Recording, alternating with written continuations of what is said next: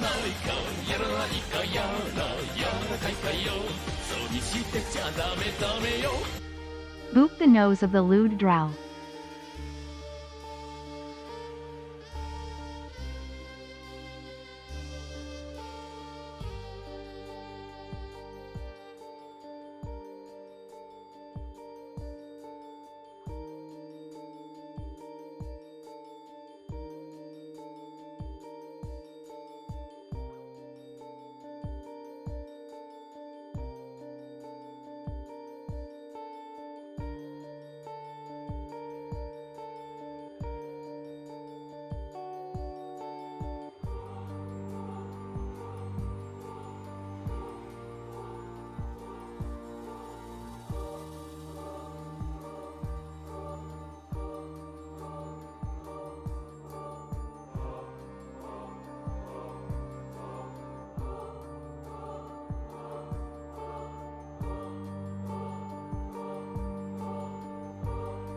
Hello!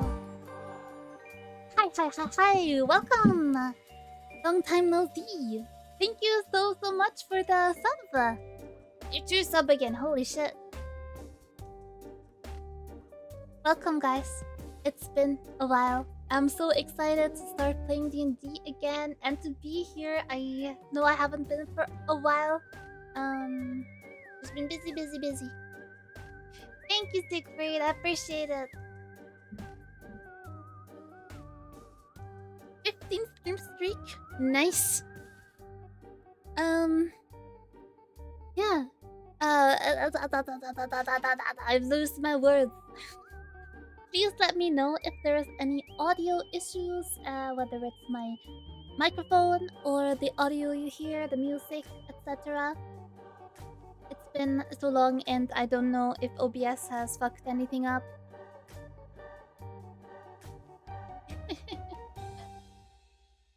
Yep. I really wish I could stream more honestly. I don't have the time to the ability to prioritize it at the moment. Unfortunately. Banzuber, hello! Welcome. It's going well. It's going very good. I am super excited for today for D&D. It's been so long since we played. Because people have been busy and like I said in my post, but maybe some of you didn't read that, is that we decided to conclude our previous campaign.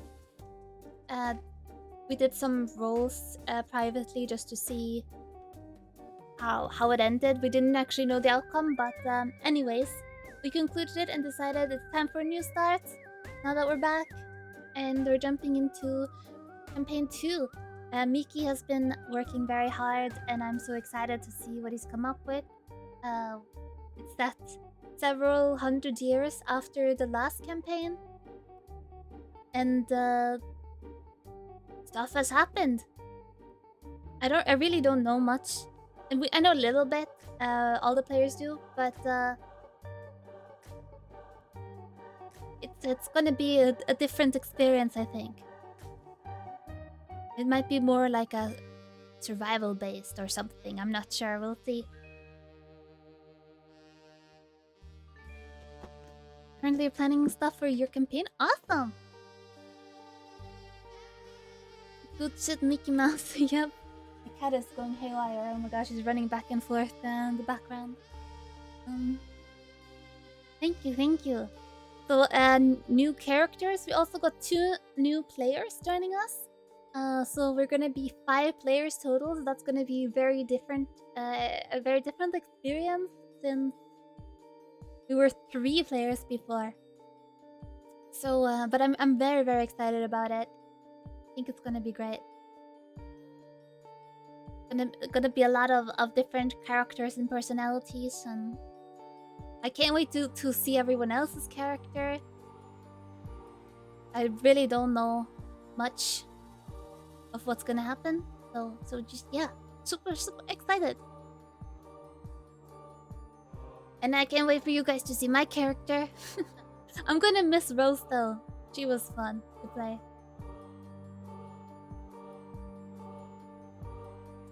They're not new to D&D, they're just new to our group.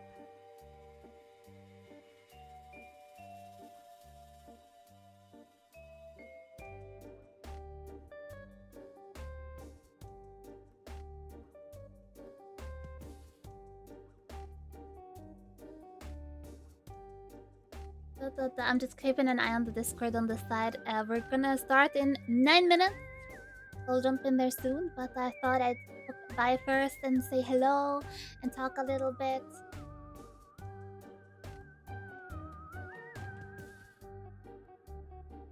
Who and what is your new character you'll be playing? Well, I don't want to spoil anything yet. I'll just, but I will say the class. She is a warlock. So I'm super excited. It's gonna be cool.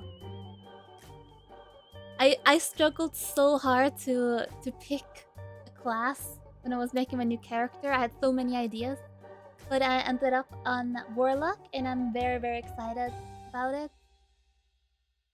And the rest you'll see when we start.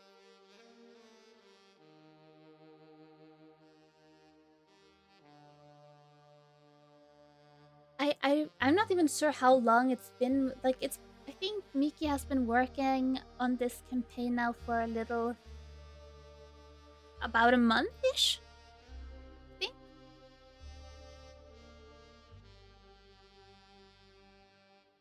Or like I'm the patron, right? Yeah, of course.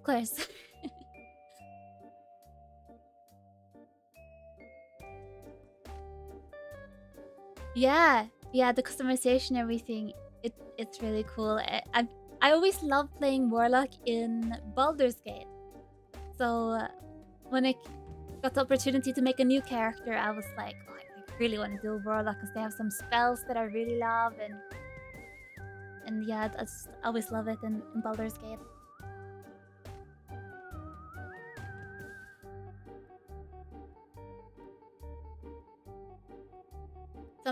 Some of Patron and Bagpipe start playing Scotland. Yeah, of course. That is what must happen. And it's always like a little bit nerve-wracking starting a new character when we finally start playing, because I don't know how to play her yet. Like with Rose, I got so comfortable with her, I could like easily just switch to her personality. So I think it'll take a little time to find the footing, maybe. I'm just obsessed with Genie Warlock. I just love the whole aesthetic and abilities it brings. Yeah, there's a lot of cool subclasses, for sure. I missed the Bubble Vomit. Yeah, she was a lot of fun. A lot of fun. Dang. I wonder if we're gonna meet any of the characters that existed in campaign 1, but I have no clue. Again, this is set several hundred years later, so even for new watchers, it's a whole new experience. It's also set in an entirely different part of the world that we didn't touch on in campaign 1. So it'll be completely different.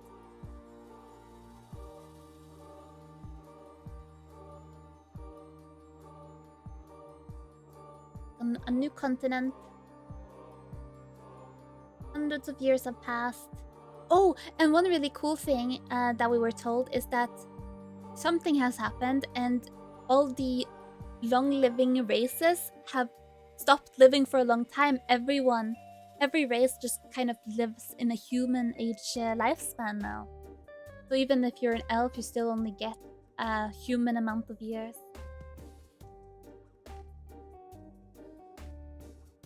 So that'll be interesting.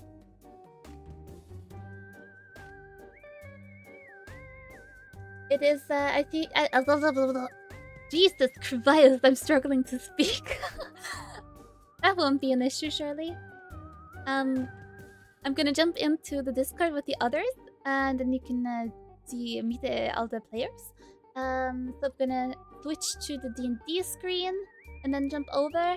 And thank you for coming by the stream. I appreciate it. I hope you stick around and see what this campaign is all about. Have fun. I will be answering in the chat mostly.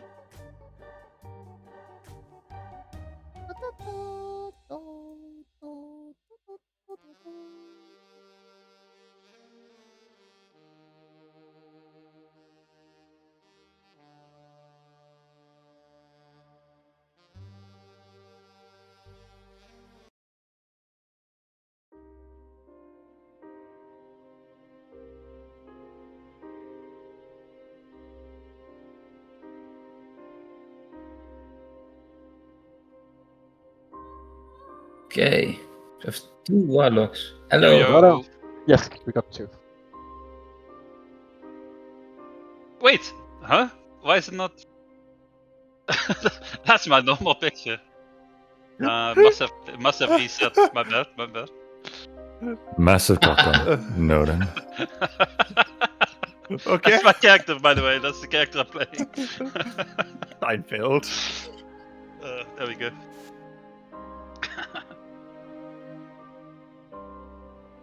Okay. Hello. Oh my god. Yeah. Nice. Danny DeVito or Danny D&Dito?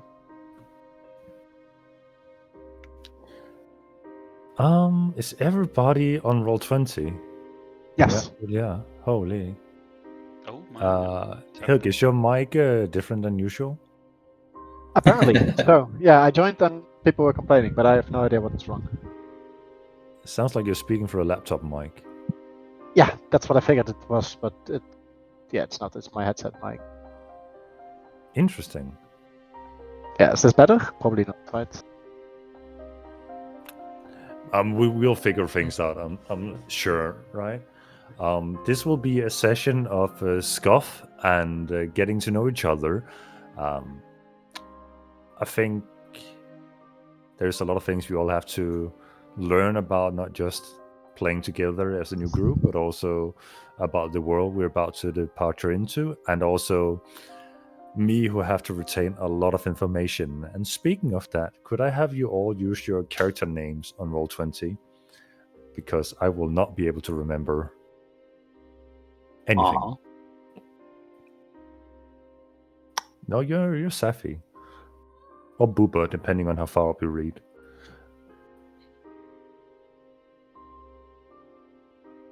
Where do I even? I go to the cogwheel. Oh, display and name. Yeah. Hell yeah. There's a bunch of fewer names that I have to get used to. Cool. I have all my many tabs of knowledge open. Yeah, go. Yeah. Good. Let the hatred flow through you. Yeah. Look at this little geezer. Oh shit. Gregor the game.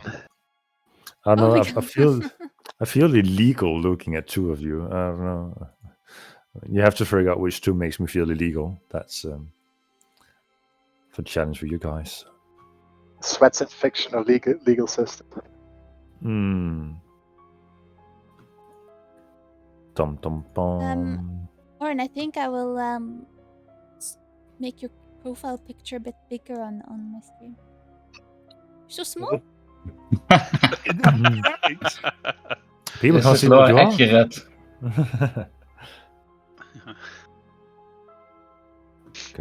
Okay. He's a small boy. Does everybody have their preferred snacks, music, satanic symbols? Anila Humbalia Hamba Yammo. Okay. Well, I guess we should. Shit, I can't install this time. There's no recap I can install with. I Yeah. actually have to go straight into it in some way or another. Well, for those curious, this is a new campaign. In case you haven't cased. We already there, guys. We already in the Danish The Danish territory. is already. Yeah.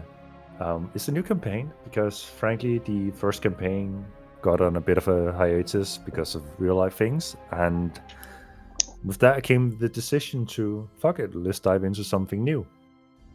Behind the screens, we did get some endings in some way or another for the campaign 1 characters, and the campaign 2 will be not a direct succession, but it will take place in the same world. And what has happened to the old locations, names, and such will slowly unveil itself to some degree throughout the narration of the second campaign as the players play through it, unless they decide to just burrow into a hole and stay there forever. But surely that won't be a thing. As for the introduction to the campaign, I'm gonna try a little new thing. Instead of saying you guys are in a tavern, let's roll. I'm I'm gonna be doing a little bit of narration, starting from the overarching world itself, giving a brief hint as to what is going on, and after that, we'll be diving into each individual characters, where I have picked the characters in a certain order to tell a little bit of story before we jump into perhaps the party playing together or refusing to play together. And shit, is that where we at? Are we at the beginning point? Is everybody ready? Are we ready to suffer for roughly 4 hours with scuff and storytelling and PvP? Yeah, Yes. Let's go.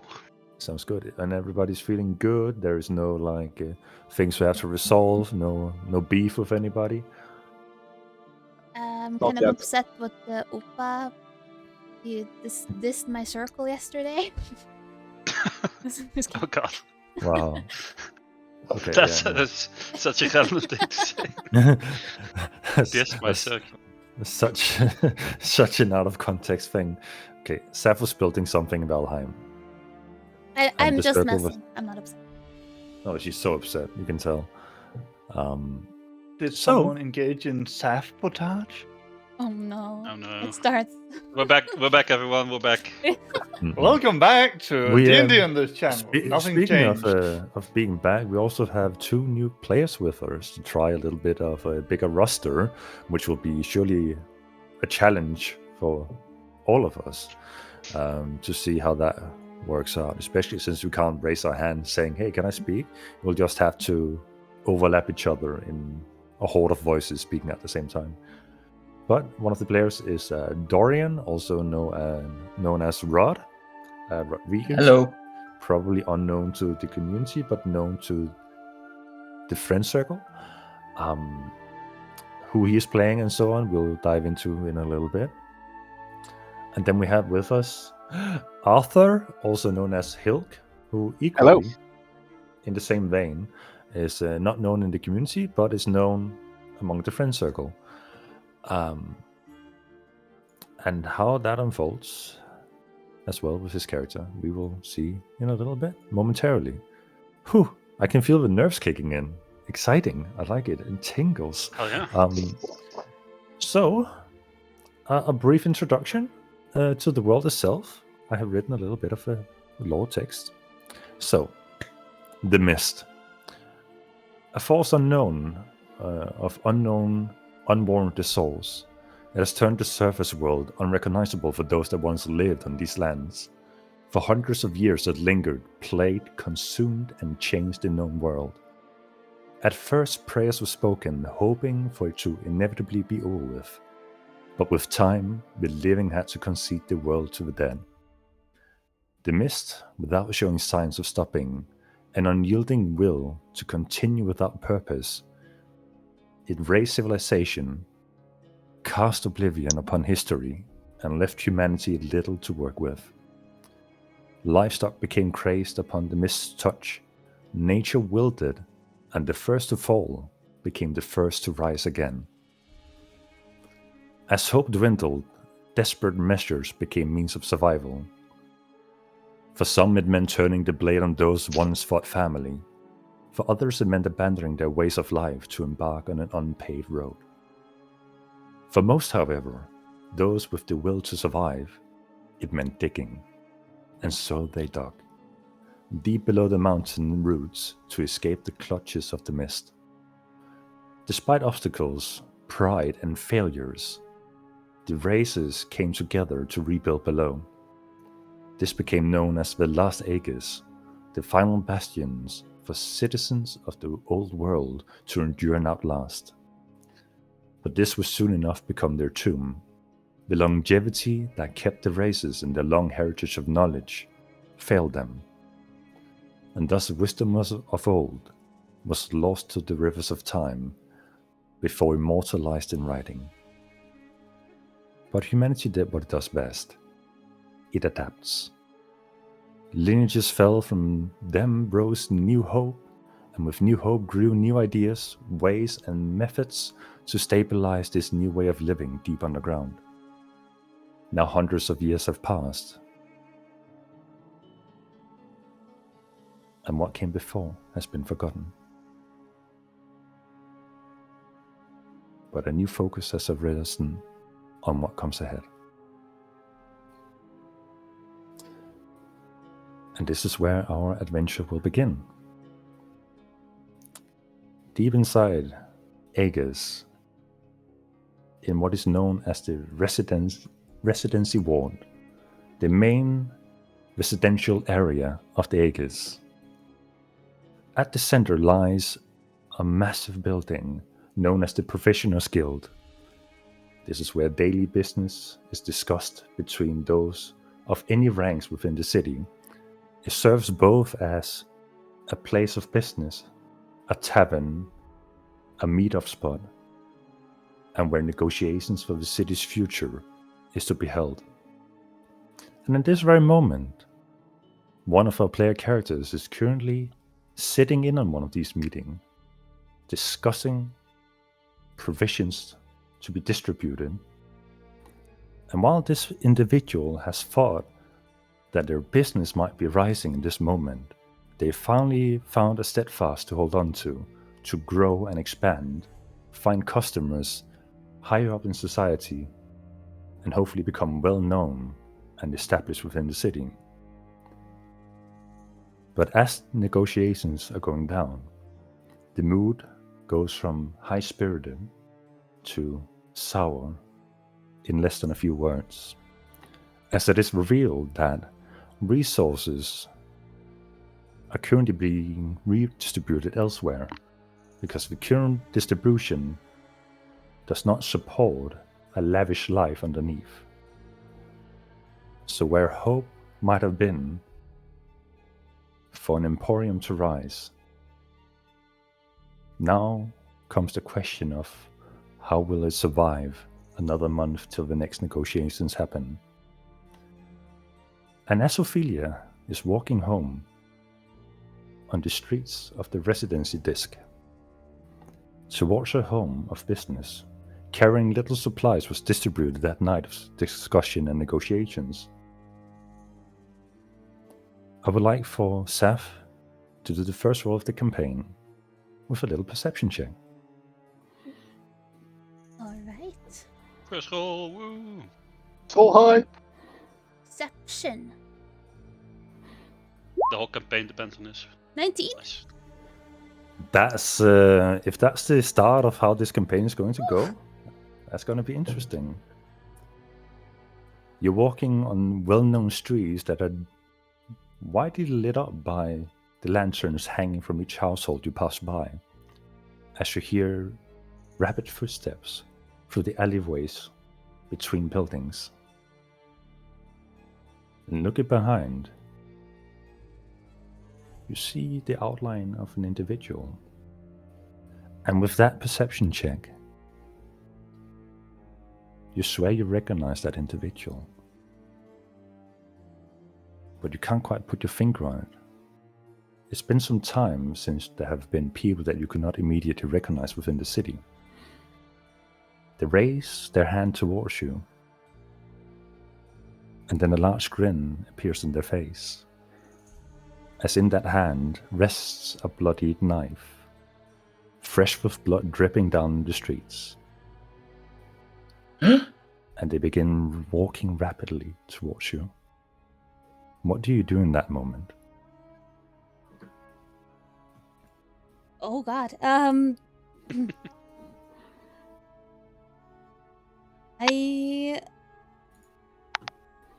Does it appear like they're walking towards me with this knife, like they're gonna attack me? Is that what it looks like? It seems that to be the case. You can do an insight check. It can or can't?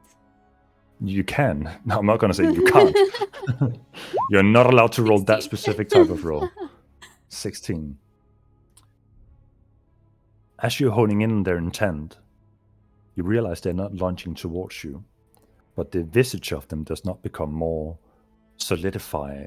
It seems to be intentionally blurred, and as they're a few steps away from you, their figure disperses into nothingness. Putting this experience behind you, you walk away, returning home with your goods, pondering this experience that just fell upon you. And as you wiggle the keys into the lock to open up for your little boutique, the smell of metal in the air immediately hits you. The smell of blood.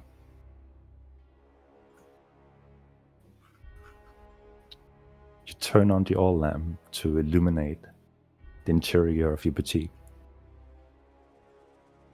And underground, a few meters into this shop, you recognize an individual lying in a pool of blood.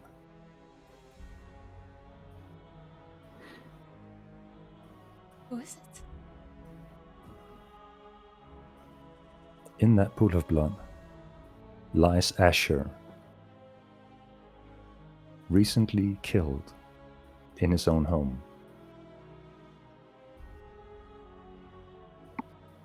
Unveiling echoes throughout the residential area, seemingly from where you just came from. And then nothing. What do you do in this moment? I would run towards him and check for a pulse. Go ahead and make a medicine check for me. Or You check his body with your fingers, and your fingers slip into a bloodied wound on his chest. Another bloodied wound. And another bloodied wound. You come to the conclusion he's been stabbed. multiple stab wounds. Multiple stab wounds. Oh, And it doesn't take a genius to realize that this is not compatible with life.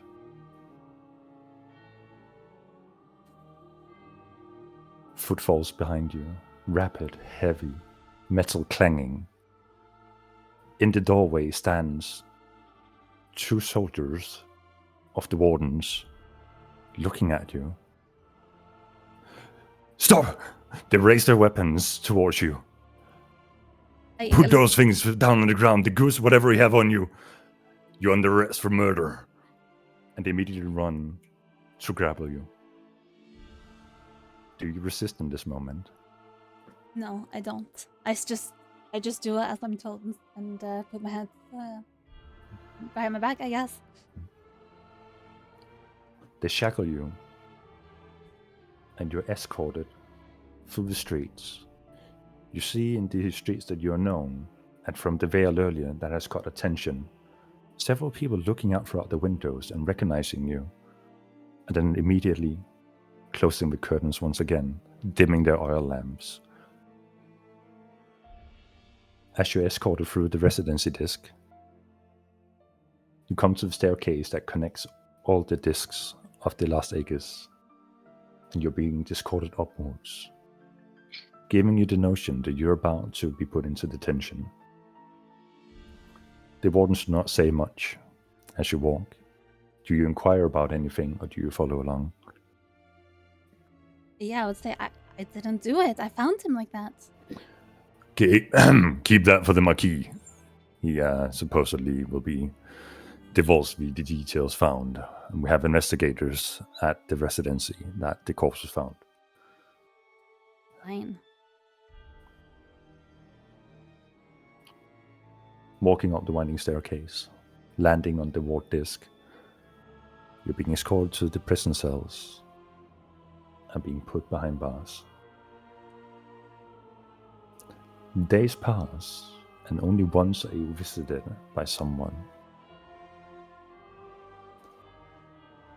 Adelen looks towards you and kind of mimics and gestures, not understanding the situation. Your mom has not approached or checked up on your welfare. And while Edelyn does her best to comfort you in whatever gestures she can mimic to sign that she's here for you, nothing much comes from it. And on the 4th day, the Marquis walks up, peers at you as you're sitting in the prison cell. It would seem that several eyewitness accounts have spotted you at the meeting discussing provisions that night. Nevertheless, you were the only person seen within the vicinity of the corpse, and thus we cannot let you go freely. There will be a sentence falling soon. Stay put. What? Am I allowed to respond? You absolutely are. That is outrageous. I walked home and found him like that. You have no proof that I did anything. We found you fiddling with the corpse. According to our warden's eyewitnesses, you had your fingers deep in their wounds. I just walked in. I was checking for pulse. Considering your actions, it is hard to justify looking for a pulse in the means that you were doing. And thus, those words hold no weight here. Sir, please. I walked home. I He found... turns around and his cape kind of waves in the air and leaves you in the dark. Meanwhile, at another place, at another time, loud cheering on goes. The smell of fresh blood in the air, an echoing audience, tribunals filled with spectators, people of all statuses now watching the ongoing battle in the sand before them, swords clinging, staffs being banged against the head of others.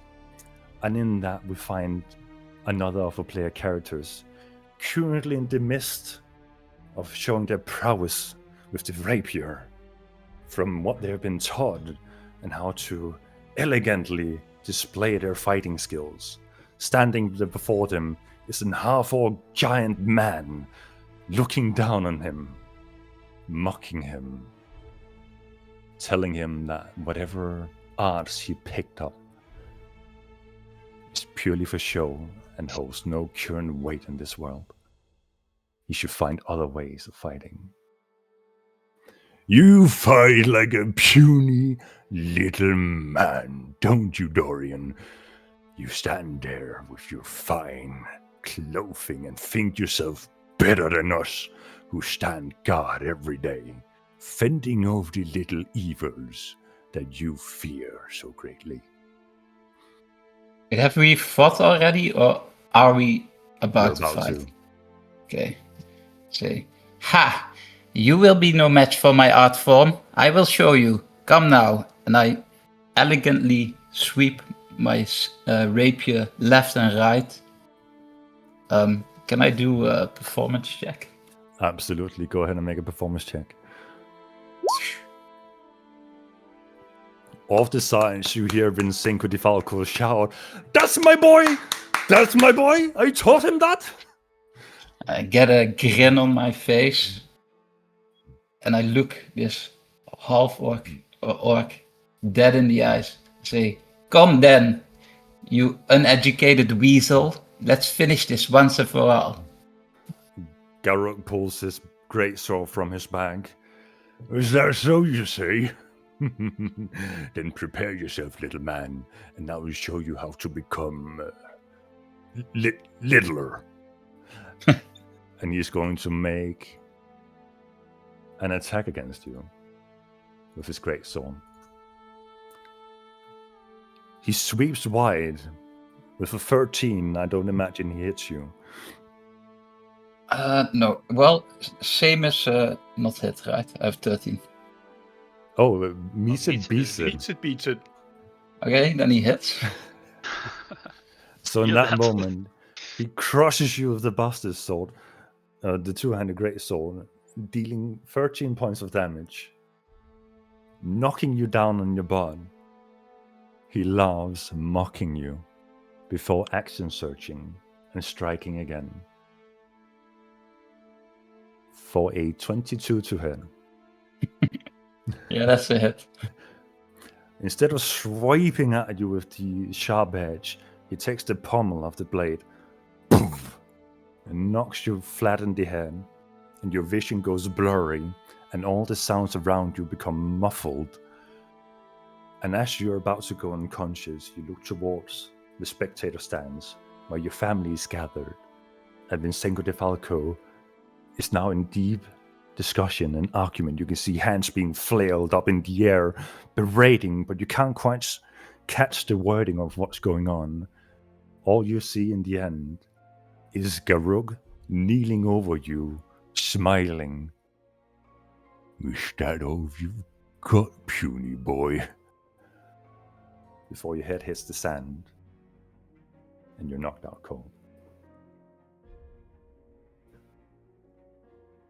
You wake up in your own home.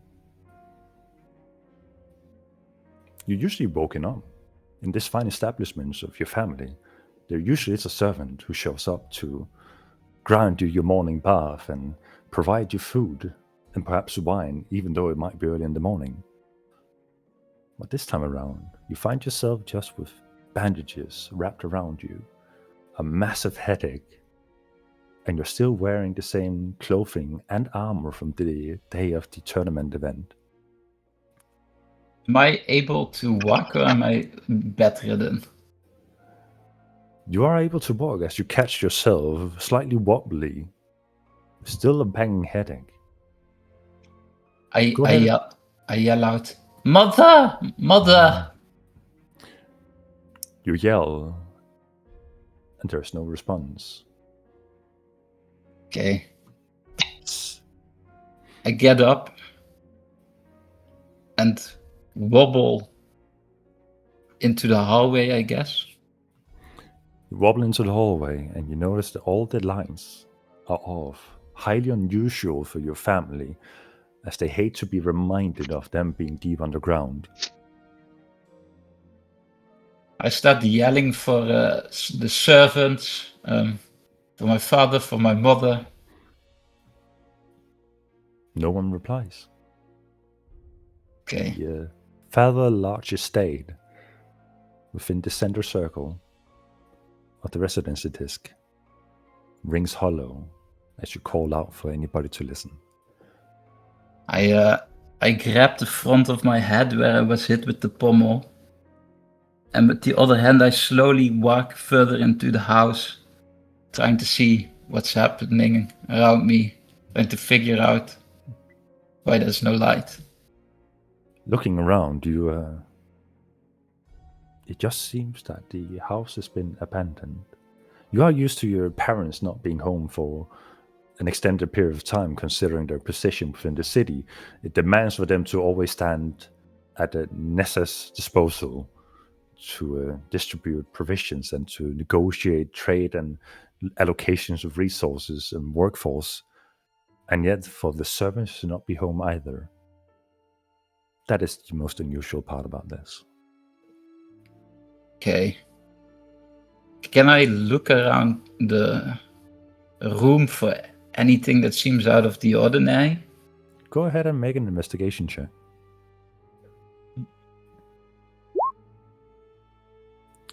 You walk around and you check for dust, and it seems the place has been cleaned. Not as in all the furniture has been removed, rather so that it's just been well kept, even though there's no one around. It's only when you exit the front door, you see a paper hanging on the front door stating unoccupied until further notice. Okay, I rip it off and fold it into my my shirt or something. All right. You have a piece of parchment with you now. You can add that to your character sheet if you so feel the need for that. Make a strength check, if you can take it off. I look around and see if there's anyone on the street I recognize. Looking around, this is your home. This is most certainly the house that you've grown up in, that you've lived in. Granted, not at full time, considering you spend most of your time drinking and living lavishly. But when you come home to sleep off a Stuber, this is where you return to. There's no one you seem to recognize, of face value at least. I think to myself that this must have been some kind of mistake.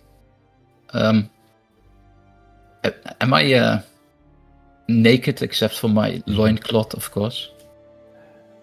You have pants on. You were still wearing everything that you had equipped on you when you went to the tournament. Okay. Even with blood splatter and a little bit of bandage on your head from the wound. You are looking spectacular for your environment right now.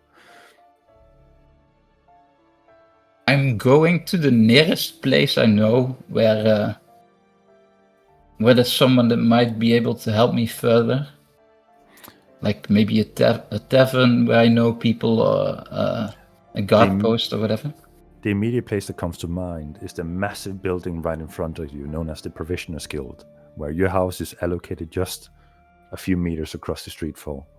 Within that, you know that Nessa works almost at a 24/7 schedule, never leaving, always calculating, always planning the next move. This is where your parents would be. This is where they would work and spend most of their time. I stumble inside.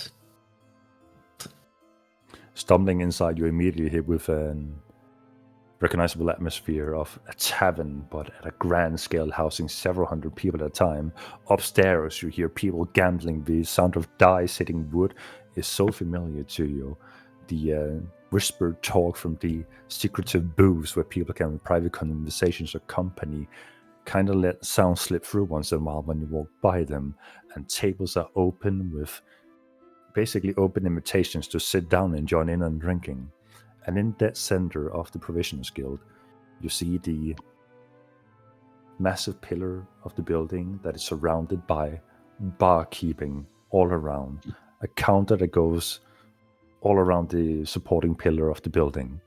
Also where you know that in that center pillar is where your parents would often be for meetings, entering through a somewhat secretive door that you are in some ways privy of. And behind the desk, you see recognizable bartenders. And you see Nessa working hard away with a book twice her size displayed on the counter, just writing, scribing with the quill.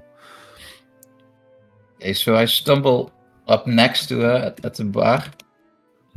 And I sit down with a sigh, still hurting. My body's aching everywhere. And I ask her...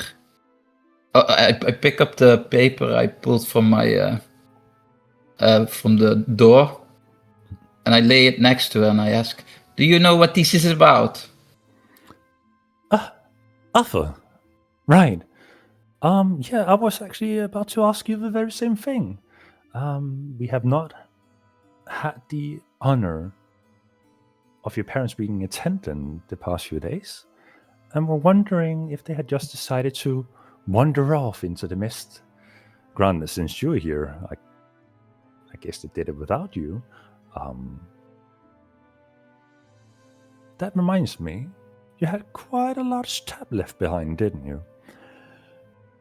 Quite a lot of what, sorry? A large tab. You owe us some currency for your lavish drinking, thinking your parents would pay it off, but considering they haven't been around for some time, that bill falls on you, I'm afraid, and every coin has to be accounted for. No. My parents will take care of this. Don't worry. Just need to find them. Right. Okay. Let me just head out back then. She jumps down from a stool and now disappears behind the counter. And in the distance, you see the supposedly secretive door slide open. About 30 seconds passes before she comes back and is now escorted by two wardens of higher stature. Is the fellow over there? Oh, it's the fellow Dorian. Yeah, the one with the fine moustache and the bandage over his head. Yes, he owes us money. Grab him, please. Without hesitation, the wardens walk up to you. I believe you're coming with us, and I am somewhat familiar with your parents, and I must apologize for the treatment that you're about to receive, young sir. And they grab This is you roughhandedly outrageous. and begin dragging you away with you under their arms. I start screaming things like, "This is outrageous! If my parents hear about this, you will rue the day." Well, if you find your parents, there will be other things that will be more of pressing matter than that. Trust me. And that's the last thing you hear from the warden before he keeps quiet, and you are escorted through the streets, shouting, exclaiming various profanities towards the scoundrels that are rough handling you in this manner, as you are being dragged towards the upper disc, the ward disc, and being placed behind bars. Oh, hell no. Days go by without anyone visiting you. Not a single soul comes by to remember the great Dorian, he who has mastered the arts of the rapier. The Marquis comes by, looks at you. I heard about your defeat in the arena. He was just lucky. You And think brutishly violent. Right. It's a damn shame. All those hours of practicing should have been put to better use. I've been told that you have quite a bill to pay off, and perhaps we'll put that blade to use in other ways. I don't think that's a good idea. Well, you're not used to being the one in charge, are you? First your parents, and now I will be in charge. And the blade would all be put towards the monsters, or yourself. Give that a think through for a moment, as he strolls off and leaves you in the darkness of the cell. I sit down in my cell and think about the shame I feel right now. Meanwhile, in a different place at a different time, inside a well-known place of the Lost Acres, hush whispers bouncing the finely carved walls, at the stained glass portraits representing the four domains that people worship within the Acres. In here, we will meet another of our player characters, currently in the midst of holding a ceremony, preaching their beliefs to a small sum of 50 attendees. If Gregor could give us an example of that.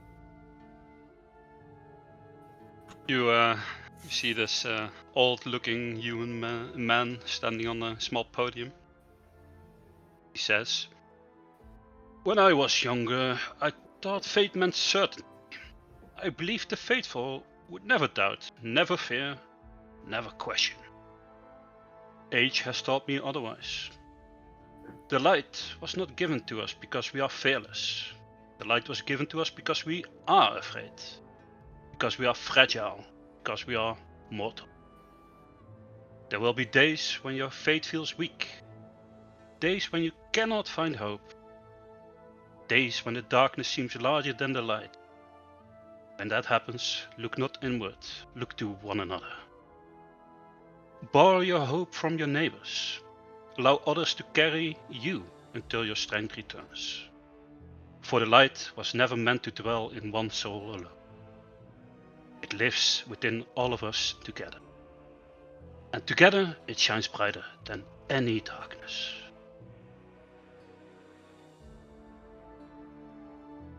Go ahead and make a performance check for me.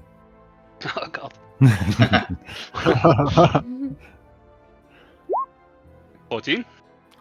You look towards the crowd after scrolling up your little ceremony, and you see recognizable nods, people looking at each other and finding truth with what you just preached for them.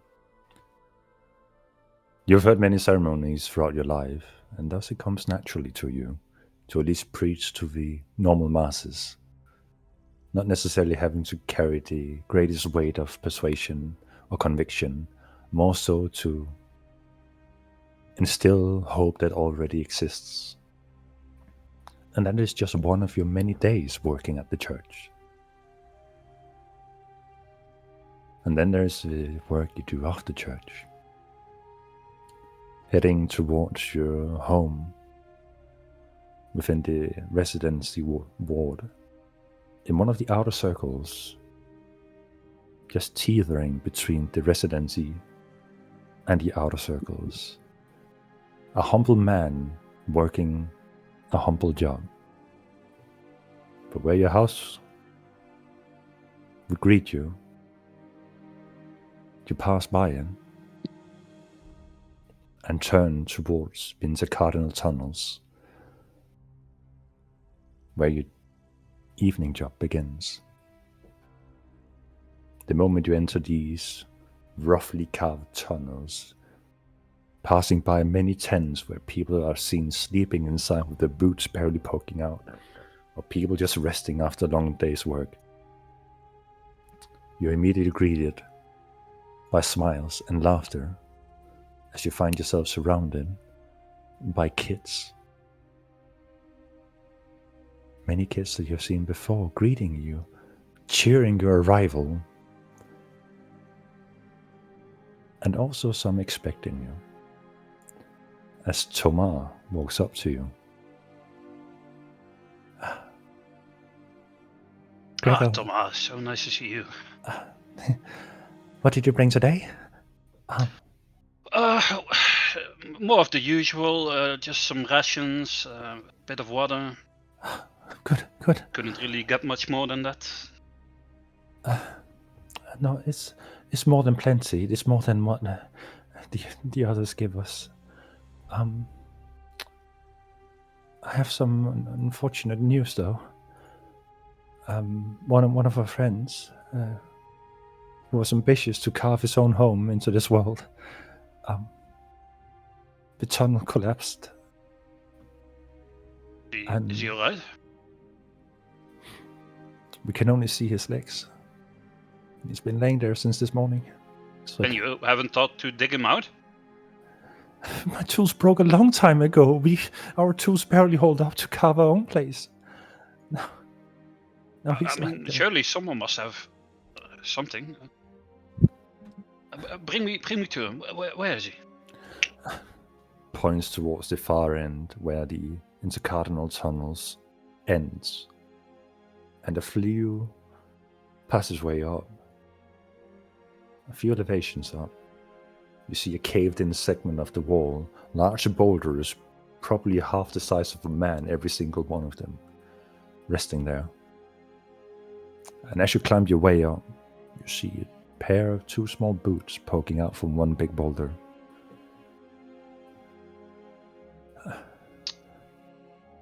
I'll shout, you there, can you hear me?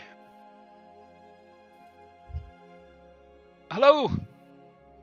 No response comes through. I will feel like on the leg and see if there's like any response. I'll just like try to wiggle it a bit and like pinch it or something, see if there's like any reaction in the line. You don't need to make a medicine check with your background. His feet, as you pull up his pant leg just a little bit, his leg has gone blue, cold to the touch, and is easily determined to either completely have lost his legs and is found further in, or the legs are still attached and he is deceased. I see.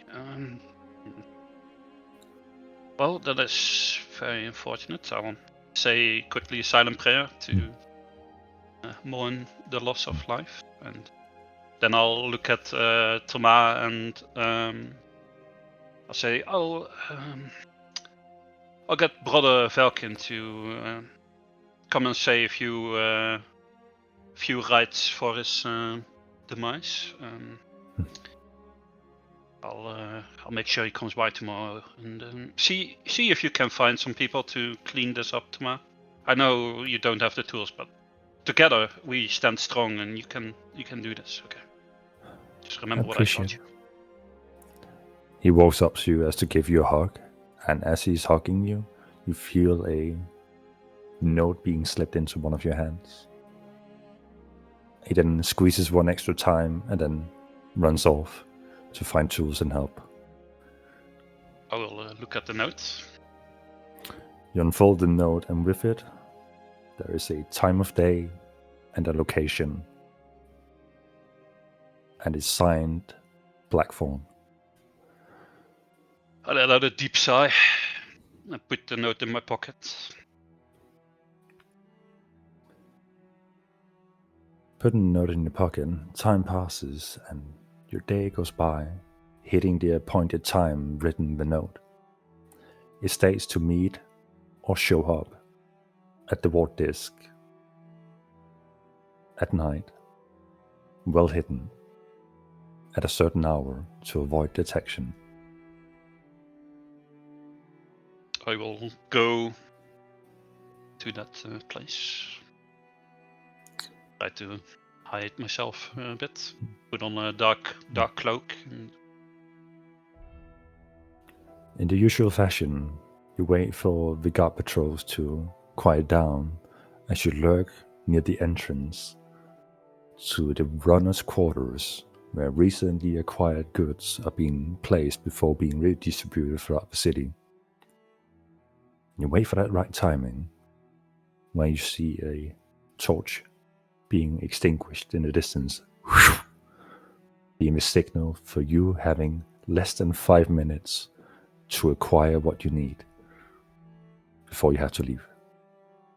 So go ahead and make a stealth check. Okay.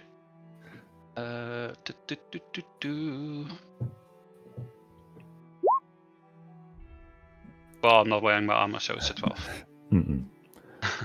No. You're wearing your heavy armor while going on a stakeout. Yeah.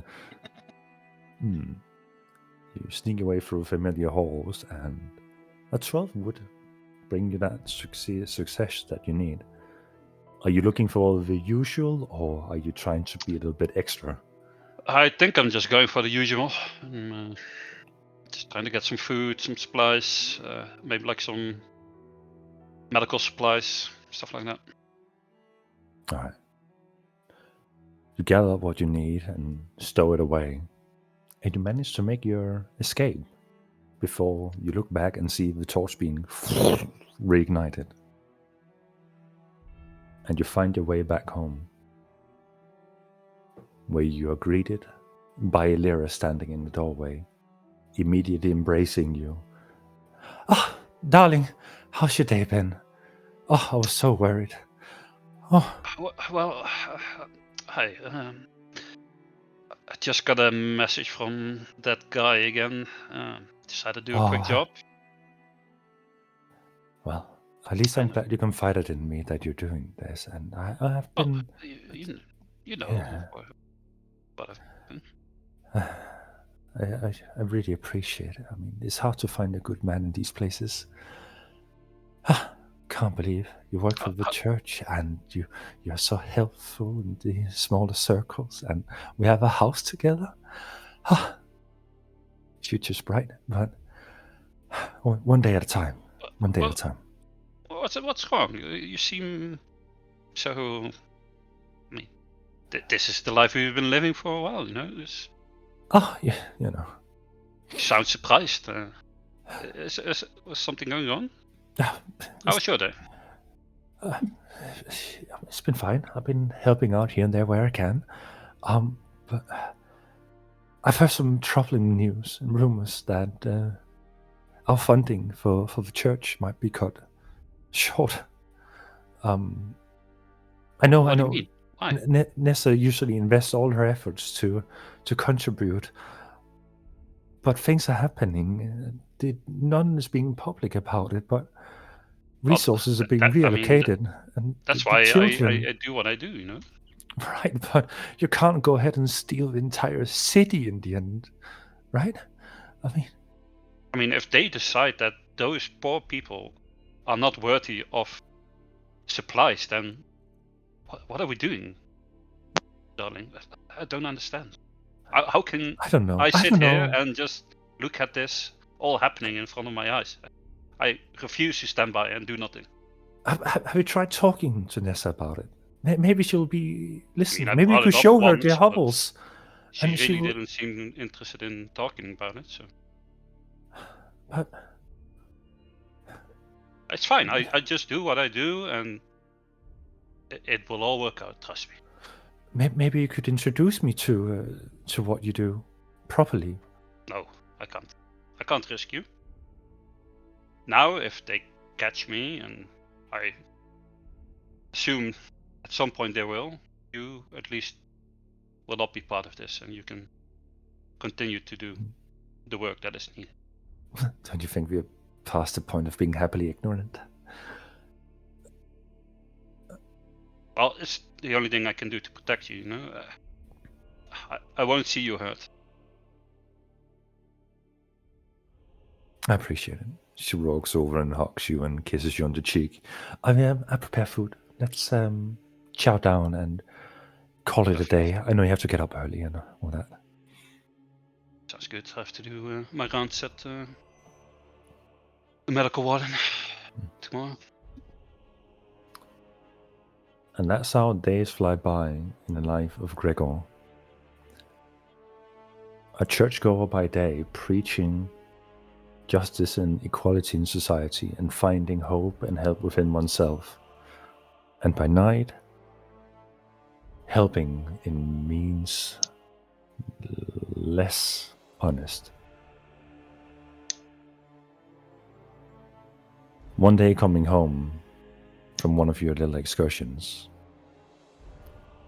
you open the door to your house and you see your wife sobbing on a bench. Before you can utter a word, a stranger's hand shuts the door next to you. And you see a warden standing there with Toma in tow. Toma, is this the guy? Yes, sir. What's the meaning Gregor, of this? What are you doing in my house? Gregor, I'm sorry. They promised... Quiet now, boy. Gregor, you're under an investigation for stealing supplies for survival needs. You, a man of the church, should know what grievous offense that is.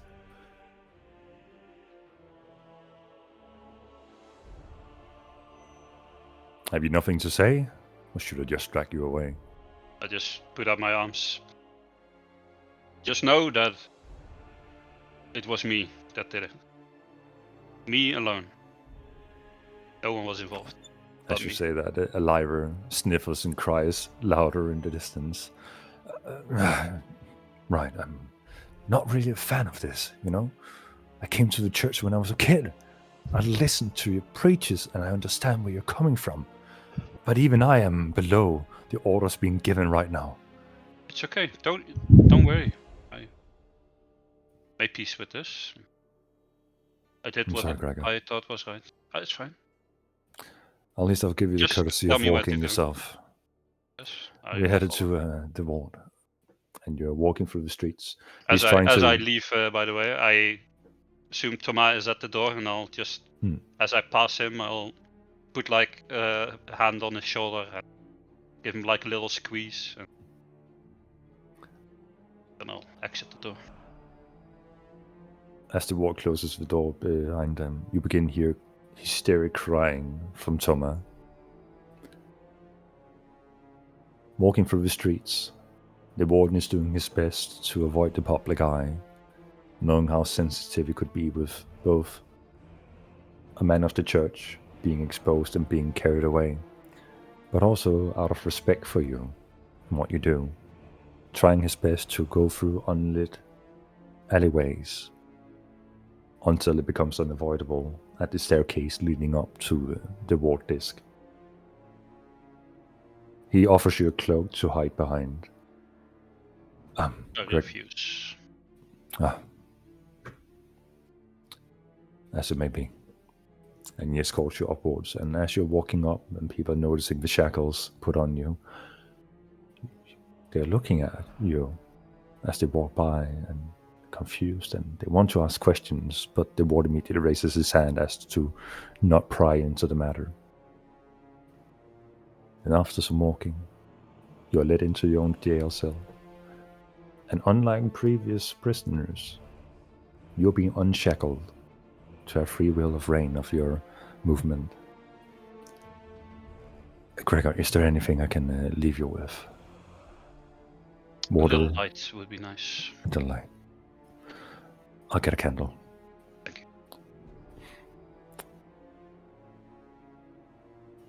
The evening's provisions and a candle is being brought to you later that day. What do you contemplate in this moment sitting in the cell? Just thinking about Thomas. He said he was promised something, and just trying to contemplate what that could have been, and thinking about my wife. All right. Yeah, that's about it.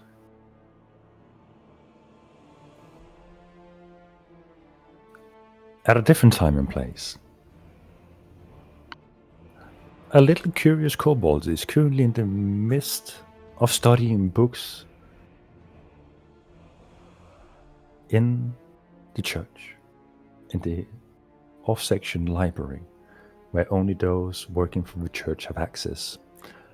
Standing next to him stands Velkin, a dark-skinned drow with pale blonde hair. Uvo, tell me, that research project you were looking into, what did that pertain to again? Did you find anything from the book that I gave you? Not quite, Master Velkin. So far, it seems, well, of course, possible that avian creatures could have lived, but considering the mist is airborne, it would be hard-pressed to find anything that, well, is humanoid or intelligent and has wings, considering we're confined in caves. So it would seem. Besides druids, which seem to have some innate knack for calling up shapes of the past, I suspect the only way to further peruse such research would be to, well, venture beyond the walls of the caves and into the mist. Uvo, we've talked about this. You're so fragile. Many of greater stature than you have fallen beyond these walls. It is unwise, and your aid to the church itself is honestly invaluable. We are considering for you to hold ceremonies in the coming future. Does this have anything... Look, I may be a performer and well-read, but not the ceremonious kind. I'm afraid my curiosity would do a disservice to the position, but if this is what is required for me to serve, and Uvo claps his hands together, then I will serve gladly. But none of that will do anything, and nothing will change if we do ever the same. Hopes and dreams, they are what keeps us going, isn't it? I am afraid I will have to leave for now. I've just heard of a kid who has unfortunately met his end in the hovels, and I will have to prepare the rites. Tomorrow we are going to the medical ward to tend to the wounded runners. I'll meet you up there. Of course, I shall meet you there. And he bows. He nods. What would the rest of the day look like for a creature of Uvu's stature and background? Uvu would, be around the church, help with the invisible tasks and chores, and often avoid the rather innocuously designed long legs of the taller races, as he is quite small and most people do not look that far down in the church. And when time finally will allow, he'll dive back into the book he has, looking into the tales of some of the first generation mist survivors. All right. Go ahead and make an investigation check while reading through that book.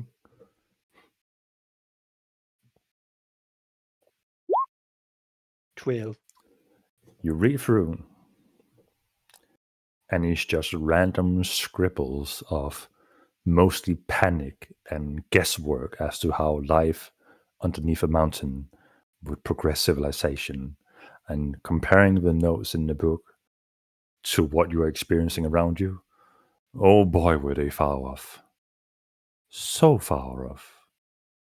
Nothing hit the guesswork.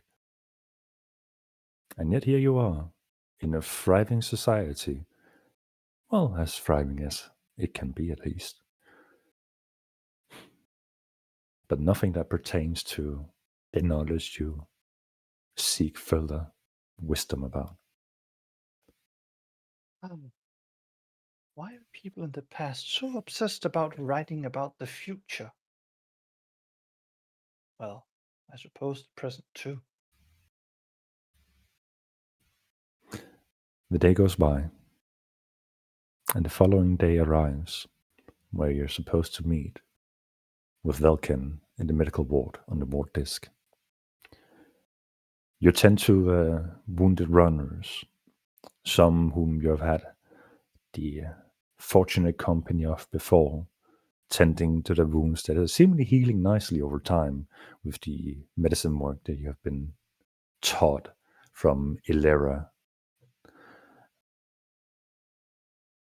And as you are tending to wounded runners and wards and those who fell and hurt their knees, running a little bit too fast in the corridors, you hear the doors slamming open as a few wards are carrying in a newly arrived runner on the cusp of death. He's being put down in a quickly makeshift bed, and Brother Amond and Velkin walks over. Oh, my God. Oh me. No, wait. Oh, my domain. I don't know what people say anymore. What do people believe in? Brother Amon is completely more captivated by what he just expressed rather than the wounded person before him, and Velkin kind of has to slap him on the cheek to wake him up. Oh, Ubu, we need you to apply pressure over here. Could you, that's a deep cut. Course, Master. Oh. Uvo applies pressure as instructed. Go ahead and make a medicine roll for me. Oh, Uvo, over here. That's not the main wound. We put that aside. Okay. How did this happen? And he's trying to slap the runner awake from their current screaming and railing around on the bed. Master, may I suggest the use of magics to cure him, or at least stabilize? I only have so much magic throughout the day, and there are so many others who need my... Of course. I see. We have to prioritize the healing for those who can be saved, and not for those who may be saved. But are those not the same thing?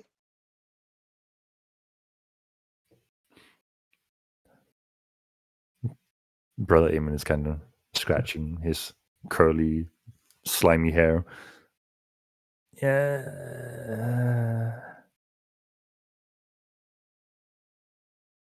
I think what I was trying to relay was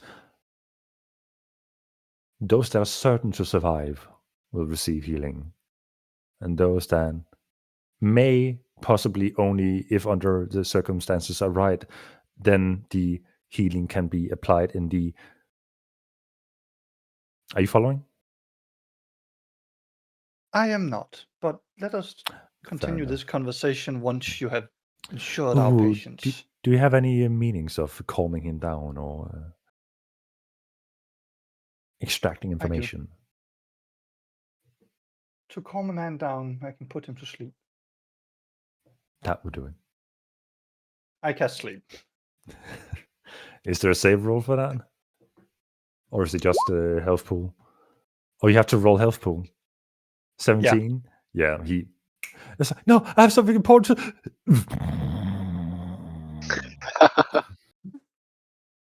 It will only last for a minute, so please administer your healing works as soon as you can.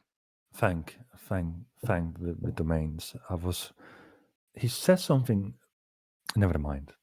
And bandages are being brought out and the wounds are being cleansed. Uro, can you ascertain what kind of wounds these are? Some of them seem familiar, while others seem estranged.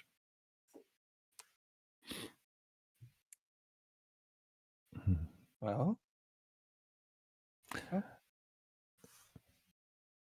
Go ahead and make a medicine check if you want to. Or if you have other means that can guide you, you can use that too. So it won't include Jack of all trades unless I do it manually, so 11. There are 4 wounds total, and 3 of them you point out. Sword, arrow puncture. And then a 4th one that is unusual. Normally, one could deduce the point of impact as being an arrow piercing, but then as if something exploded from within.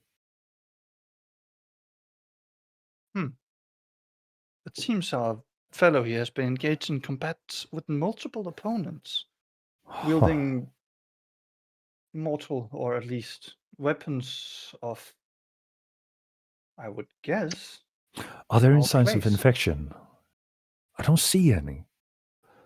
That could mean that the weapons were new.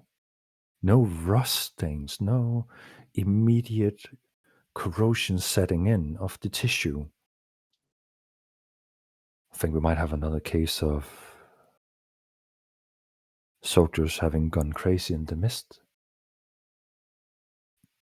Maybe. He'll be waking up very soon. And as you say that... As sleep expires. I have something to say! Please, gentle master soldier. You're safe here. What are you? Oh, you're that I am Uvolosa thing from... Uvoltaire. There's too many things to remember. Nessa, I gotta speak with Nessa. That's one of...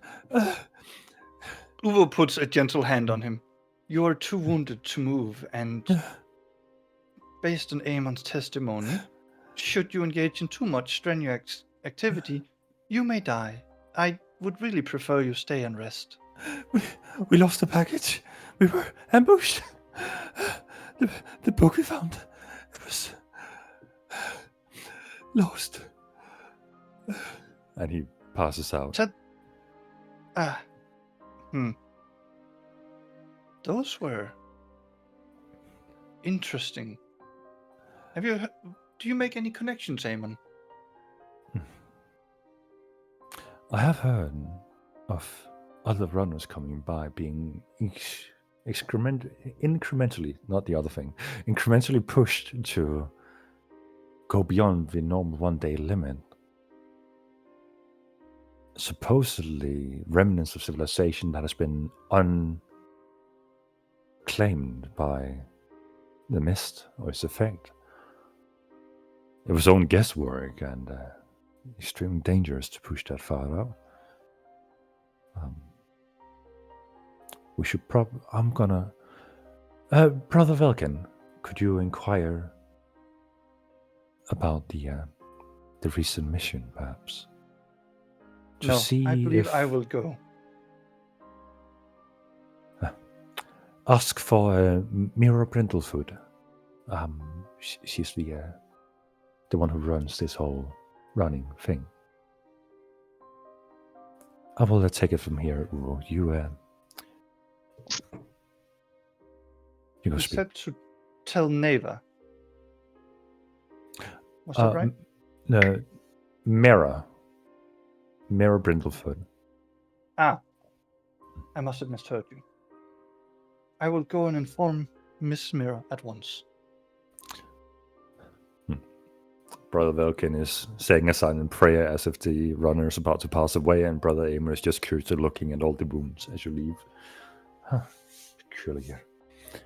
And as you're headed down the familiar corridor that leads towards the quartermaster section of the Runners Guild, you're stopped. Funny goblin guy.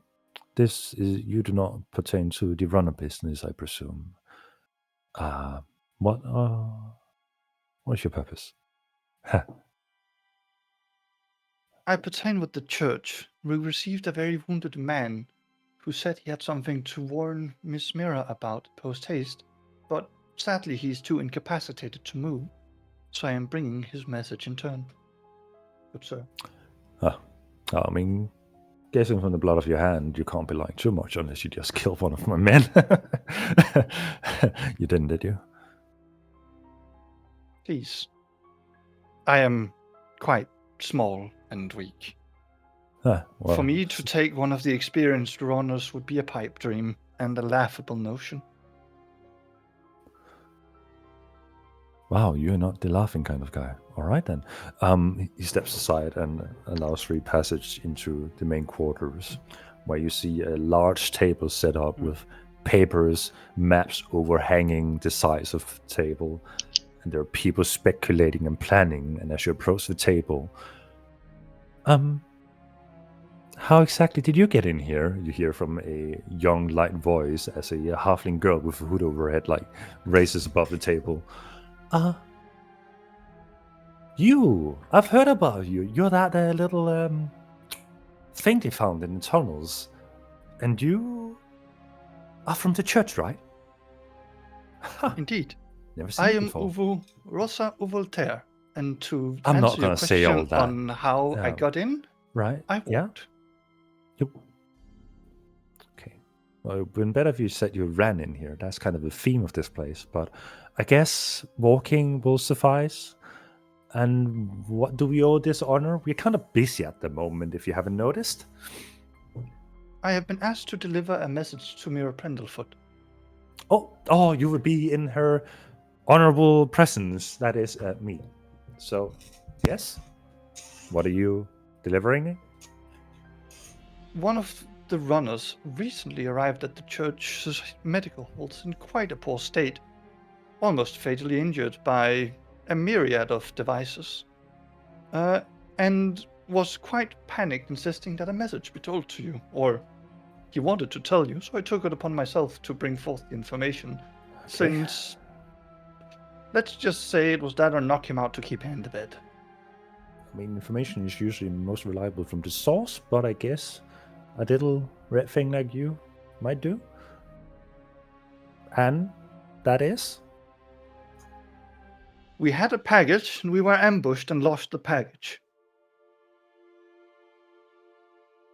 You see her kind of quiet down a little bit, and the people around her looking at her as if that was supposed to mean anything. Well then, so the rumors might have been true. Rumors, you say? I do quite love studying them. I'm starting to see why you might have come here today. How about you go and visit Velkin? And he might be at the church or something. I don't know where he tends his duty. You can tell him that we have an affirmation in his inquiry, and he can relay that. I'm starting to suspect you might be a little bit more involved than what I initially thought. Interesting. Oh, and one more thing. Would you happen to know who in the city would assail one of your runners?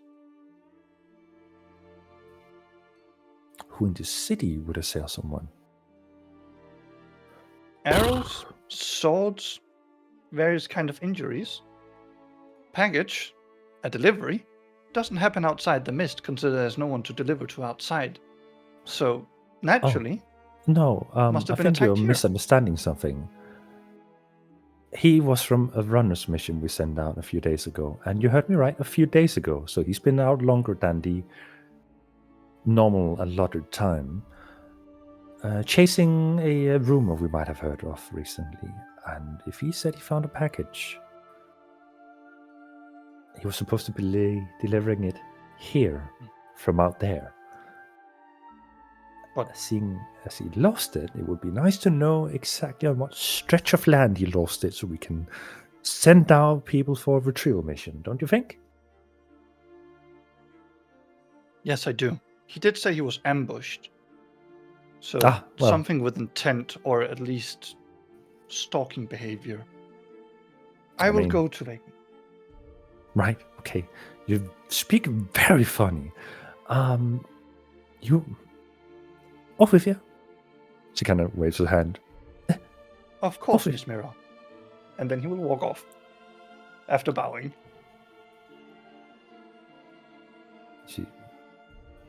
She looks down again. Yep.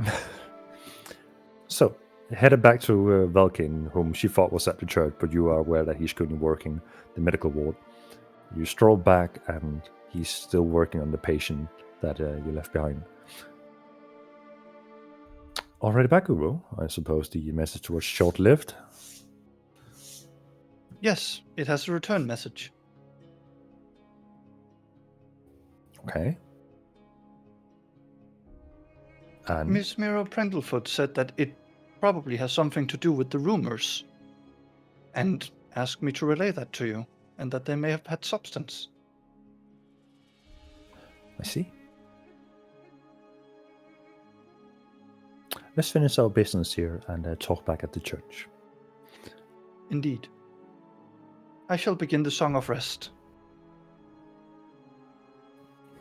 God, do I dare ask you to sing a verse? Do you No, have no, any? I'm referring Okay. to the bard, Oh. the bard ability. Yeah, I know, but you might have like a tune associated with. I don't know, with you. I considered it, but I feel like I'm already taking up enough talking time. Time goes by, and you meet up with Velkin back at the church. And as you're having a conversation about the event that took place earlier on today, he relays to you that whatever parcel they were trying to retrieve from this mission beyond the normal range pertains to the book that you were handed earlier. Seemingly of the same origin, but perhaps in a better state than the one you were handed.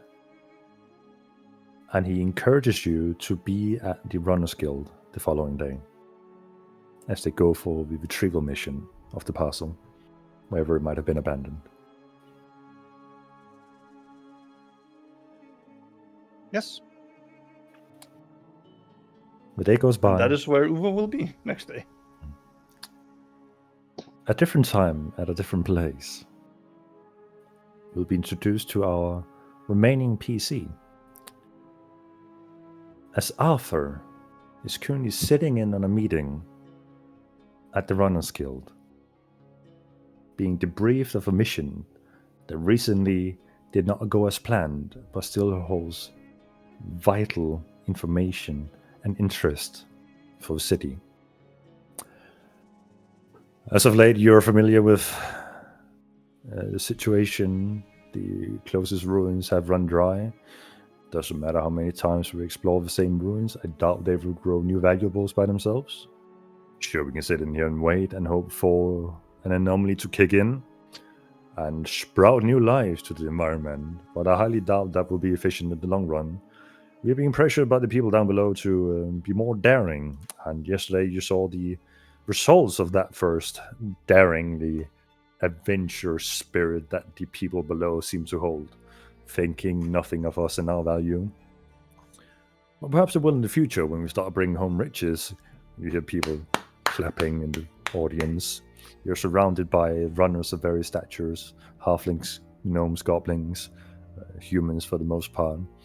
They're just sitting here listening in, and normally you would only be debriefed after these meetings had taken place, but you were invited for this specific one after many years of servitude within the Runners Guild.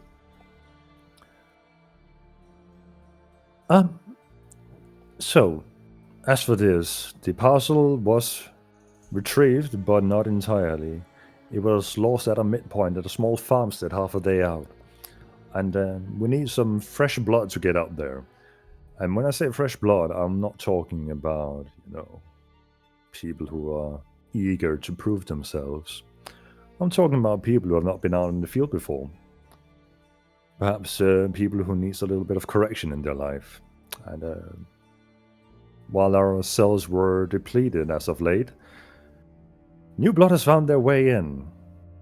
And what better person to introduce this new blood to the life outside than, and the person behind the counter points towards you, Arthur. Arthur, you have proven yourself quite useful over the past few years, and honestly, we think it's about time you learn to lead your own squadron of runners, to take missions on your own and perhaps rise a little higher than normal. What do you think about that, Arthur? Are you up to the task? It would be my honor, sir. But if you don't mind me asking, why me? Well, there was going about that you are really trying to prove yourself out there, and given your history, that has seemingly held you back for a little bit, it might be that one opportunity you've been waiting for some time. It has. I'm honored. Well, I'm glad you think that, because, this mission is of vital importance, and there is a slight chance that if this goes wrong, there may not be a second chance, so you might as well stay out there. What do we know about the location? Well, we send out 8 runners. 1 came back. After interrogating him after his recovery, he talked about 2 partials, which was prior not known. One about a personally acquired parcel, and one of surprise. He stated that on arrival at the initial location, 4 of the runners immediately fell. The remaining 3, he kind of seemed to have outran on his way back. And seeing as they have not returned, we suspect that whoever held the parcel either was pinned down or, is, as you've been taught, found a hole to bury himself in until rescue mission was sent out. The last place the runner remembers seeing them at was a small farmstead, seemingly crawling with those of the unwelcome kind. It has been scavenged before, so resources should be of not many. If you find any, you're free to gather and return with it as per usual. You get a small portion of whatever you find. Why does the subject hold this much importance? I cannot hear what you're saying. I'm sorry. Is it my microphone, or is it... No, yeah, you're sounding like a guy on a train speaker. Jesus.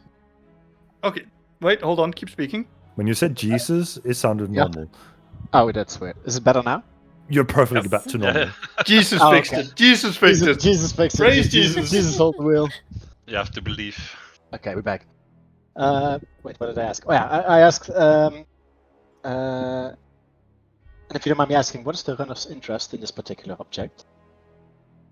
Well, usually we don't collect things for the interest of the runners, more so for the survival of Vegas. And, well, for the parcel itself, it seems to be a vital knowledge of what happened prior to us digging down as a city.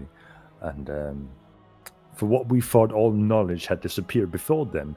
But if this parcel seems to be true, and it is a book of a new condition, that means that there might be civilizations outside of Vegas. And see, that is quite interesting, because how did it survive out there? I've been out there a few times. It fucking sucks. Living out there, not recommended. So, that's why it's important.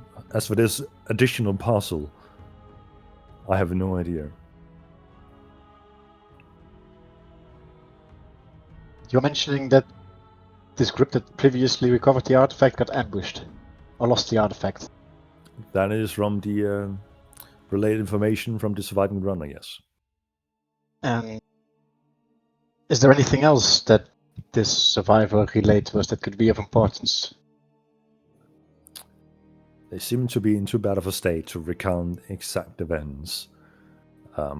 Only when they lost their initial party members and where they sort of got cut off from the rest. Another one. So,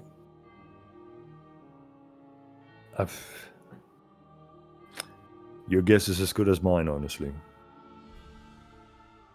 And how many people do I get to take with me? Well,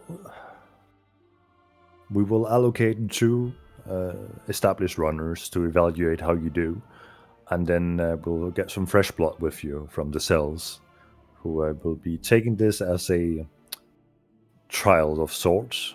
Of the cells? So you're giving me like the bottom feeders? Oh, am I supposed to Absolutely. go out there with... Listen, and I just ride by my tongue. this is an opportunity, and we know that you are swift-footed. So if anyone can outrun anything, it's probably you. Yeah. And the 2 other runners. Yeah, The people from the cells, if they are not retrieved, I don't think anyone is going to miss them. Take that as you will. You see me nodding into myself, just thinking. So twirling my fingers like a little bit like...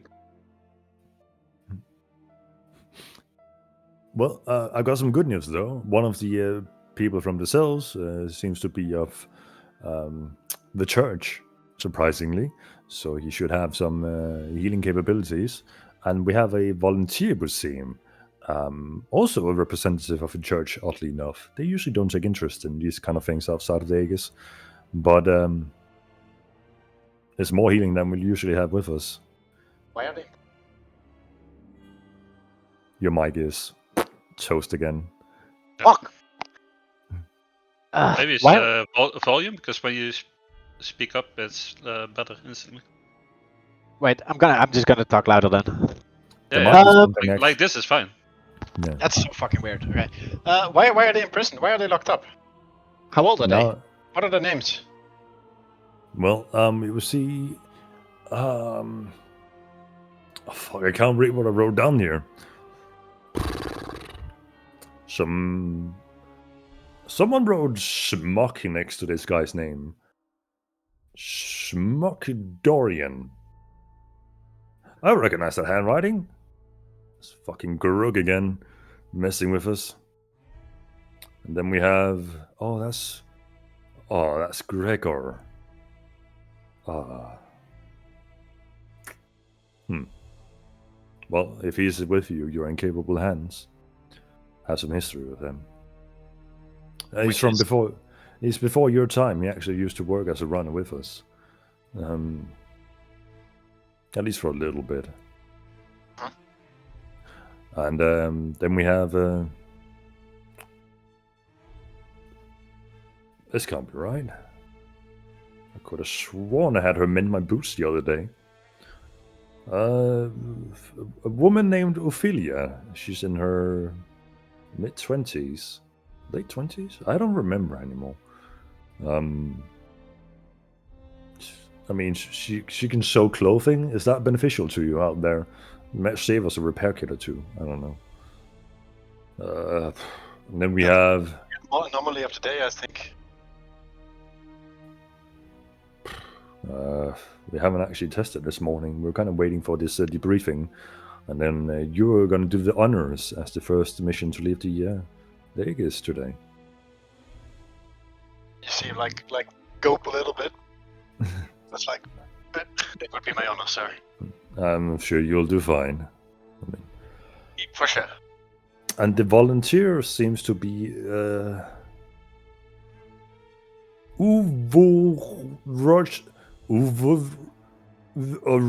guy from the church. Are you okay, sir? I think I'm struggling at reading this name. That can't be right. Someone cannot put that many fucking... Nope. I'm sure he'll greet you when you meet him. This guy with the long name. He's pointing at the paper to you. With the long name, he is a volunteer. So it would actually be best if you got him back with yourself. And then you will be accompanied by 2 runners from the usual squadrons to assess you. One is Renwick and another is Torren. I think you ran with one of them before, but it's been so long. I mean, Yeah, I was wondering, the name does ring a bell. make an insight check. I hear so many names. I have so many tabs open. Shit. Oh, yeah, I'm with you on that one. You must have 5 times the.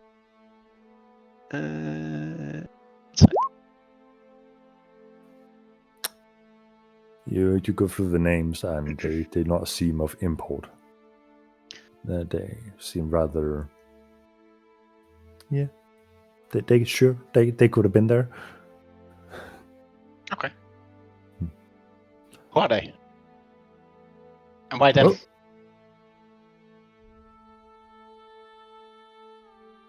I didn't catch that. I'm sorry. Oh, I said why them? Well, they were recently promoted to their own squadron members, and well, who else better to assess a newcoming squadron leader to be amongst them in ranks than others who were recently promoted, right? And this should be a fairly innocent mission, so. I'm grateful Turn for the yourself. opportunity, sir. Anyway, I'm going to escort you to the cells and point out the people, and you should meet up with the volunteer as well. And I think then we start the day, and wish you all the best of luck. You will be provided provisions as you head out with your party members, and whatever happens after that, good luck, Arthur. I believe in you you. mean right now? Right now, yes. This parcel is not going to bring itself in. No, of course. It's now is as good as any. Yes. Did you have plans? No. No, I'm as ready as can. All right.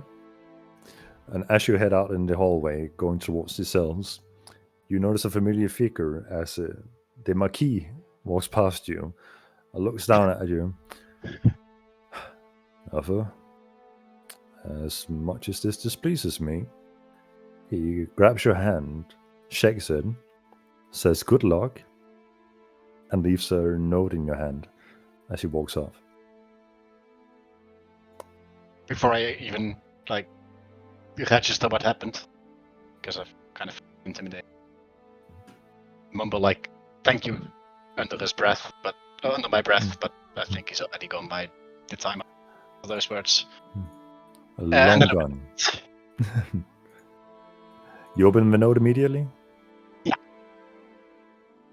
In the note, it is not a message. It is a schematic. As you unfold it, you see a schematic pertaining to a certain object. And it is signed by Nessa and written in small. Bring it, and you may have fortune with you.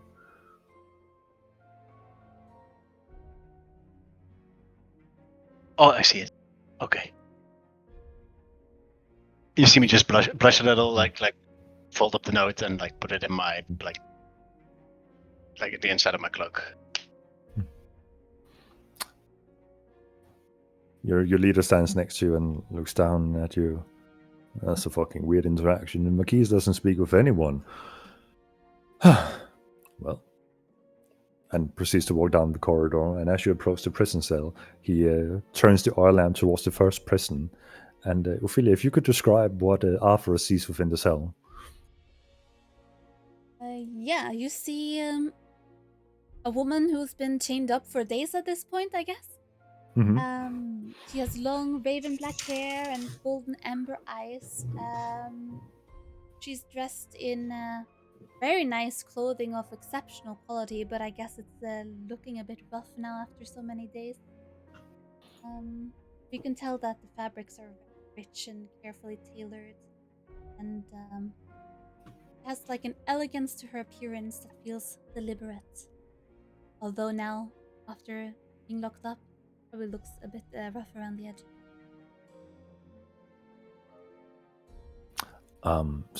That will be Ophelia. She is, let me just check the records.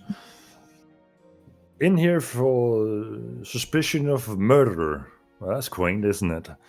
Let's walk over to the next one. And he just kind of walks along.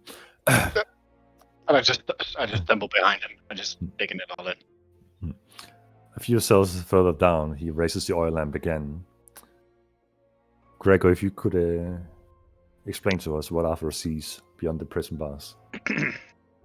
Yeah, you see a middle-aged man, human. He's bald, has a well-kept mustache.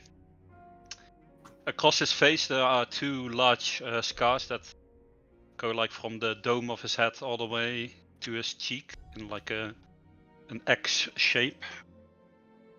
He's wearing some normal like church attire, some robes made out of like linen or like some cheap cotton. He has a necklace with a little ring on it. In his pocket there's like a little reading glasses on like a little metal chain. And then on his belt he wears his holy book, and he has like a few medical potions on his belt as well. And yeah, that's about it. This would be Gregor. He is in here for theft from our quarters. The ex-runner? That would be the case, yes. Just look. Gregor's physique, like, I imagine he's like at least twice my size. Easily. Almost twice my size. Yeah, he's like very well built, even for his age. He's like, he's wearing like loose fitting robes, but you can see he's like stocky underneath. You can tell Quite like, muscly. Thick neck. guy with tell Your mic is dying again. Being introduced to Gregor, you can notice a shift in my like posture, like my shoulders are becoming a bit more relaxed. I'll give a courteous nod to the two of them. Gregor, sorry we had to meet again under these circumstances, but That's alright. I mean, Don't feel sorry for me. I'll put in a word, and hopefully after this mission you should be free again, right? Just look out for Arthur, will you? He's new, sort of. Alright. Sort of. I'm experienced in my own way. Your How captain many kind times of have you went outside? More times than I can count, honestly. He's speaking half truth, right? He has been out quite a few times, but between you and I, we've gone kind of easy on him because of his age. I'll make sure he comes back. Please. Appreciate it. Yeah. Right, next one. And solemnly he walks away. A few cells further down, he holds up his oil lamp once again. And within the cell, you see the most pitiful sight you've ever seen from a grown man before. Dorian, could you please explain what he sees within the cell? How shackled up am I? Like, Just your hands. Your legs are free. okay, so you see like a completely beat down guy, almost dancing in his room. But it's pretty unclear if he's practicing his feet work or if he's going insane. And yeah, it's a young looking guy, around and 20s. He has a very slick back hair, which is now completely scuffed looking. He has a mustache and a goatee that are a bit over trimmed, and his otherwise like fine looking clothes he wears are completely bloodied. There's scuff marks on them, and is the door open already or not? No, it's still locked off. Okay, None of, that's it. The guy who's like, it's like, is this the guy who murdered someone? Is this him? no, this is. Did you do it? Did you do it? I just screamed through the door. No, that would be the woman from earlier. Huh. Dorian is in here for. Oh, so Dorian, his name. You caught that already, right? Right, but get this. His last name is Rodriguez. The Rodriguez family now works close with Nessa on running the city. Rodriguez. Dave Rodriguez, that family. Supposedly, the parents left the city, and he racked up quite the bill he's now about to pay off through physical labor. I bet he hasn't seen physical labor his entire life. I see. Let's put those satin hands to use. All right. The captain begins to unlock the cell, opens the gate, and then walks back down the hallway, and you hear the key and chain being unlocked and unshackled from the prisoners as you are led out in unison into the hallways. In case you haven't been formally introduced yet, Ophelia, Gregor, Dorian, as an atonement for your crimes or the suspicions thereof, as a minimum atonement, you will partake in a runner's mission with soon-to-be captain himself, Arthur, and the captain points towards a boy who is barely exiting his teens. He will be your leader on this excursion, along with 2 other runners. During this mission, you are to obey his commands and orders and instructions as given. And he kind of elbows Gregor a little bit and pointing at you, Arthur.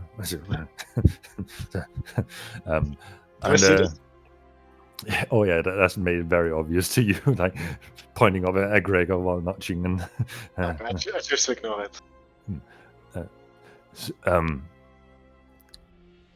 If all goes well and you come back with the mission accomplished, see it as most of your sentence having been paid off, with an exception of you, Ophelia. Considering the investigation is not entirely complete yet, the ground that this might be putting yourself in good light in favor of the Marquis as the investigation is ongoing. Quick question. What are we doing? I thought it was obvious. You are on a mission outside the city. Yeah, but what is the mission? Arthur, how about you relay that information when we have acquired our last party member? We have one more joining you who is not a visitor of the cells. And I'm sorry to interrupt, but I believe there has been a mistake made here. I don't know. Can I see your papers, please? who are you talking to exactly? To the guard. The captain. Okay. Yeah. Papers. Yes. Do you know who I am or not? Oh, I apologize, sir.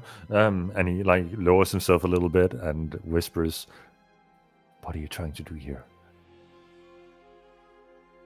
I would just have guessed that the Provisioners Guild would come through and free me as soon as possible. So why not let me go home? Dorian, I don't think you understand the predicament you're in here. It's just a few gold. My Dorian, family is good for it. Dorian, you have no family anymore. And he just smiles and pushes you forward to follow suit with the rest of the group that have already wandered off towards the runner's quarters. Where outside, Uwu will be waiting for the remaining of the group. Uwu, please explain to the party approaching what they see. You guys see a small, copper-colored, scaly thing standing sort of loosely at, like, not the front of the door, but like a building a little bit next to it. And sure, this is like a small critter, kobold, halfling sized. And you just can't, there's nobody else like this in the city. Gregor, you would know me, obviously. The others of you may have heard rumors. And he is reading a book. He is not paying attention at all to you guys. I ask, can this creature speak? Some kind of joke? This is and kind of like trots the book. Excuse me. Good evening, sir. How may I help you? My god, it speaks. I do not believe there are any gods currently, and yes, I am quite capable of language. Ah! Elder Gregor, nice to meet you. Well, nice to see you in this place. I must Are you admit, though, I'm a coming bit on this, confused. Jim? Why are you coming out of the prisoners' quarters? Well, I've been caught stealing. So I'm not ashamed to admit. Uvo tilts his head to the side, sort of confused, like, but why would you steal? It serves no purpose. Are you sure? Would you say feeding all the poor, innocent people in the outer rings is useless? We are You should given know better, rations for Uvo. that each day. So why not Clearly just use not those? enough. Have you been there, Uvo? Of course. And have you- Excuse me. Save that for your pleasant journey ahead, why don't you? For now, formal introductions. I heard Gregor mention you by Uvu, so I'm gonna be doing that too. Uvu, Ophelia, Gregor, Dorian, you four will be following Arthur onto a mission. Uvu is a person of interest for this mission, so alongside the other runners, you have to guard him at any opportunity given. If he should fall into danger, it would be a great loss for the city if he is lost. That makes sense in some world, I'm sure. I'm not the kind of speaking guy. I'll leave that to Greco and Uvo. Wait, are you saying that we're going outside the city? You're not the quickest lad, are you? Arthur, how about you explain the situation for them?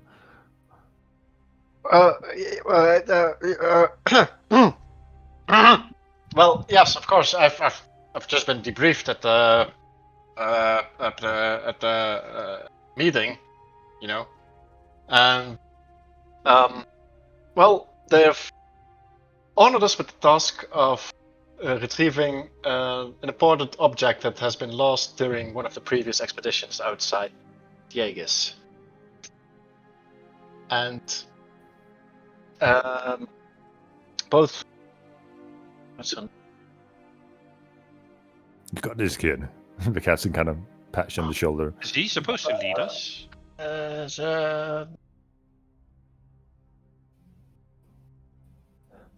Carefully handpicked you guys. Let's cough a little bit at that. I noticed, and I'm immediately like, off my how do you say that? Off my point. Yes. It's carefully handpicked to like retrieve said artifact. So. Right, where was his last seen? who was sent out before? Did they encounter any danger? I mean, Did I get the name of the guy who arrived in like the medic tent because of all this commotion? Nope. Would I have in the downtime that was in between all of this happening? Nope. Right. No, what I've heard from the debrief is that there was this one runner that has come back, but his testimony is dubious to say the least. You must be speaking of the injured runner that I treated.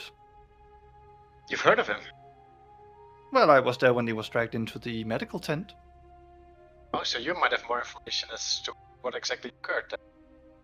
Well, it was quite correct that his testimony was dubious and incomplete. Your summary was quite on point on that part. Is there more information that, like the questions that, excuse me, Mr. Giant, what do you want Your mic is cutting a bit. I said, excuse me, Mr. Giant, and I look at Gregor. Like, it's Gregor. Please call me Gregor. Or brother Gregor. was the victim relay any more answers to questions, Gregor? I can't hear you. Sorry.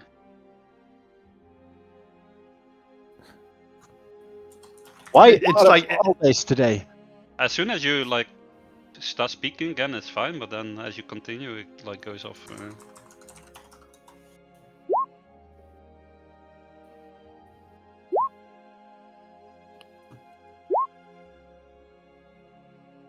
You sure it's not your head, like your cam mic again? Hello? Hello? Is this better? I mean, Yeah. for now. Well, that remains to be seen. Okay, well, it should be my default mic, not my webcam mic. Okay. But I'll unplug my webcam since we're not using that one anyway, are we? Yeah, no. Let's see if that changes anything. I mean, this sounds fine. It Is this sounds better? coherent so far, Mhm. yeah. Well, what the fuck? Okay. Nothing, nothing I nothing, asked- just put- I asked Uwo if he could answer the questions that you previously Oh, okay. Yeah. mentioned. Of course, Mr. Arthur. I believe to the best of my knowledge that the injured runner came in, injured by swords, arrows, and some other unidentifiable wound, was talking something about a package being lost and needed to be informed to Mrs. Brendlewood. It was an ambush that caused this loss. It seems that the package is related to some of the books in the library. So as such, as the church's resident scholar, I will be joining you to see if I can ferret anything more out. Alright. Do we know the last, like the position they've been ambushed? Yes. According to testimony, in the mist. Ah, well then narrows Although I it down. found that quite suspect. Considering that the wounds were inflicted by swords and arrows, where in the mist would such things happen? You've never been out there, have you? How could I? You've known where I've been all my life. Well, I've been out there, and let me tell you, there's all sorts of things down there. But Yeah, the stranger Swords and things, arrows, swords just and blades. strange. Yeah. well, how could that be? Doesn't it require some measure of intellect to wield a sword or an arrow? In that case, why are there intelligent creatures in the mist?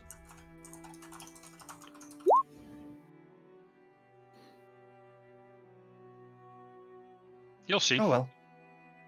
My questions may go for later. Also, I do have a bit of a question. You said these were expertly handpicked? Well, they've been handpicked by the leader of the Runners Guild. Relation to war, so unless you doubt their judgment, I'd say expertly. Oh, I would doubt it. Indeed, it seems that there is a ragged fellow, a distressed beauty, a priest, and an actual runner that was picked for this, and not just runners. Seems When you look at me, quite you see counterintuitive. absolute horror in my eyes. At the exact moment when someone said the mist.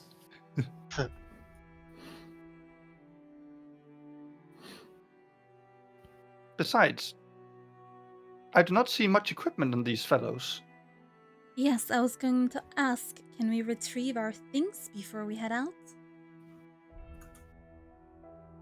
I would assume so. This is not a suicide mission. I think we can prepare us to the best Are of you our needs. sure? We'll visit the. I'm definitely not sure, but as your captain, I would give you permission. I mean, are you sure it's not a suicide mission? As the captain, you should probably lead them to the quarter master section where they hand out equipment and provisions. The prisoners' belongings should be stashed back there, alongside with a day's supply of rations to survive. And if any of you are using swords, arrows, basic leather garments, plate, we got a spare suit, so you don't have to waste your own. We are not. But if you don't mind me asking, at the debrief, we've been briefed on the provisions for a day being not nearly enough for an expedition outside the mist.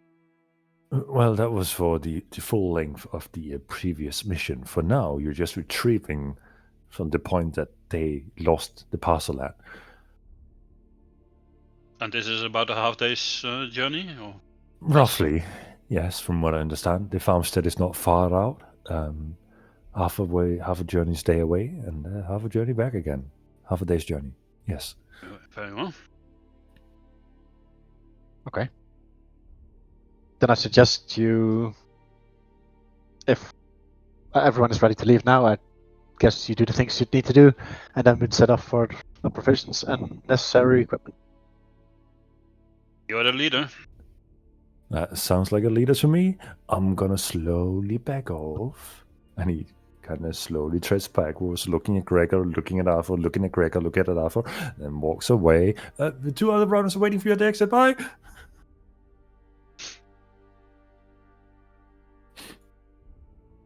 Well then, is there anything anyone still needs or wants to do, or shall we head out and get our provisions? Well, Go ahead. go ahead, Dorian. You go I'm first. not feeling too well. And I kind of pat my chest, and there's like a blood spill over my very fine clothes. Well, lucky you. I'm one of the city's best healers, so let me take a look at you. I'll go check and see how he's doing. Go and make a medicine check and an insight check. And Dorian, you go ahead and make a deception check. Medicine Oh, whoa. and insights.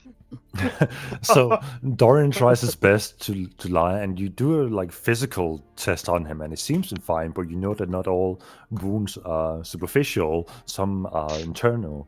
But you catch him kind of faking it a bit, so to say, to get a day's off work. Isn't it better if I lay my head to rest at my home? You go ahead, and we'll meet up tomorrow. Fear not. You're in safe hands with us. No need to be afraid. I will trust our cleric's judgment on this, and won't let He's you fine. leave He's without just scared. Good. Fear is good. It is fundamental to living. Well, you see, I lost consciousness in the cell for a bit when I was sleeping. And I don't know how much my health has improved since getting out. Well, if Elder Gregor says you are fine, then I suspect you will be fit for all. I mean, I take it on our cleric's judgment that you're fit. You have healed from long resting in your prison cell. Okay. No, you're just bleeding out right now as you're standing there. I'm actually not feeling too good. I think I would What's notice the that if he was. Just a pool of blood spreading from his feet. No one noticed. Okay, I guess then. Yeah. Suddenly on he's my like, "Yo, I choice, feel yeah. good." I mean, what Dorian was it? I'm not looking forward to the scene. I've been out there. I've seen the horse that the misspring with us. But I mean, we are in this situation because of our deeds and maybe our family deeds or whatever it may be. And there's only one way to go, and that is forward. Just have faith in the light that it will protect us. There's no fate to be found here. Only art. Art and beauty and grace. But you know what? Maybe it's... Wait a second. Maybe we find it outside as well. You know what? I feel a lot better. Let's go get our stuff. You do have a That's family named good. Bob. Well, I had one before we go. I had one request, if I to make. Could you please go and tell my wife that I will be venturing out, but she need not worry, and I will make sure to return to her safe. Of course, Elder Gregor. I shall go do this. Thank you. The Uberosa just acknowledges the command, even though it wasn't given to him. I'm sure you don't want to say those goodbyes yourself, Gregor. Well, I figured we weren't allowed to leave, but I mean, if you will allow me to go back home, then I would do that. Yes. I'll go home as well then. Me too. You manage to walk 5 steps away from the entrance, and the captain like steps forth from the shadows. Arthur. Of course. Does the captain manage to stop me if not Uvo is actually gone? If you're not actively dodging his grasp, he's yoinking you in your robes and like easily turning you 180 and have you walk towards the exit. I do apologize, Captain, but I was asked to go tell Gregor's wife that he would be going. I believe that was directed at me. I believe he sensed my presence in the shadows and expected me to relay the message. As I will, Gregor. Thank you. Gregor, can I expect you to step up if Arthur lacks in spine? I mean, just look at him. He's one durable boy, man. How old are you, Arthur? I'm 16 and a half. Oh, great. See, You're being led by a child. nothing to worry about.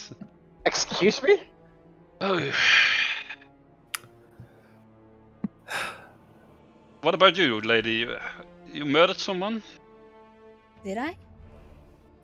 That's what they say. No, but I'd rather be led by a child than by a suspected murderer. Apparently it doesn't matter whether I did or didn't. I still have to go atone. But did you? I'm asking you if you did. No. Okay, I believe you. How odd. They would send someone to the mists on suspicion. That's what I thought. Just know that if you lie, the light will judge you. Not kindly. Sure. But, Gregor, let us not suspect when there's no reason to yet. That's why I said I believe her. I just gave her a warning. That's all. I think we should just trust Maris. He wouldn't send out any backup. What? Well, The train took off. He is at a new station now. oh, I think we should trust Mary on her judgment. Yes. Seems we have no choice. So, should we get some provisions and equipment? I could do with a bit of protection, knowing what is out there. Yes, let's head out. Headed towards the quartermaster section where they hand off gear and supplies for a day's journey. Ophelia, you step up first, and you see an elderly man standing behind the desk. Weapons of choice for your journey? Just need my things. Did I collect them from the prison? Name? Ophelia? Baudelaire? Ophelia Baudelaire. Oh, yes, I have your things. Pulls out a bag, slowly. Supplies. That should be a day's worth of supplies. Anything else I can do for you, dear? Could you let me out of here? It kind of leans in. I would have left too if I could. And he just leaves back. Next! Yes, young man with the fine moustache. I'm coming to collect my belladonna. You know, What is- a sword, rapier. You have named your sword? You must Of be course. a mighty fine warrior. Many kills to your name, many legends to be sung. Of course, that's me. Right. You have And what is your name? Rodriguez, ring a bell.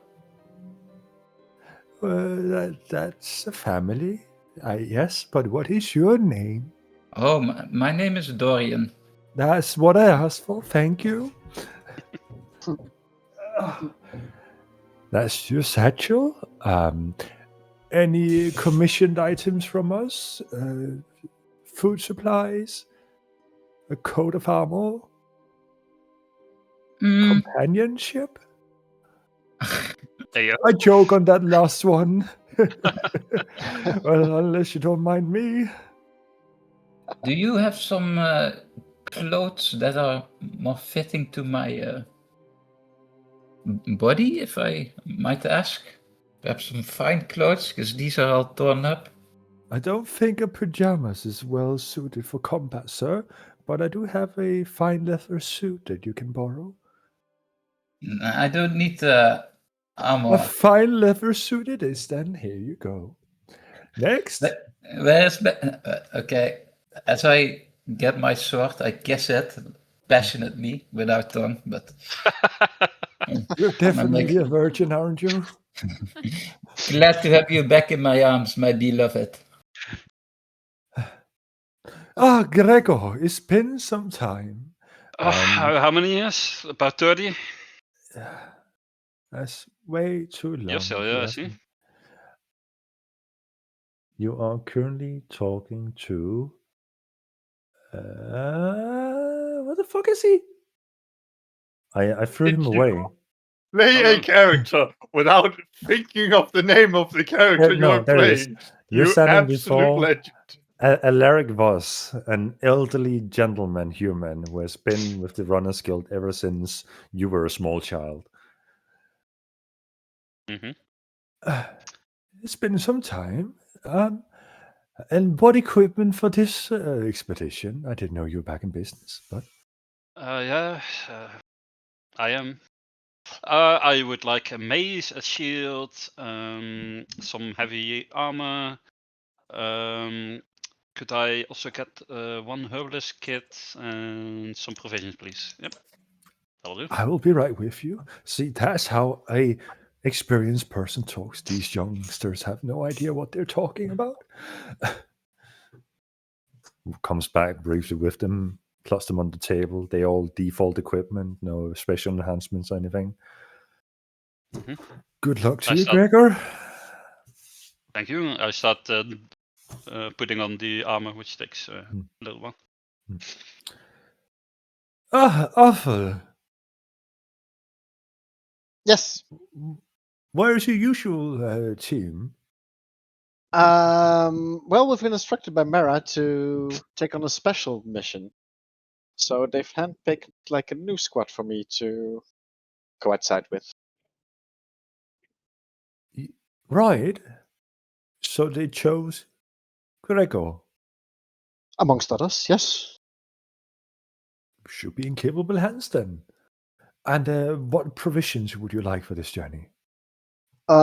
Just a regular for me, please. But I couldn't help but notice both Dorian and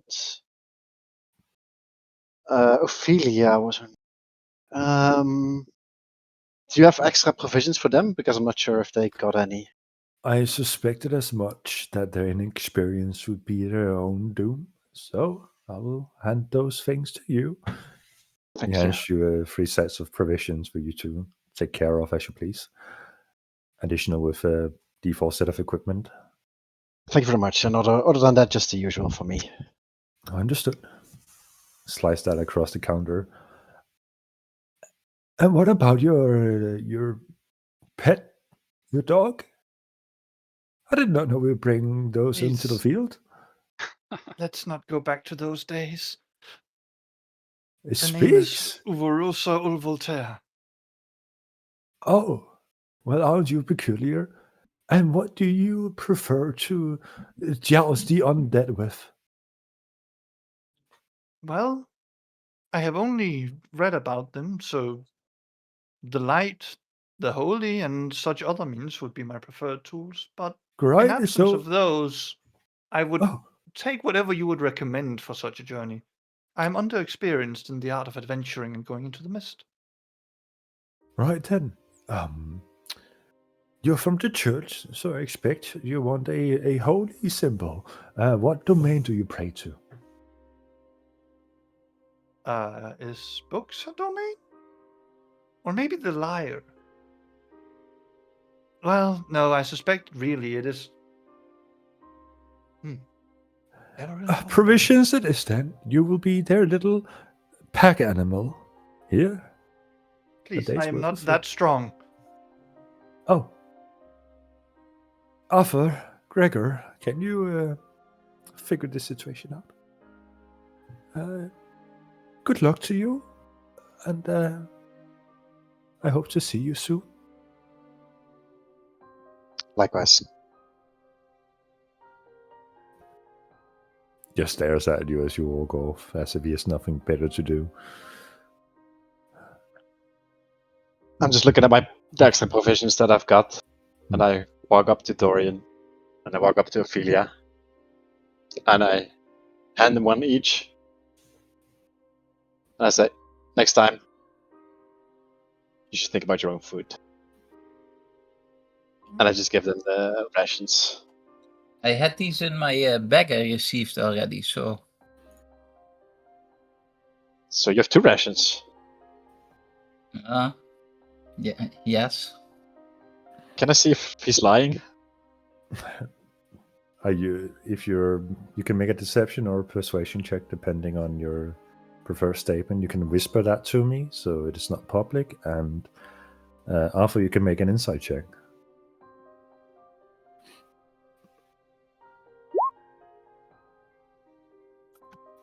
You catch that he may not be telling the entire truth.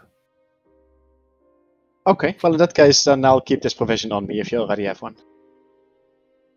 But that's what I said. Yeah, you said you already have one, so I'll keep this one.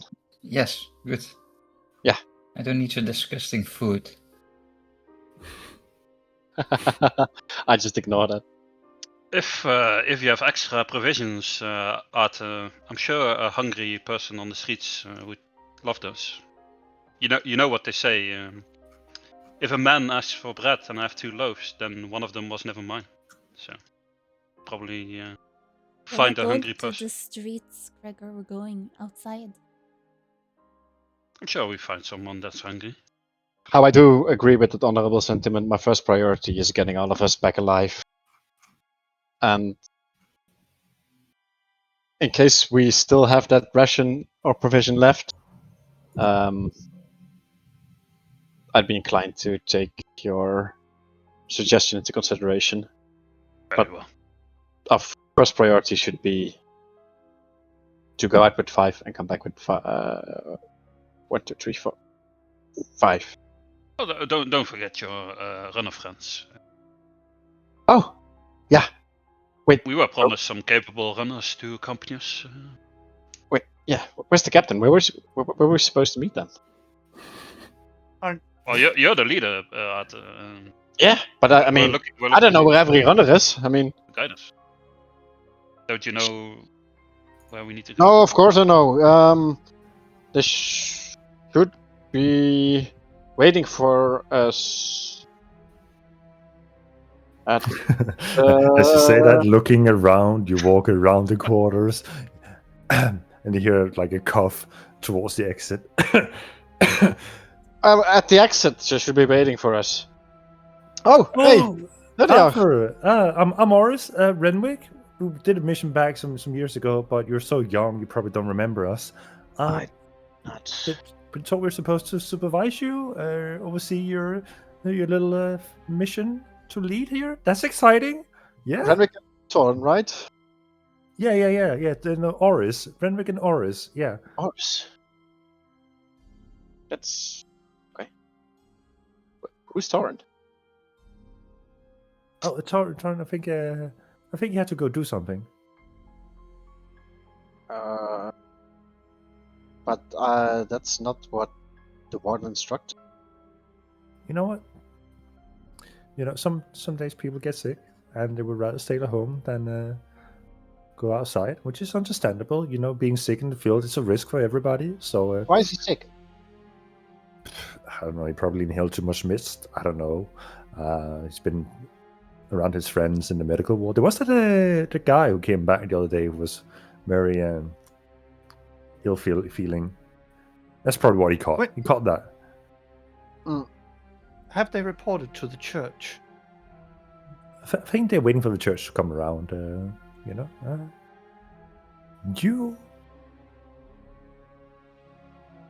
I'm not even going to comment on it. Good luck, Arthur. Let's get out there. I'm sure your friends are capable. You handpicked them yourself, right? I did not. That's what you told us? Well, that's not what I said. I told Nessa, and Uh-huh. Mara. I'm sorry.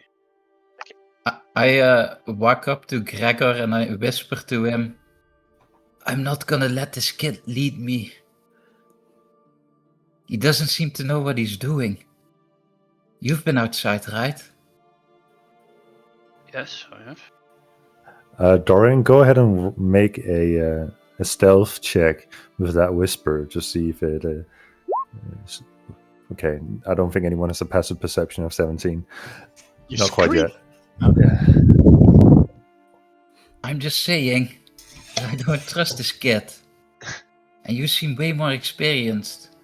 So maybe you should I'm take just over? an old man. Let's just see what the kid has. We're all forced to grow up early in this city. So just give him a chance, okay? I'll make sure you come back safe. Right. Right. You say Gregor, the so. warden told me that you've had some experience, like with the Runners Guild as well, right? Does the name? Do you know Oris?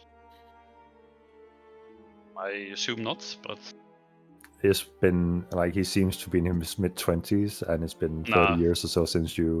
Okay. yeah. Arthur, the captain gave me the materials for the anomaly check. Do you want to do the honors? Yeah, for sure. Ah. Oris walks over to you and hands you 3 blocks, one of wood, one of metal, and one of leather. Take the first few steps out and see if there is any effect on them. Okay. And I've done this multiple times already in the past, right? So I probably know how this works. Absolutely. And as you head out and hold them up high, I would like for you to roll a D100. Oh.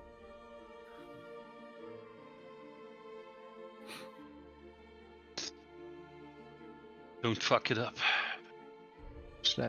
Roll 1d. 1 is a thunderbolt straight to the dome. We all die. The Aegis Body collapses in on itself. You look at the three kinds of material and hold them up for roughly a minute to see if any signs of corrosion is beginning to take effect. And after standing there for a bit, everything seems fine. Okay. Well, nothing out of the ordinary. Mm. All right. Well, seems good to me, Arthur. Where are we headed?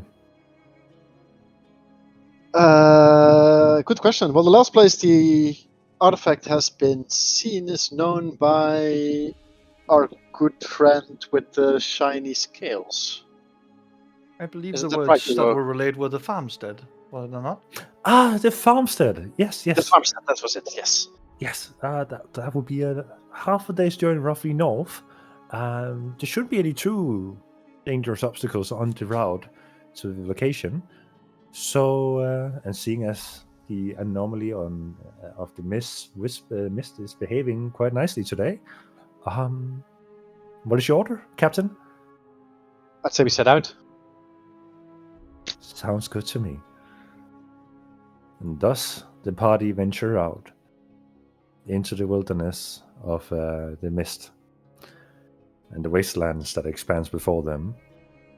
So, marching order for the 7th of you, Arthur, as the appointed captain, and absolutely no knowledge of what your companions are capable of, who do you position where in marching order?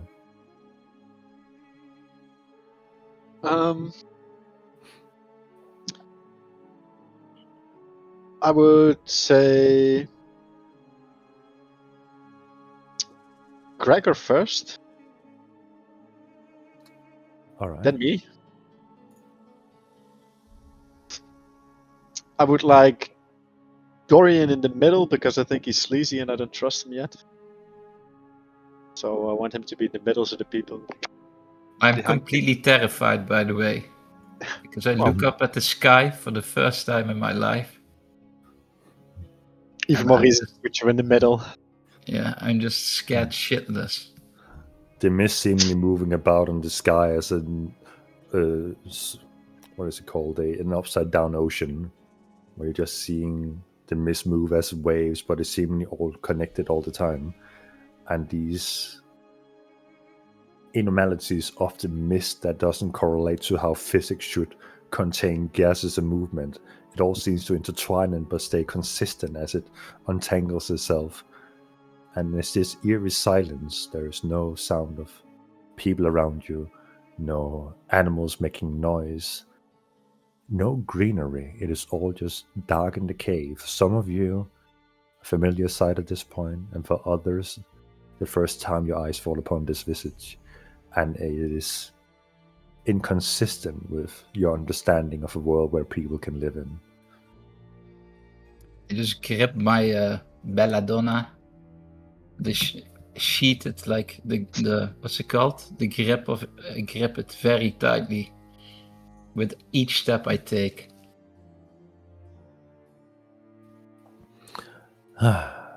You hear a sigh from behind you as Oris kind of just follows in rank with the people's allocated positions. Gregor, from what I can understand, you've been out here before.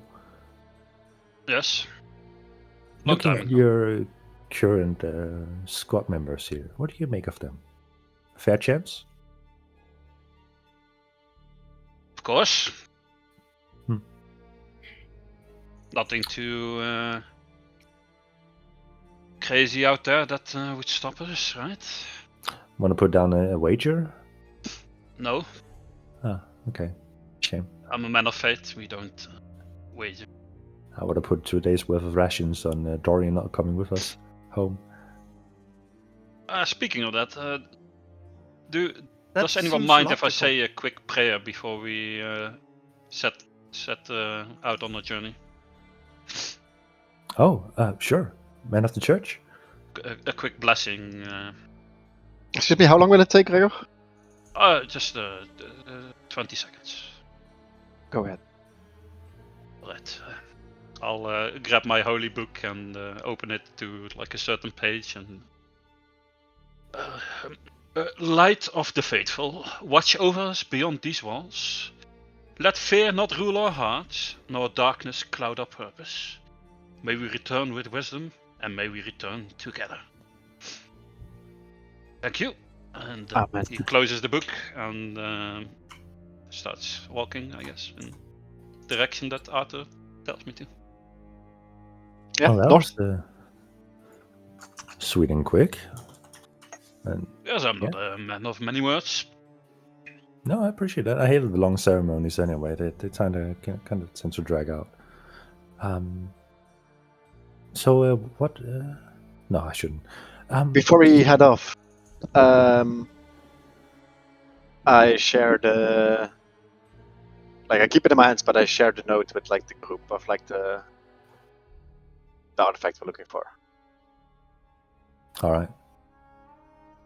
You can either post it in the D&D chat if you want to, or you can just describe it. It's visual. I'll paste it in the chat because I'll be showing everyone. I give an explanation of like, this is what the warden handed me, or the guard handed me before they released you from your cells. And this is the artifact was supposed to retrieve. Oh my. What is it? That I do not know. Well, It is supposed to give us some intel about possible other places where civilization is possible outside of the Aegis. let me just. Uvo Rosa just goes up and like starts really eyeing the note closely, slowly invading your space. Borrow this while we walk. This is my first time seeing this. It's just a bow. Well, it's a ball of big importance, important enough to send 5 people out in the mist. 7. Looks like it has some light inside of it. Curious. Arthur, an important thing of a captain's mission is to keep tally of the group members. And if you keep miscounting, we will have to deduce points from that. That's a fair deduction. 7. We're 7. Hey, I'm gonna just write that off. Yeah, good job. Good job. I'm so happy my paper stays intact today. Didn't go that well last time I had to supervise someone. Why was that? The corrosion events kind of seem to eat away at most things. Why? Why the corrosion seems to eat away at things? Ask the mist, I guess. Yeah, fair enough. As you're trekking down the road through the wastelands in a general direction, I would like for the person in lead to make a perception check. Fine. What you gonna do? Get him. Let's see if your choice of a captain was worth it. 19. That's big. That's a pretty big number. I've seen numbers, and that's a pretty big one. Okay. It's average size. In your general, oh my god. Centimeters or inches? We haven't rolled for cock size. Oh no! Restart campaign. Restart campaign. Remind me to do that next session. Can't use point how five for that. You have to choose between length and girth and ball size. and after Can I that, we have a got really long one or a really thick one? Oh my god! Okay, never mind. Circumcised, link circumcised. And regardless of the outcome, you have to make it in 3D Blender afterwards. Oh my god. Good luck. So walking through, you have an overlook of the surrounding areas, and fond memories of a time out here does not come back to you. It's actually rather horrid memories I was going to say. of a past rather left forgotten. You recognize the signs of the unresting walking through the lands, and you find none within a roughly a kilometer's radius around you. But in the distance, you do see movements of them. And from your past, you do know that it takes rather to be within a close distance before they tend to react to you, as their senses are dulled from their current state of living. You're familiar with how they move about the lands. And looking at the wandering unliving in the distance, they seem to be moving rapidly. Not necessarily with purpose, but their movements are swift, unnaturally so, for something of their kin.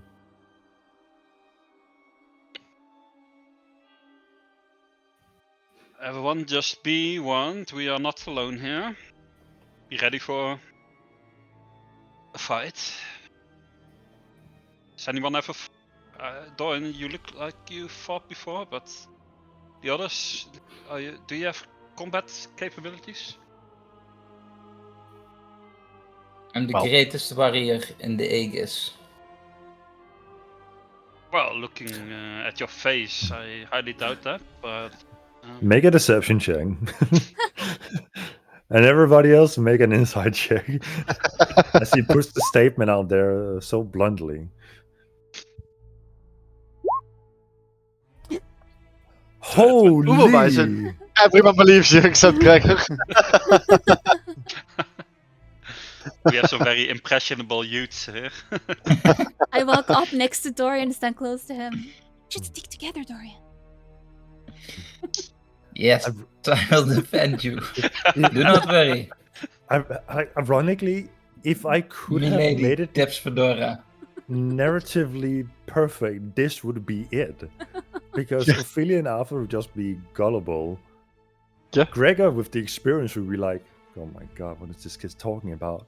And Uber is like, I believe in every man and their word. that is like narratively But perfect. Is it more accurate to say that Uwe will believe someone until he finds a reason to suspect otherwise? You rolled a net one. You probably believe he's the greatest warrior in all time. There's no reason to doubt it. Yep. I have no reason to doubt Golden it yet. 4K. Well, Dorian, if you're such a skilled warrior, maybe you take the lead then. Of course. Yes, Dorian, be my guest. Lead us towards... I think you should walk in front.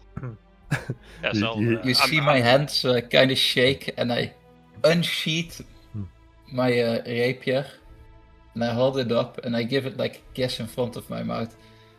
Follow me.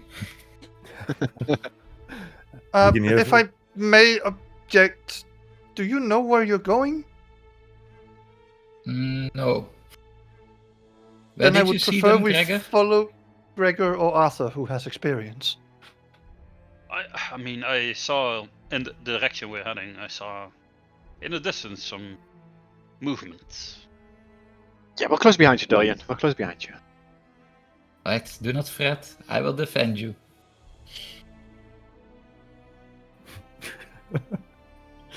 You can hear from Renwick, the other runner, who is like a sturdy dwarf with a thick red beard, just going, it's gonna be fun. As Dorian, you take the lead, and that supersedes Gregor's perception. So Dorian, go ahead and roll a new perception check. You fucked us over so bad. The confidence exuding from Dorian right now, with his shaky hand and his nervous twitching look from side to side. You march forward, believing only in what you see yourself.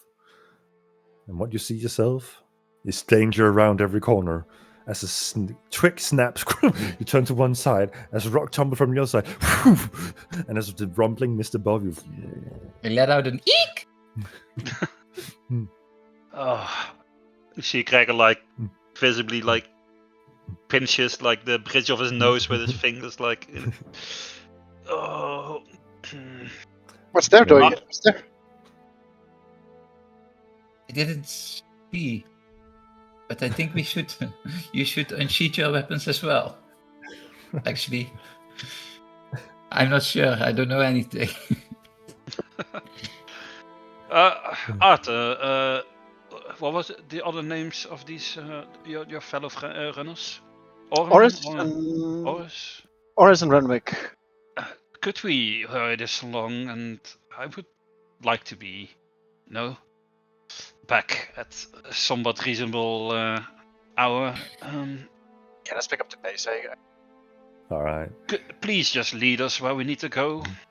For going of a stealth and caution, you march forward in the general direction that you're supposedly heading towards the abandoned farmstead. It takes roughly 6 hours to get there, as you're a few kilometers out. And for that, I would like for...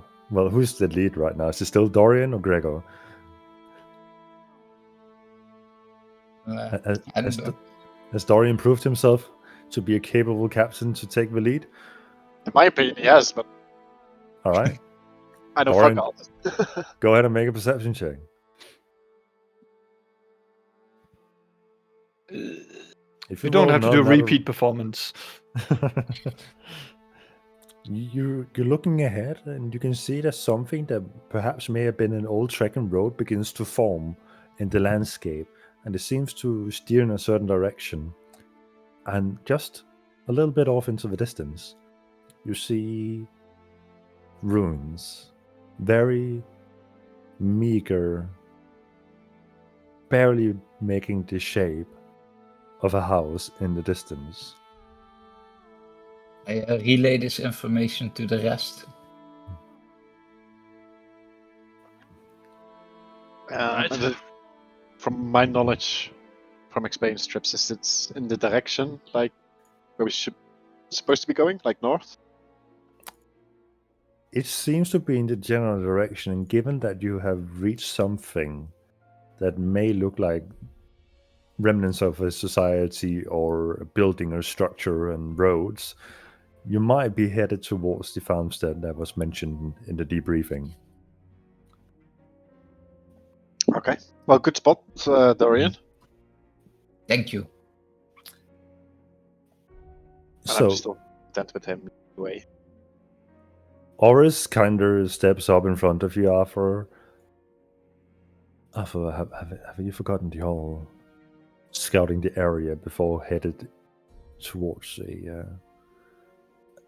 point of interest? You know how these remnants tend to live and consume you. Check your surroundings after. Just How I'm not far going to are we? talk points. Appreciate that, Oris.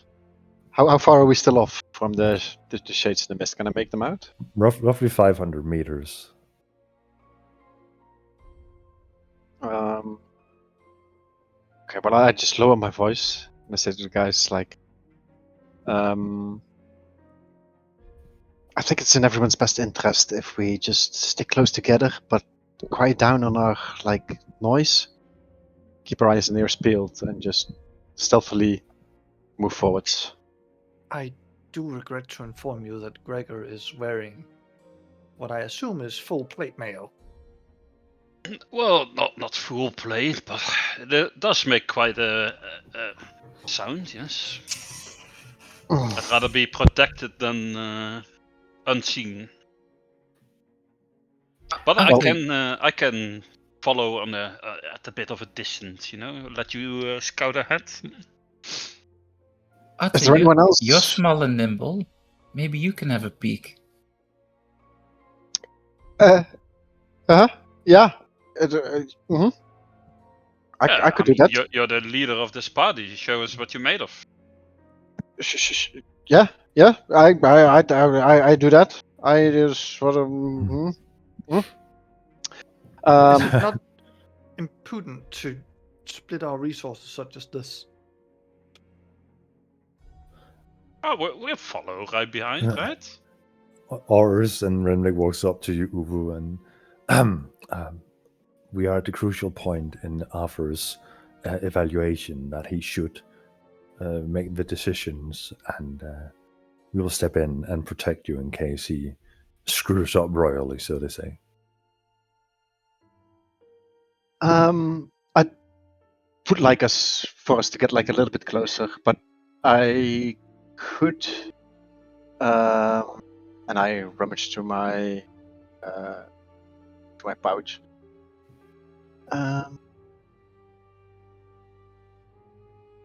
Where is it? Where is it? Where is it? Oh, you see me frantically just tossing my pouch. Where is it? Where is it? Oh, of course. Never mind. Never mind. Then I just put my stuff back together and I just let's move forward like at least a couple 100 meters further, and then I probably will be able to scout, because with the thickness of the fog, I won't be able to make out anything at this distance. I don't think splitting up is the wisest course of action. All right. You approach the location with just a few 100 meters remaining. Are you approaching this whole thing stealthily from now on, or are you still just marching, knowing that Gregor has a high likelihood of revealing No, the position? that was intended to be stealthy. Okay. So you walk up close to the location, roughly a few 100 meters away. Make a perception check for me, as you have taken the lead and enclosed in this location. Give him guidance. You absolutely can. I'll put a hand on your shoulder and say, "May the light bless you." Guidance is 1d4, right? Mm-hmm. How do I add that then to my roll? Just have Just to roll a type it 1d4 out. afterwards. Oh, just Yeah. separately. I can't do it to the sheet. /R is That's the roll persuasion, command. by the way. Not perception. Oh, that's Arthur is persuading the terrain to reveal itself. Show yourself, Graf. Come on, baby, come on. Like Moses splitting the sea and parting the mist. Please, Ocean, please, just this one time. Oh, yes. An 18. That's pretty good. Looking about, you're cautiously paying attention to the surrounding around these ruins. And you see movement within. Making proper discerning of the movement within. You count 8 wandering figures and 2 figures lying down on the ground. Including those 8, or? Including the 8. 10 figures in total, 2 on the ground, seemingly surrounded by the other 8. Oh, okay, so then it's... Not including the Can I? Sorry, Hmm? go ahead. Nothing. Can I make out So- a shape? Like, is it humanoid? Is it... It seems to be humanoid, all 10 of them. I relay this information to the group, and I ask, what do you suggest we do? Go home? You're the expert here. Is this supposed to be friends or well, scouts? Well, we're in this together. Highly unlikely that these are friendly. No. We would have heard about these guys if they were friendly, because they wouldn't have sent us on this mission, right? If they already had an expedition going here. Have any of you ever encountered undead? No. What now? The undead. Those that should have died but somehow still walking. Is that what these Ding. are? I mean, I'm not necessarily sure, but when I used to work for these runners, they, on a fateful mission, I came upon these creatures and nearly cost me my life and left me with these beautiful scars that point at my face. I see. We should be at least prepared for this to be the case. If we have to approach them, we should attack. So, a question to you, Arthur. You said you saw 10 figures, 8 of them standing? 8 of them wandering around, yeah. They were forming like a circle or standing around 2 figures laying on the ground. So, Gregor, do they often exhibit such coordination? Well, last time I was out here, we got ambushed by just such a group of beasts. Unhuman things. So, yes, I would very likely seem this plausible to be the case here as well. Uvo, you seem to be a rational being, right? Well, rationality depends on perspective, but yes. But you also see that we are 7 and they are 10. I suggest we go back and get reinforcements. How about that? I wonder though, are we sure that those are 10 and that we are 7 and it is not that we are 9 and those are 8? I thought you were the greatest swordsman of the city, Dorian. You can surely take on 3 of them by yourself? I could easily, Well- but I'm just scared for this little kid. There's 2 little kids in there. Before we These engage 2 in little kids combat- have tasted more of the mist than you have in your... Well, how old are you actually? 27. Ha! Okay.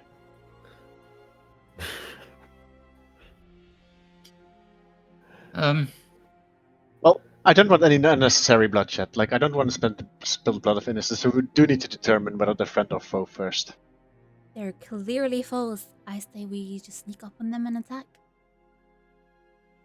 You want to risk your skin in case they may be friendly? No, but I also don't want innocent blood on my hands. Well, you should probably The go 2 find out then. bodies that are laying down are probably other runners who have died, and they're probably eaten them. So we should just attack. That makes sense, yeah.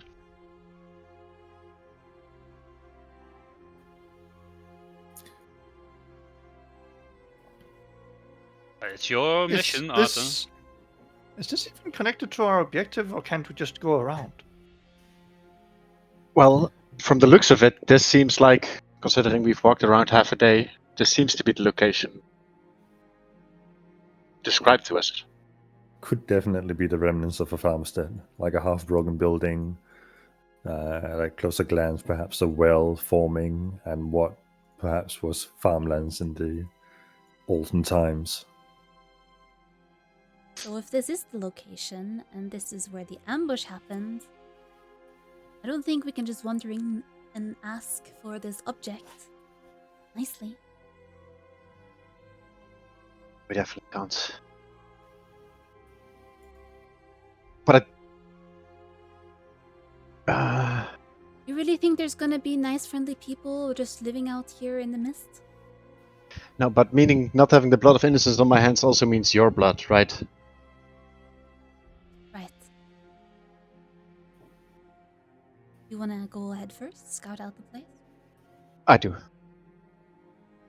I mean, I do. Yes. Now you're speaking like a runner after about fucking time.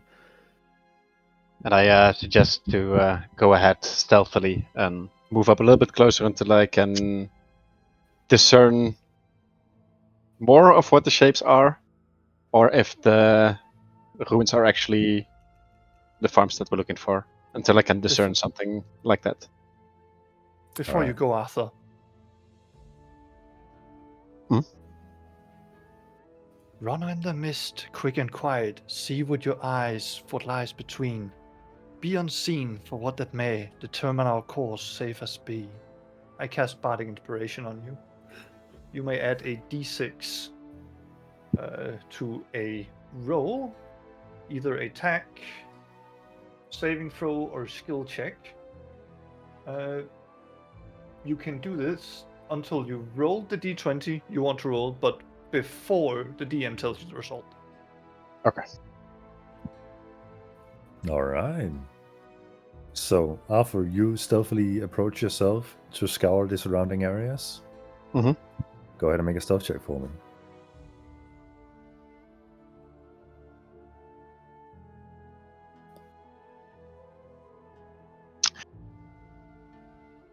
The Bardic Inspiration, you can only use it once, right?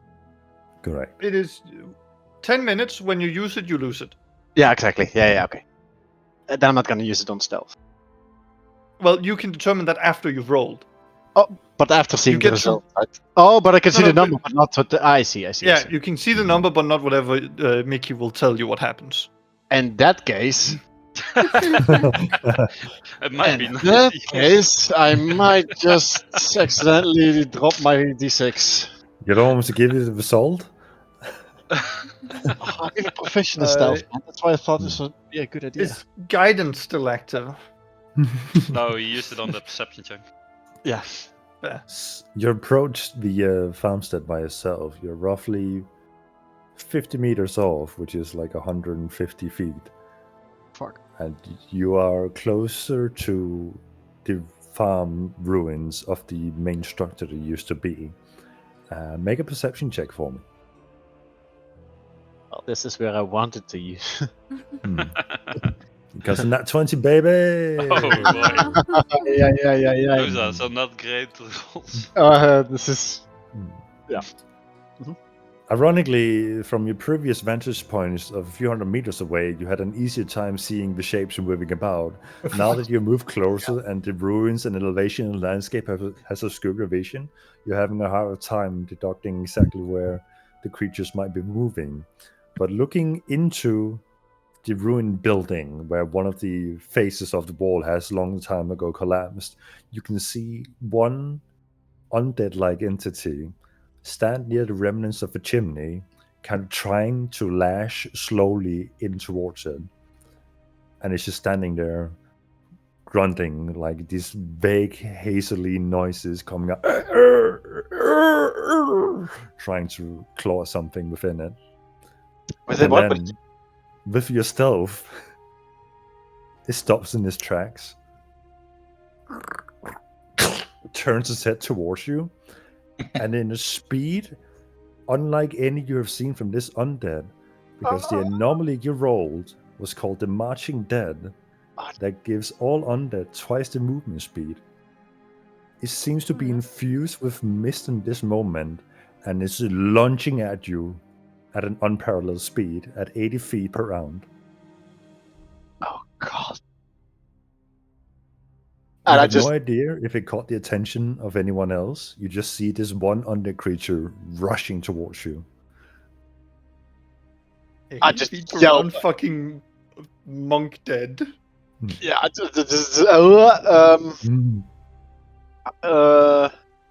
I yelp first. A little noise.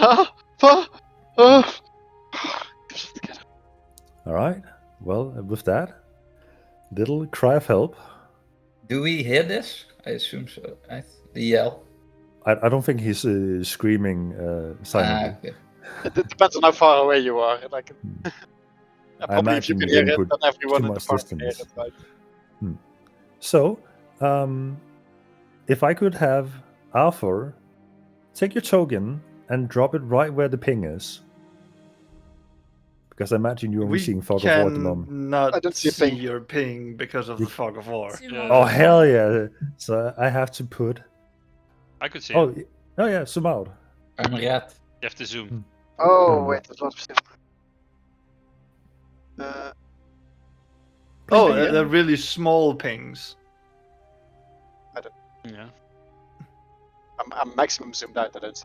No, you don't want to be maximum zoomed out. You actually want to be a little bit zoomed out. Knowing... Oh, okay, now I see it. Yeah, okay. Pling pling. Pling pling pling.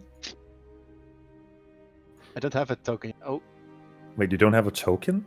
I do, but it's just my avatar. Did you not upload? Oh, you didn't use the token generator. I did not. No, Oh. it didn't. No, I was supposed tell, to. No one tell about it. Oh, that's That's fair. fine. That's fair. Don't worry about it. You can see my avatar, right? Yeah. And you can see the map, right? I do. Yeah, I'll make sure I have it for next time. Mm-mm. not So yet. the other party members can't see it yet. Did you hear your yelp? They are about one turn order away, unless they decide not to full dash in your direction. So the first round of combat will just be you and it. So go ahead and roll initiative.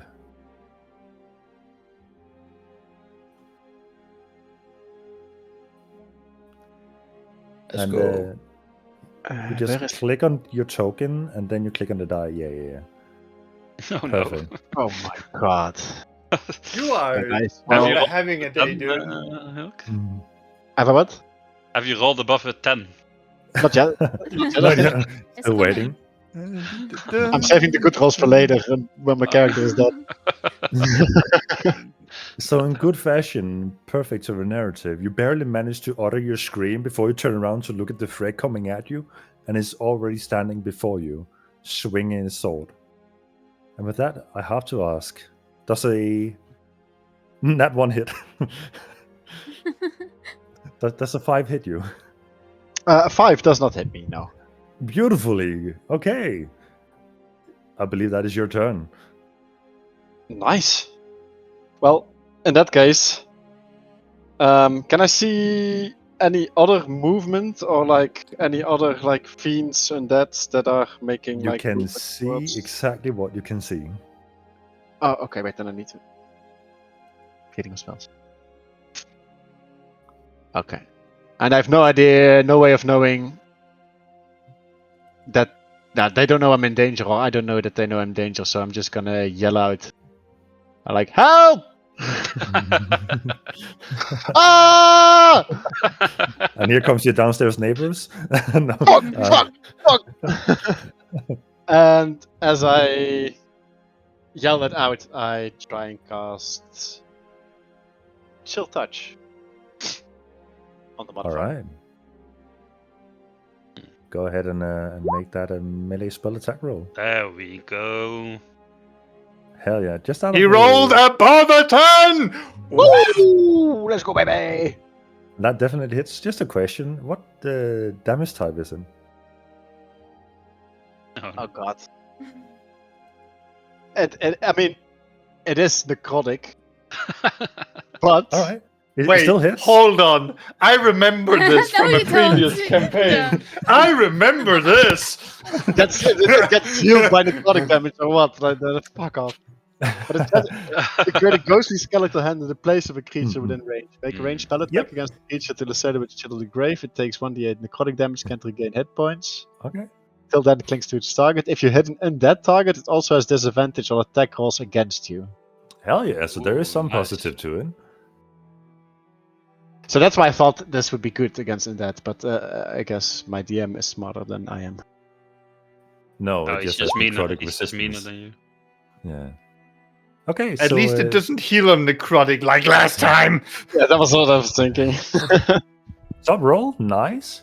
And that is half to 4, so it takes 4 points of damage. So actually, max roll, and he has But disadvantage disadvantage. on That's his good. attacks on me until my next. Mm. For that, I would like to ask the players to remember those kind of things because I have like a bunch of sheets and screens open at once. So all the effects that are currently ongoing is not as easy for me to keep track of as it is for you. So just like shout out, this one has a disadvantage or this one is banged or whatever. No harm done in that. Just Can't help you me add keep that track on of the things. on the token? I can add like a little marker, but I can't promise I remember that marker when I roll it. Ah, okay, that's fine. I can add like yeah, that's ominous. It has something. It has the COVID virus, apparently. So, for those of you who would like to approach You can either use your full action to dash into the combat area, or you can attack from outside the combat area. Granted, there's only one target right now, and you would be automatically within range with your ranged abilities if you have those. So who would like to dash in? I will reluctantly dash in. All right, Dorian, you can place your token down next to Arthur. I can't see Arthur either. Can you ping? Yeah, I'm pinging. Wait. And now, how do I... Like, how do I drag... Where's my token? Top right, and then you click on the book, and then you just drag it from the Drag your name. tab. Yeah. Yeah, I can drag you onto the battlefield. There you are. Zooming. Zooming, enhance. All right. Ah, here we go. Anyone else would like to rush in, or are you attacking from a distance? I will be at a distance, but I'm going to cast a spell. I would also be at a distance. All right. So too shall I remain at a distance. All right. There is currently one undead creature within your ranger's attack range, or if you are doing other things than that, please roll to get on the initiative order and see who gets to do what first. We should probably place down a token somewhere. Yeah, if you just place them down, I can drag them in. I can't find my spell slots on Somewhere. my sheet. Click on spells. Spell slot is something you have to keep track of Bio yourself. spells. Mm-mm. Oh, spells. I see that tab. Oh, All right. I can't. I don't see myself. I put myself somewhere, but I don't see the token. No, that's I put it there until you are in melee range. Oh, but Can I you- can't click it to The initiative. initiative. We can. You can't. Wait, Eva, what is your initiative? Oh, I can't see it. So 6.14? I think we have to Is this target me, the token to Okay. initiative. I'm just gonna put you in here so you can do the initiative thing, Yeah. and then you can. I already have. I just put myself in, let you hover, and then moused over. Where's your initiative .14? It's because I'm using dexterity tiebreakers. So initiative order, whoever has highest dexterity goes first. Oh, And like it's an that. option you can enable in your character sheet, I see. where it just How- does. I can introduce you after the combat encounter. How did you guys manage to get these rolls? Just out of curiosity. well, I have a We are -1 to all initiative. So. Wait, no one rolled higher than combatants. 6. No, we're here to support Arthur in his low rolling endeavors. Mm-mm. This you guy is using pi to roll, or what's this? So who has the highest dex of Gregor and Ophelia? Not me. Definitely. I have 16. I have Okay. -1. Ophelia, you go first then. All right. So I assume I'm still quite far away. Yeah. You just I just do this. Okay.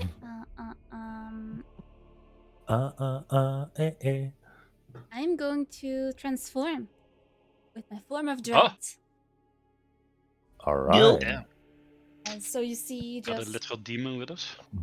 she kind of do a little battle cry, and her skin turns grayish, and she starts kind of floating just right above the ground, and her jaw kind of gets a little bit like unhinged, sharp teeth, and she looks kind of like a banshee.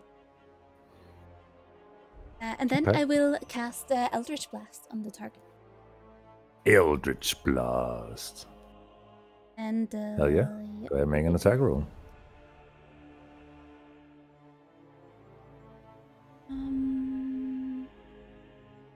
Also, sorry, I can. I'm just going to roll for temporary hit points. And then.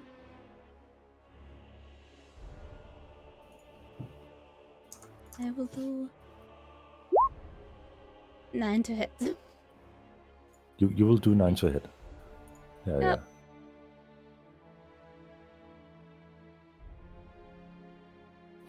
Well, 9 unfortunately doesn't hit. Fair enough. That's crazy. I know. Super crazy. That's the end of your turn? Yes.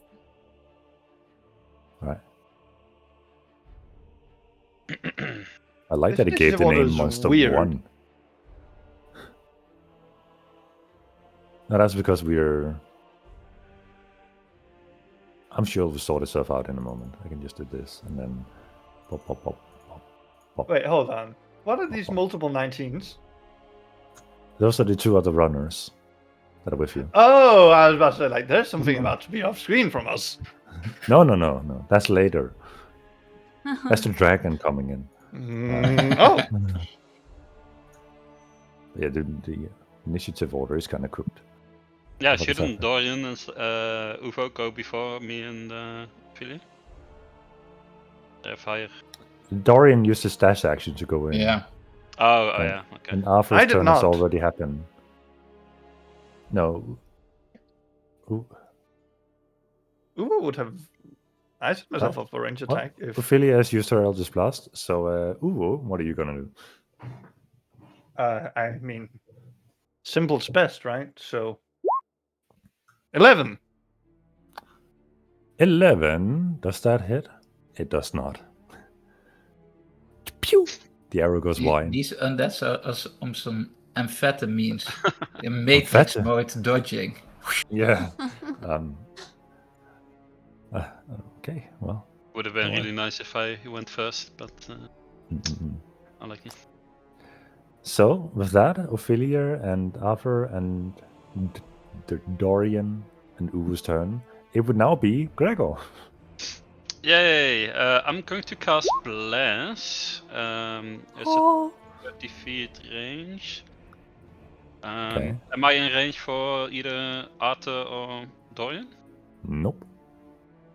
Not with like just normal movement, and because dash would be double movement, right? So that would normal be 60 movement. feet, and So you'll be 60 feet. so if I just normal Oh move yeah, and you're cast it, I should you're be in range. currently like 30 feet away exactly. Yeah. Perfect. So that would be in range then. Mm. Then I will bless both Arthur and Dorian, and also Uvo. All right. So you guys can roll 1 extra d4 when you make an attack or saving throw for the next minute. That's hot. Yep. Then, is that the end of your turn? I don't think I have any bonus actions now. Caster's Bane. The skeleton is up and is still set his sight on his target and is going to attempt to swing at you with a very dangerous short sword he pulled out from his butt. That's going to be 22 to hit. With disadvantage. All right, that's a 12 to hit. Good shout. I think he has only. I should have corrected the DM when he's making a mistake. But I think he Oh, it only was has. until your turn, no? End of your turn. He has only disadvantage on me. Yeah, and there was a you. He's attacking you. Oh, he's attacking me, not open. Oh, I thought he was Yeah. attacking you. Never mind. Sorry. Mm-mm. Oh, In I'm that not case, there. in that So case, it's you a have 12? disadvantage. Yes. Oh, yeah. So I assume a 12 doesn't hit? 12 is my AC. Oh, that does Okay, so that hits. Yeah, it does. That is 5 points of piercing damage. Okay. Ow. Ouch. I'm suddenly concerned for the rest of the encounter. I should have read your guys' AC before we started this. Yep.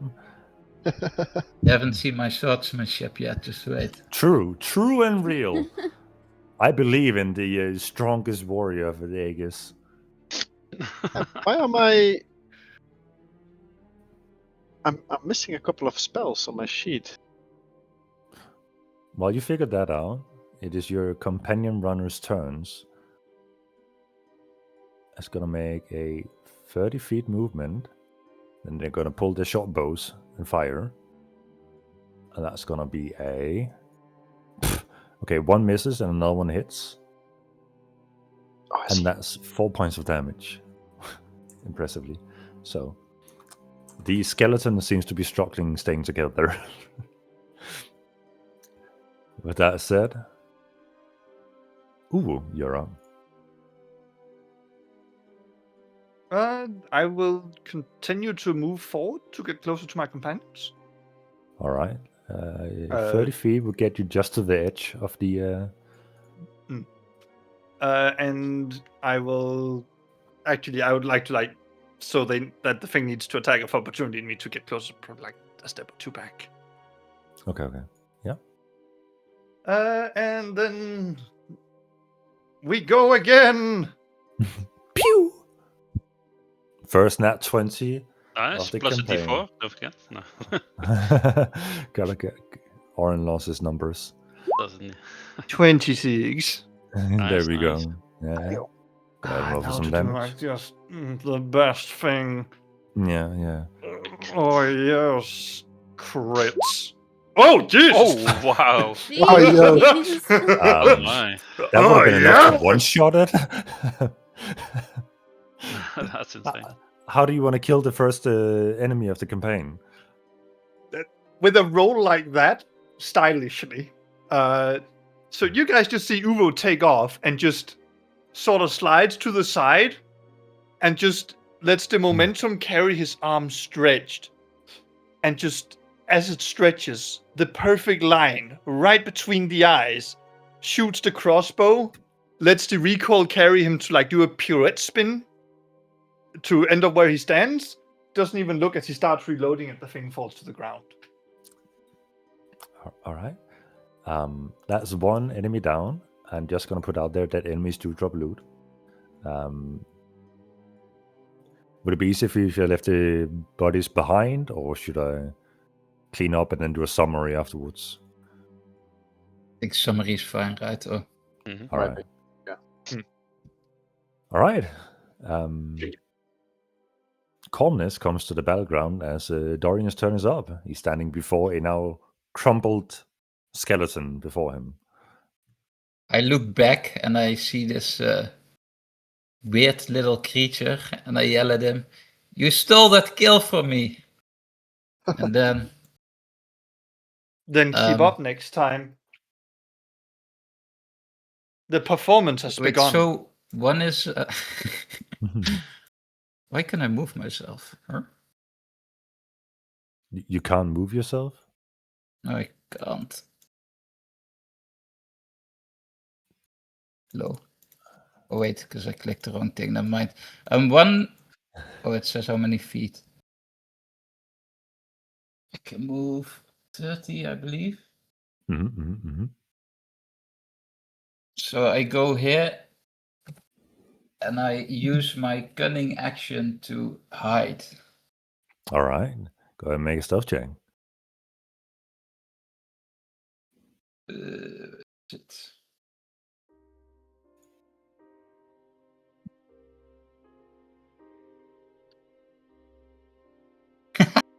Oh no.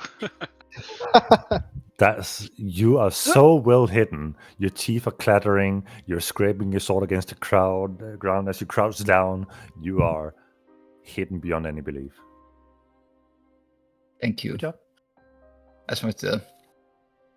That is your turn. All right. Arthur, the biggest threat of your life has just disappeared before you. You have overcome your first kill as a captain. What would you like to do? I'm absolutely shook, but I'm just not trying to let it notice, and I just look back and I give a little nod to the guy just still aiming his crossbow, or putting it away. And Reloading reloading his crossbow, I just give him a little nod. And as I see Dorian move forward, I didn't see because I was looking back, but I heard him move forward. I follow him a little bit more to the left. Say this, 25 feet is my movement. All right. And I'd like to, stay on standby, hold an attack. You're gonna stay on standby, hold an attack action? Yeah. All right, I respect that. With Dan, we have Ophelia, standing there in a form of dread with no targets within range. What would you like to do? I would use my 30 feet of movement to get as close to the group as I can. I'm gonna stand in middle of nowhere by myself. Now you can see Ophelia's form of dread. You can close in. You can be a little bit Enhance. concerned. Mhm. What the fuck? Not helping her You went murder from Bobby accusations. to call that's my for mom. sure. And Yeah, I would she's also like to guilty. hold an attack, just be on the lookout for more enemies to appear. All right. I imagine you're holding an Elder's Blast. Yes. All right. Oh, I'm should gonna have spell specified. sheet. Yeah. No, well, for normal weapon attacks, it is presume what you're holding. No. Whereas for spells, there is a component to it, right? You lose the spell if you're interrupted, even if it is a cantrip. I see. All right. TBD is apparently your name on turn order. I don't understand why it says that. Uh, Because I don't have that anywhere in my sheet. It's weird. is to be determined, I guess. TBD is to be determined. Yeah, but What is to be determined?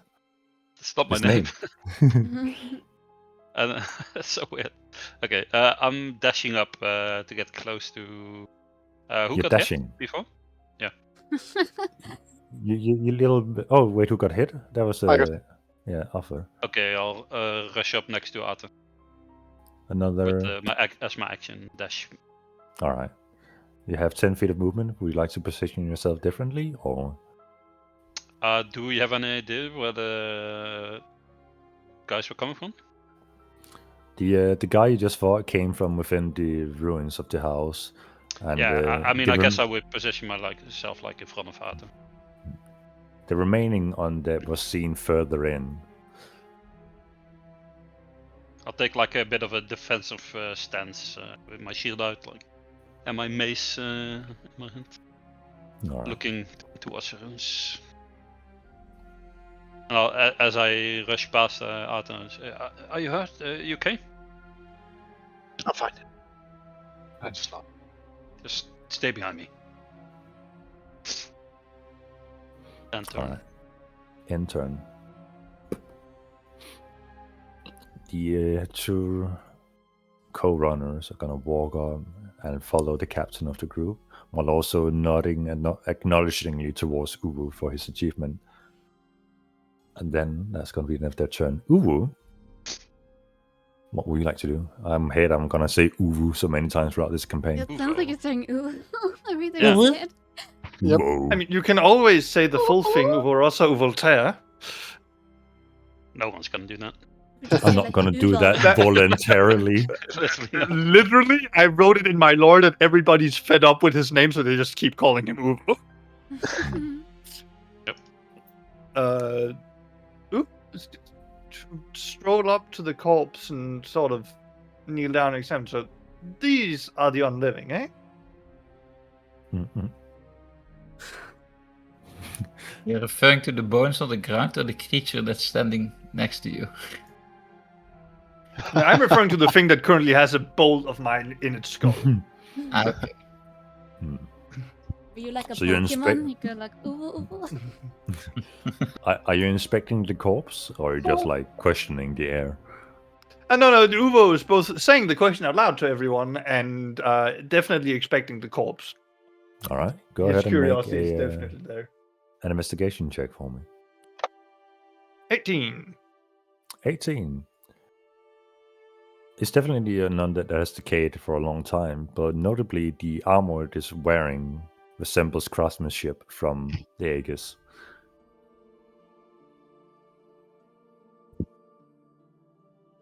Gregor, do people that die out here not die properly or something?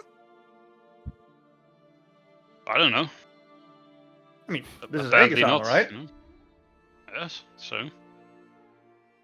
Huh. Could have stolen that from one of our runners, or maybe it is someone from Aegis that died a long time ago. I don't know these things. Well, We you should better probably ignore take us, this NASA. armor back. It's quite valuable. free runner folks, do you carry identification and something that identifies? So we can know if, it's an Aegis citizen or just some Yeah. stolen armor? If it smells like one, probably is one, is my best guess. So no to my question. It's really not anything we carry about in the field. We just grab what we can and run, hence the name. Fair enough. Well, anybody up for bringing this whole suit of armor with them? Yes, but later we have some more. Everyone else is just That's standing what I ready should with deal their with. actions. Dorian, you are in a peculiar situation of being not that well hidden while your fellow companions are getting in combat ready mode, except for a little dog in the distance who is trying to sniff out a bone. They say a very wise decision to gather behind me. I will stand here. And you will witness my greatness as I will take on the upcoming horde on my own. And I ready my attack as well. All right. Arthur, what is your command in this moment? Well, I still remember before the abomination decided to charge me that he was clawing at something. Hmm. So I raised my voice and I yell out, Runners Guild! Anyone alive in here? And I wait for a response. All right. Roughly 8 seconds go by. No reply. Can I make out the spot where he was clawing at? You recall it was somewhere around here from a broken down chimney. Well, I relay this information to both Gregor and the two guys behind me. All right. I'm sure I'll catch them. Oris and Turek or something. And I'm just instructing them that I'm gonna inspect and move up a little bit closer. All right, you have the caption. But I won't move my maximum distance. I'll just stay close. I'm just Alright. gonna follow him like shortly behind. Oh, I think this is actually maximum distance. So that's fine. Whoa. And then if I look in that direction, do I see anything in the chimney? Like anything out of the ordinary? Make a perception check for me.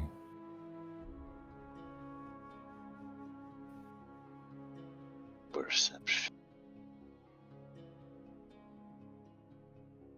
Hey! At a Above first the- glance, Rolls. from this distance, you don't really make out anything within the chimney. But there seems to have been movement around the chimney, but there's no visible object shoved in there. Okay. That's that Mastermind. knowledge? I just keep holding my. I just keep my eyes peeled. Understood. Alright, well, since Dorian was shouting that we should gather up behind him and witness his greatness, I will kind of just float over behind him and just go like... Oh god! Oh, fuck. Are we sure you're not one of them? and Dorian immediately continue to just hold my action, which is Ultra Flash. All right. Sure, make an intimidation check. Fuck it, let's see what happens. But that intimidating? How much does it take to intimidate Dorian? I was about to say, you smell the smell of feces. Red pants. How do I see? How do I see how much it takes, or was that a joke? That's up to you to design, and how you relay that.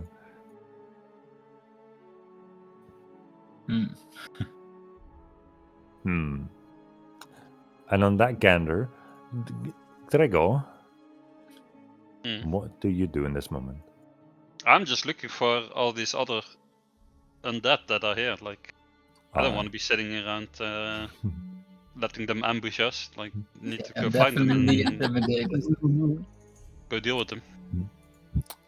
With the shouting of Arthur, shouting loudly in case there should be someone hiding in the chimney, I knew it. the sound of rattling bones rushing towards you from a distance.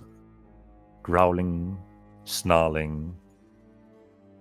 One walks on. Oh shit. A second one walks on. I'll Third while one this is was- happening, I'll, Oh, I'll God. shout like, "Quiet, you fools! We're surrounded. Prepare your They- arms and fight to the death." Oh hell nah. They're dashing at full speed. Notably, you see what resembles probably a newly deceased runner who is still wearing newly forged armor. Granted, not so much in a human state anymore. And a second one, and a third one follows behind, running rapidly.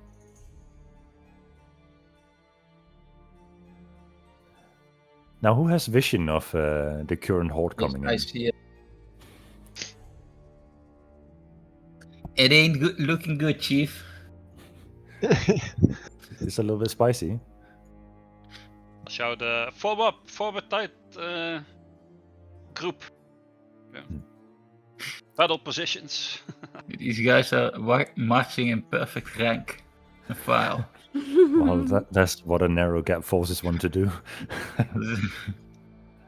Does anyone have lightning bolt? Yeah. No. Not yet. Not yet. Anyway, Yeah, you get that level 20 or something. let me just Warlock spells. Yeah. get all of these in So turn scuffed. order, Yep. and then we see how all this unfolds. They just used their movement, right? So that is their turn. Considering we were all on alert. Absolutely. Wow, those are some great initiative rolls. Damn! They are moving at 80 feet a turn and have shit for decks. Yeah, Ah, the you fool anomaly is kicking in hard. The warden is reacting to Gregor letting out a warning for this. Get in position, seeing Uvo standing by himself, and prior to this mission, they were instructed to safekeep him, so they have got in position. And that's the end of their turn, holding their action in case something gets close. With the action I was holding, can I use it now that I see You one? or absolutely can. Yeah. I'll use it on this one. That's probably the first one I see. Hell yeah. Go ahead and fire off an Eldritch Blast. 13. 13 hits. Hey. 6 points of... Six. And also, I think I will use my dread thing, which I can make it do a wisdom saving throw. And if he fails, he's frightened until. Alright. I mean, undeads are exceptionally known for being wise. Mhm. That's an 8. Yeah, that fails. So until the end of my next turn, then he is frightened of me. Alright. Does frightened mean he's running away from you as well? I believe it means he's locked in place. He can't approach the target he's afraid of. Okay, stop And he moving has to use the max his distance turn away to from get the away. target. Yeah, I thought that was the... Isn't that turned? Like, he uses his No, 80 that's feet right. of movement to get as far as away from Ophelia as he can. You're gonna Usain Bolt out of here. No, you just can't willingly move closer to the source of your fear. Mm. And you have Oh, it's disadvantage of- terrified or something that's That does the that. way, Yeah. right? And also, he gets Yeah. disadvantage on ability checks and attack rolls while he see me. Okay. All right. And they have used their action to move. Uvo, you're up. Let's get casting a spell. And Uwe will, in a harsh and guttural language, go, Gloriasneka sofort! As Bless I you. will cast Fairy Fire. Centered on this cube. So that is all of them. Yes, and they all get to make a wonderful dex save or become 10 feet dim light torches that have advantage on any attack rolls against them. Cool. And what was the roll? Dex, Dex save? versus my spell DC. So Okay. 13. That's 20. That's 7. So this one is affected. And that's 7. So that one is affected. Am I cheating if I'm looking at Safi's stream to see the fog of war? Ah, yes, that makes perfect sense, honestly. I mean, all of the fog of war around them is basically gone now that I've turned that entire place into a big old cube of light. Yeah, but that still doesn't mean I can look They're through the walls. behind the wall. For us. There's a big wall blocking you. Oh, I thought it was just like rubble. No, we can't see anything. You didn't see that yet. And that is affected as well. And then we have the recently re-risen runners. Runners. Recently Yes. re-risen. Yes. Hi, I am Mr. Re-risen. How may I help you? That's a nat 1. That's brilliant. Oh, that's a nat 20. Yeah. That's beautiful. And then for the last one, that's a 14. What's your DC? 13. All right. 13 for the fairy fire. Right. So about half of them has been affected by fairy fire. So they are basically glowing with a soft red light. Maybe copper even.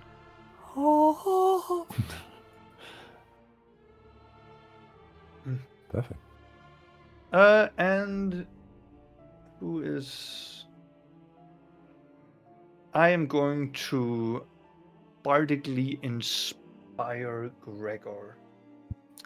Because I know him. And I assume that's a Gregor, bonus come action. forth and fight. Stand with your experience by the light. Nice.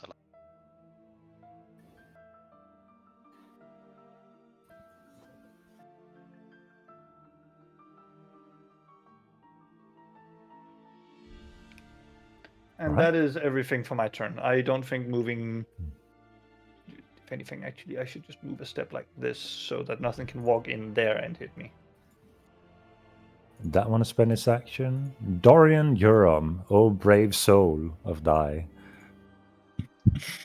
I said to the guys over here, guys, I really think we should form a unit there. There's a lot of them. And I prepare myself for the incoming Blitzkrieg. And hold my attack. All right. Let's use this turn. Gregor, you're up, sir. Alright.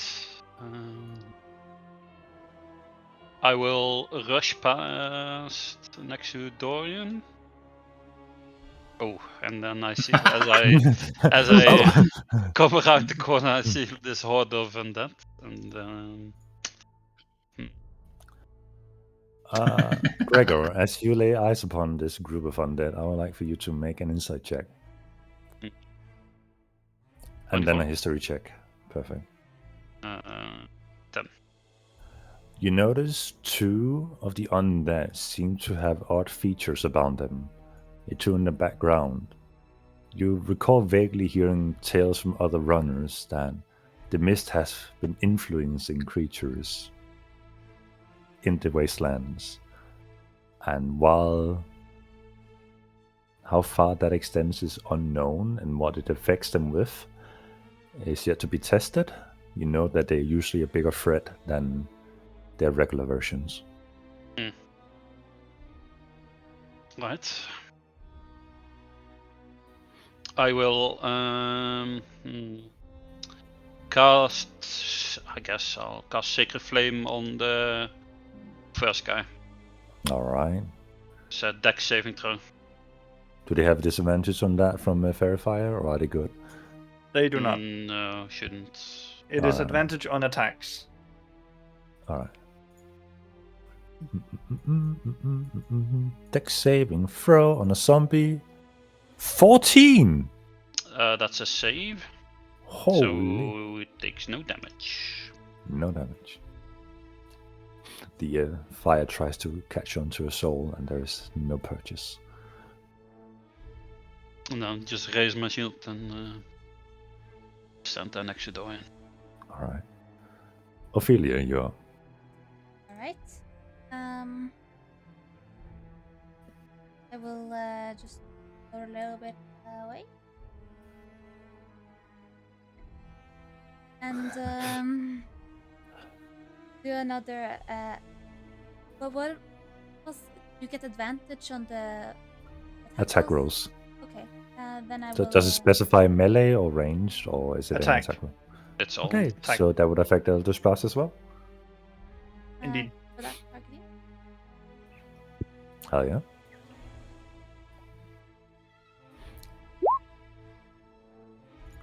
Advantage 19. Definitely right. hits. Go ahead and roll some damage. 4 points of Demacia. And that. Oh damn it! I should have done something.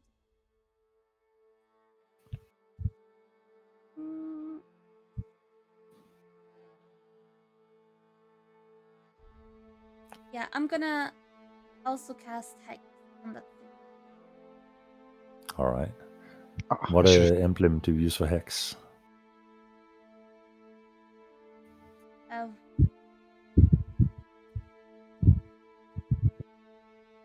Emblem? Yeah, so we know. I'm going to use the hard one. I think that's a hard in Baldur's Gate as well. Oh, right. Yeah. And you are concentrating.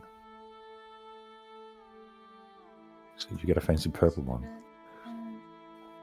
Yeah, I'll just do Constitution. Yeah.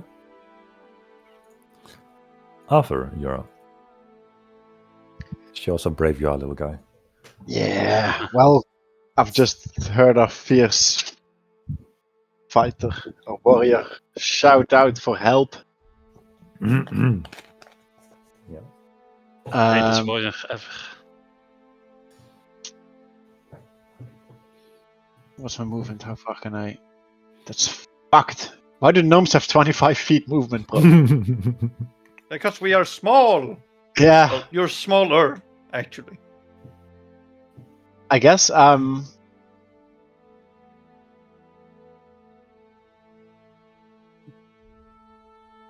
gonna move a little bit more towards this side, actually. All right. Oh wait. Looking at that boulder, is that like closed off or no? Because I could have The seen boulder that. is not, but the wall is a barrier. Yeah, okay, but I could like see past the boulder. Yeah, absolutely. You can see like through the crevice of the boulder there, or you can walk on top of it. Oh, that was what I was wondering about. Like, is it scalable? Like, mountable? Absolutely. Mm-hmm. If I'm standing like here, do I see anything else in the chimney? Make a perception check. I just can't leave it.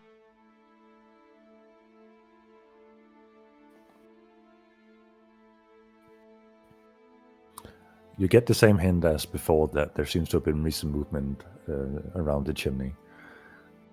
Okay, I ignore. All right. And I just keep holding my my Eldritch Blast in case something comes scaling the rock. Noted. That is chased. Top of the turn order. Our warden is going to pull out a short bow and fire away in hopes of actually hitting something. I know that's crazy, an absurd thing to think. Think-a-dink-a-dink. You're gonna roll a 1 and the end hit me in the head. Oh, dragon. True. That's about to happen, don't worry about it. He even has advantage. He actually does. One of his rolls was a nat 1, but even then, a zombie has 8 AC, so with a 13, he lands a shot. That's beautiful. 3 points of damage. Nice. Wow. Nice. Cock. No, don't. The other runner is gonna mimic that. That's much better. That's 23 to hit. And a solid 7 damage, leaving the zombie on his last leg. No pun intended. But their turn over is gonna be a zombie in the back who's gonna take movement for there and attack the first target it sees, as it has no brain to ascertain threats and effects that are ongoing. So, with a melee attack, he's gonna slam at Gregor, and does an 8 hit? No. Oh, it goes wide. Sits the shield. Over Europe. Which ones were they shooting?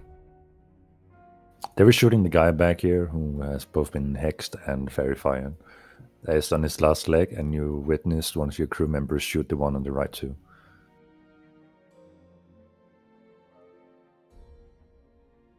I think it's smarter to free up the space. I'll attack the one that's hitting Gregor. Alright. Hit the thing that's closest.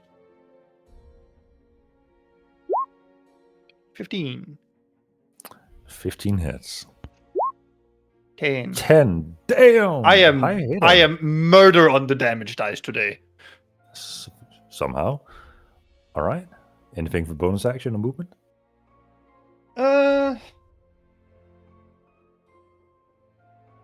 No, not really. My bonus actions are not smart to use right now. Understood. Zombie in the background.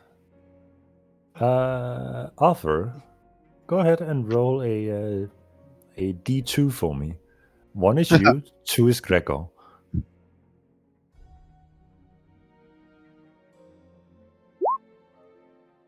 Me. The zombie, the mist-infused zombie in his track, running, catches wind of you. He can't even see me. It runs over the boulder. In Your that raid case- action goes off. Yeah, in that case, I lay into him with an Eldritch Blast. You have advantage. It is verified. You got sniffed out, bro. Wait, do I have advantage? Yep. Or is that a Very- question? Yeah, it's very Oh, it's, I see it. Mhm. I Fairy have Fire is real good. this, 19 down. and then Huge. I have that plus my charisma modifier because I have agonizing blast. All right. And my charisma modifier is 2. 8 points of damage. All right. I would like for you to roll a d20 for me, just to see his acrobatic skills as it rushes over this boulder in full speed. -2 on it. Okay, it managed to succeed. It doesn't quite collapse on himself.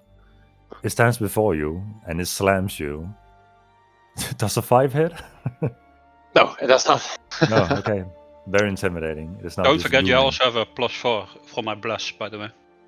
Oh, True. Still, attack. still up for like a few rounds. Yeah. Hell yeah. This gonna add- mist-infused zombie standing before you, like oozing mist out of every pore and open wound in his body, just ready to have a snack on you. oh shit, that smells. Ugh. Dorian, brave man, hero of the Aegis, bravest soldier, greatest fighter of them all. What would you like to do? I think it's time It is time to pull to out the step cog. up. Oh. And I slice at this guy. All right, go ahead and make an attack roll with your rapier. Is advantage, right? On that one, yep. And is it also for my blessing Gregor gave me? You get a +4 d4. Mm-hmm. It's So if you separate. miss, you are a god. Okay. Yeah, so it's a hit, right? You want me to roll the d4? I mean, his AC is 8. So, yep, you hit. Go ahead and roll some damage. Bomba! Ooh. Oh! Big hit. Yes. Taking down the zombie, I have to roll for his passive, which is fun. It's You guys have Passive? passives? A DC of 15. It fails. It crumbles to the ground after you pierce it with your rapier. And expires. Ha! Did you see that? I told you. And as you say then, And It is I an- think I can use. still have 20 feet of movement, I think. Yeah, I think I move. Yeah. Alright. A recently risen fallen ward rushes towards. Gregor, please roll D2. 1 or 2. 1 is you. It rushes towards you and swings at you with a longsword. Mhm. That's an 8. That misses. Okay, interesting. Interesting how that works. Mm. Right, Gregor, you're on. Holy fireball! That's the big wrong, square. wrong tool. Wrong tool. I cast measuring. mace. No, that's what I do. I cast mace. Oh, I Oh, attack it with my mace. oh, I see. Nice. With advantage. That's a 21. 21 hits. That's 6 points of bludgeoning damage. All right. Good chunk of damage. Seems to still be holding strong. Anything else for bonus movement? I guess I will position myself a little bit more like in the line of where these guys are going. All right. Just to like intercept them. Nightmare Fuel, you're up. Okay. They should have been before me, but it's fine. All right. I'm gonna make. I blame the turn order. Gonna attack the one I've hexed with Eldritch All Blast. right. Go for it.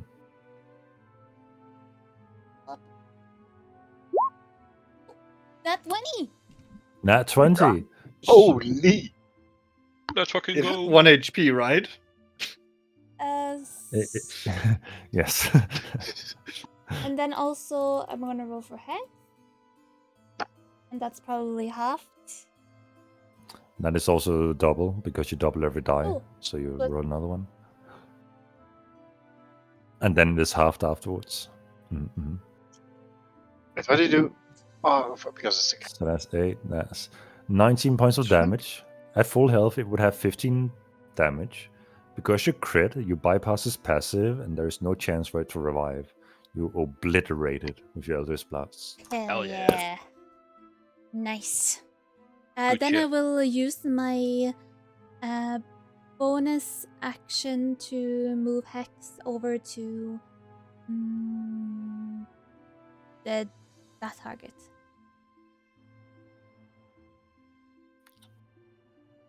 Alright.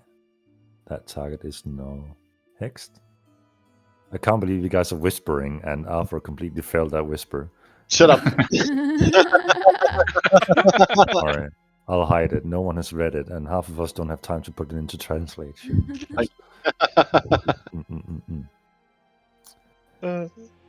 Alright. Alpha, you're up. You're in a 1 versus 1 scenario to prove your worth as a captain. Captain. Oh, hell yeah. I don't need help. All How right. does this guy look right in front of me? Ghastly. Yeah, he's healthy. He has not Oh. taken damage. Well, excuse me? I've blasted his ass on the rock. But He's I still think looking he- healthy.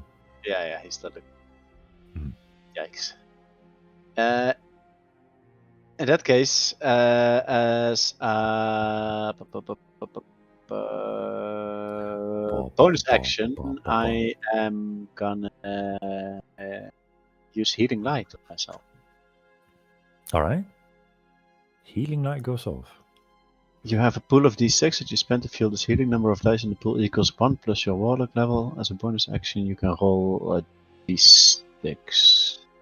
Wait. Maximum number of dice you can spend at once equals your charisma modifier. Roll the dice you spend, add them together. Wait, I just roll 1d6 or? You can roll as many 1d6s as you have a charisma modifier. Ah, okay, I'm just gonna roll one though. Mhm. So I save one then. Alright. You heal for 6 points and bring yourself back to max. Not bad. That was my bonus action. Weird flex, but okay. And for my action, I gonna use Sacred Flame. Alright. And that's That is- against a spell DC of 12, I think. With a Solid roll of 8, it fails. Oh. Go ahead In and roll that some case- damage. It does. Well, it's probably vulnerable against Radiant, but I don't know that. But The effect of the radiant fire seems to take more hold than it should. Mm. Anything else for your turn? no, I'm tapped. Alright. A skeleton boy is gonna rush past his party members towards Gregor as the closest target. And Swingy.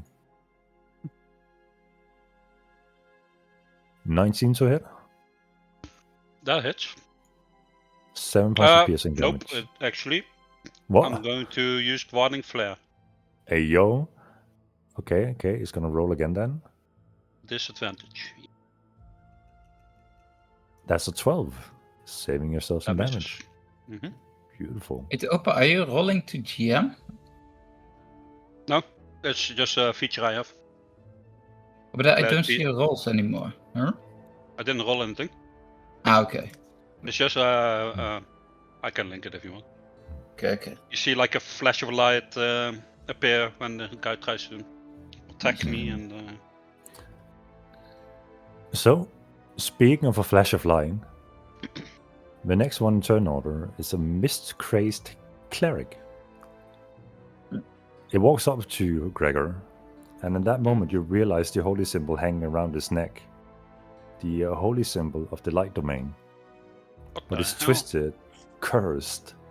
It reaches out, and as if it gained conscious for a brief moment, it channels the domain that it is now in possession of. And that is a domain spell that you are very familiar with, though twisted. As anybody within 30 feet, I believe, has to roll a dex saving throw. Oh, it's a constitution. I believe it's constitution. Let's see, where is it? No, you It is- turn on that, but turn living. No. It's channel domain of light. I don't know. Sure you do. You get that level too.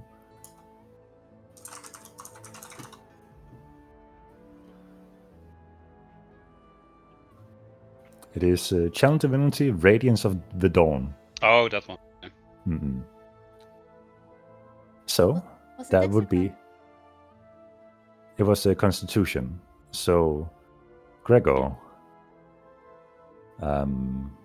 Ophelia, and What's Dorian. DC? The DC is 13.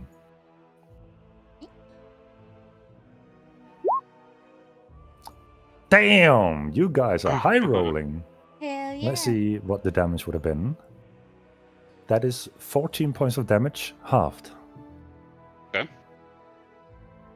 Of Ouch. unexpected damage. Unexpected.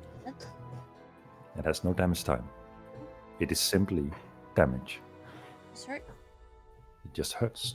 As if your life is being sucked out of you, but not in a necrotic way, as if erased. In an erotic way. Sorry. Oh my god. I'm out. God. I'm Erotic out. sucking of my life. Yeah. Okay. My bad. Just Yes, sir. undead striking like stripper poses to channel its twisted light domain. Ah! Oh my god, that was a great character idea. No, stop it. But Somebody's gonna honestly, love though, I'm gonna make the perverse Slam. cleric next. 15 to hit Dorian. What is your DC? That's a hit. That's a hit. That's 4 points of bludgeoning damage. Oof. Oof. Wait, This one um, was dead, right? Sorry. No, that's No, the Risen Ward. actually, I can use my defensive duelist feat, which adds my agility, so 3 extra to my armor, which makes it 16 as a reaction. Awesome. How many times can you do that a day? Is it just like whenever or? As wait, can I link it? it's his reaction. So instead of like attack of opportunity, he can reaction to add some AC. Yeah, I know what a reaction is. Thank you. No, I was just curious if it's like 2 times per long rest, short No. rest, or it's just. No, it's Once just per reaction. turn, right? That's awesome. Okay, yeah, you block the attack and do not take the 4 damage. What can I say? I'm the greatest swordsman of Vegas. Clearly, you've been trained well. Man.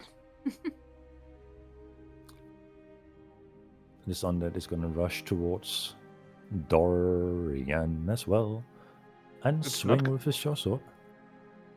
I Even need. though there's space here and here. Oh, don't worry, there are more enemies. Don't worry, I thought you said they weren't smart. they're just running. Would it make you happy if I stood there? Yes. Okay. Hit the gonna high swing AC Gregor. person. Bro wants Uh, to AoE. 11 to hit. Does that On hit me? you, Gregor? No. Yep. No. Okay. Now the re-risen runner is gonna run towards Dorian, and Dorian, you can blame Uwu if this hurts more than you should have. Blame Okay, Ubu. he's gonna run there. Oh, Uwu. Give me a low roll, daddy. Actually, this is gonna position yourself there because these have intelligence as they're recently risen. It's gonna flank an advantage. What Hell the no. hell?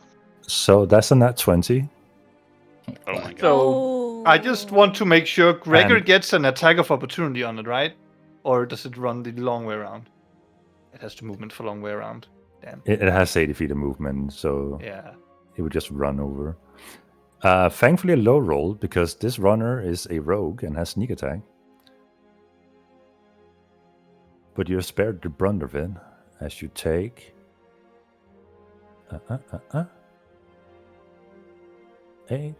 11 points of damage. Jesus Christ. Alright. Jeez. Saying this is the rogue from the last campaign, that is cheap from a critical strike from a rogue. I mean, at level 2? Yeah,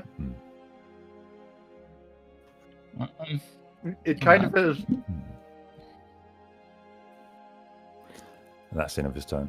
Now Skelly Boy that spent his turn already. Yeah. Did I add the runners twice? No, I didn't. Okay, good. Okay, now it's the wolves that are seeing Dorian in trouble. They're gonna run over. One is flanking, and the other is helping. Those are smack, both smack. flanks, I think. Stop thinking. I don't allow it. If you're gonna throw 8 zombies at us, session 1, I'm going to start thinking. Okay. You keep thinking some more then. They both hit, and they both deal. Whew. That's a big hit. You see these guys carving into it, and is on his last leg already after having taken 11 and 7 points of damage from these 2 runners.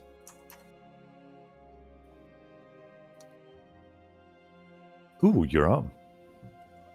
Ooh. Do this on purpose, Aaron? Yes, he did.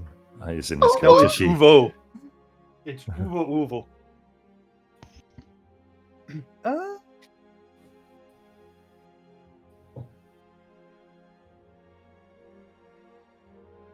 Uvo staying back and seeing what's going on can see like the big fucking melee going on, and honestly, thinks Arthur needs to get involved. So, to the fiend up here, he will move a little closer. And with a whisper. Yep, wrong tool. Don't strike me. With a whisper on the wind, only heard by this creature. A piece of mist should remain as nothing, as I cast a dissonant whisper. What am I rolling? Wisdom Wisdom save. oh yeah. That's gonna be so good. That's a 9. Wait, there's So? so much damage on first level. What the? 11 points of damage. And it must immediately use its reaction to run as far away from me as possible. Okay, then. Oh, So that's And it- 80 feet off the screen. Wait, who did you target? The guy next to me. Can I use my? Opportunity. Can I use I- my? I don't Absolutely. see Yes, it. you can.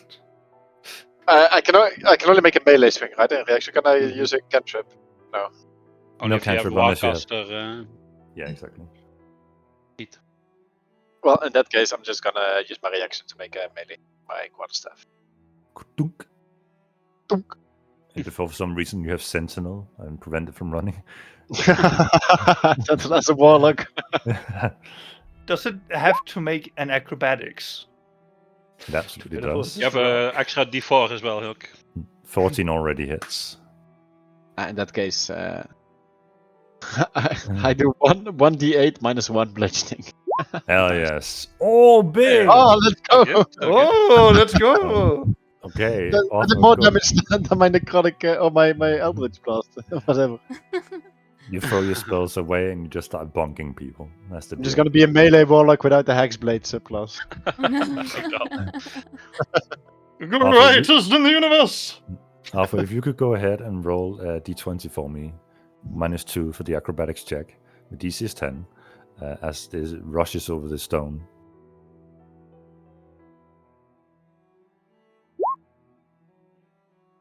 It just barely succeeds, and it keeps dashing over the boulder and into the mist in the distance. All right, anything else, Uvo? Just gonna move back here. All right. Feet of movement. We have a zombie. Wait, that's the dead. That's not supposed to be internal. Who put that there? Dorian, you're up. Do I have advantage against this guy now or not? You Are absolutely you do. sure you Go didn't for it. just remove the thing from the turn order that just ran away? Sorry, do I have advantage or not? Oh, I Because- absolutely did. Yeah, That's, you do. that's fucking hilarious. Anyway. Okay, so I turn. I just slice him up. Zatoya. 17 hits. And then one of these. Damn. Damn, how does it look when Dorian gets his first kill on the battlefield? Second. Well, second. second. Yeah, who's keeping count? Dorian. Dorian is. Right. Well, he obviously hurt me really much, so with my left hand, I grasp at where he cut me, and in a very subtle, almost artsy way, I pierce him straight to his right eyeball. Ew. As it falls limp on the ground. Asshole. No comments. Anyway, Dorian, anything else for your turn after having Yeah. bested your foe? I'm gonna drink a small healing potion I have. All right. Go ahead and roll a 1d4 plus 2. 4 plus 2. Plus 5 Five. healing. So that's, yeah. Let's see. Oh, 2d4 plus 2, yeah. That's a bonus action, right? Yeah, it absolutely is, yeah. Okay, yeah. Then, if I move here, do I get an attack of opportunity from this guy? Nope. Okay, that's It's only if you go beyond the melee. Wait, is that correct? Well, I move here. All right.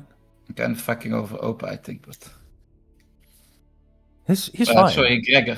Gregor, I mean. My bad. Gregor's fine. You can curse to him in Dutch in whispers if Huh? you want to. Why? Huh? What have I done?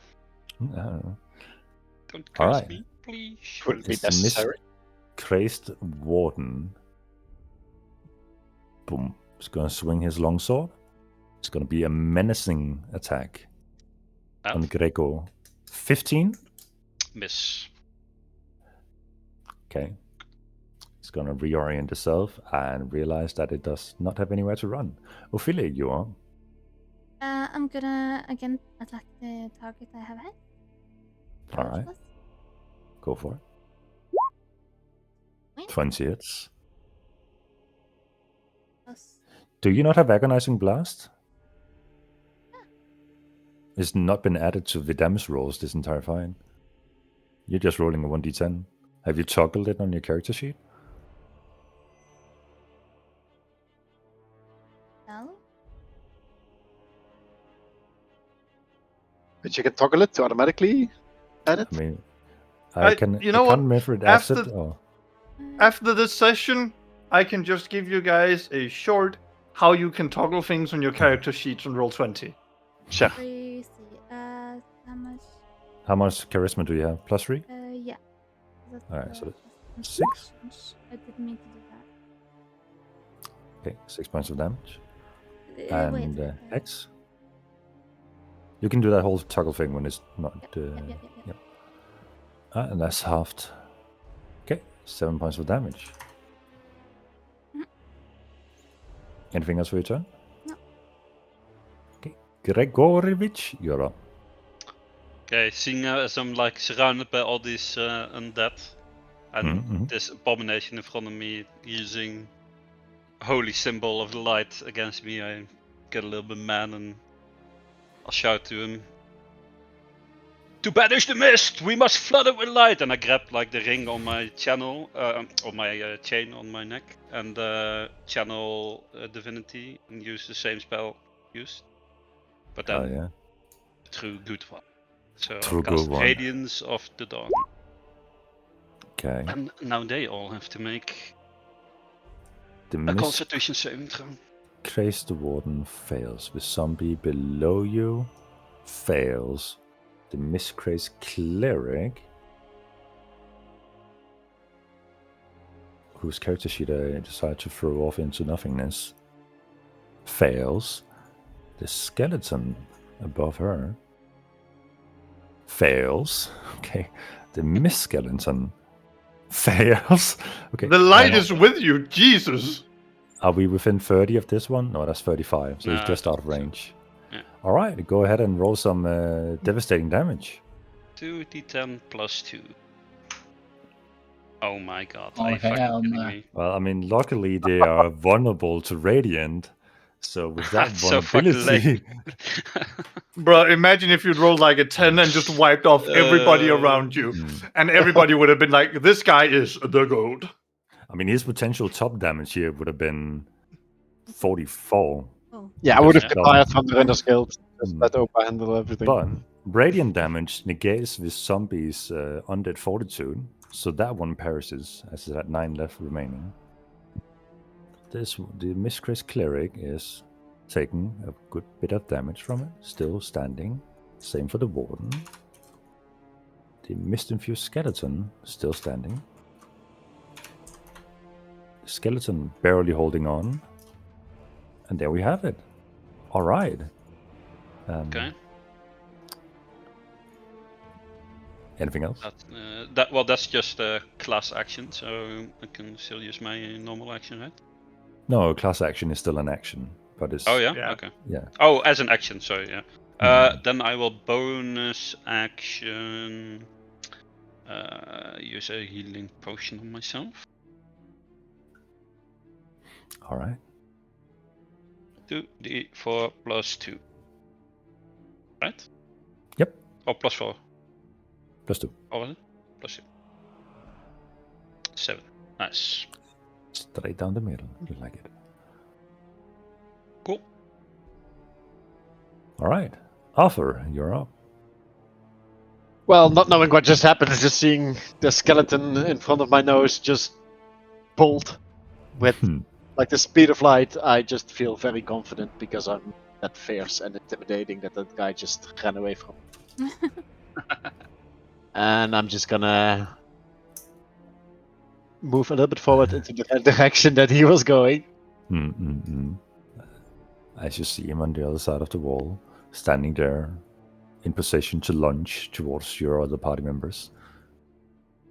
Oh, Just standing Is that- there, I mean, That's menacingly. it. that's him. Okay. Mhm. Wait, is that 80 feet?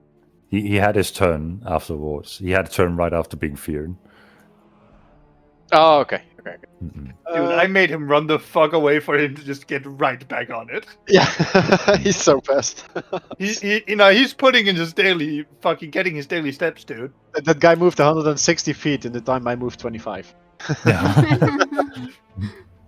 Oh my god. And I just, still in my confidence, I just blast another Eldritch Blast at his face. Pew!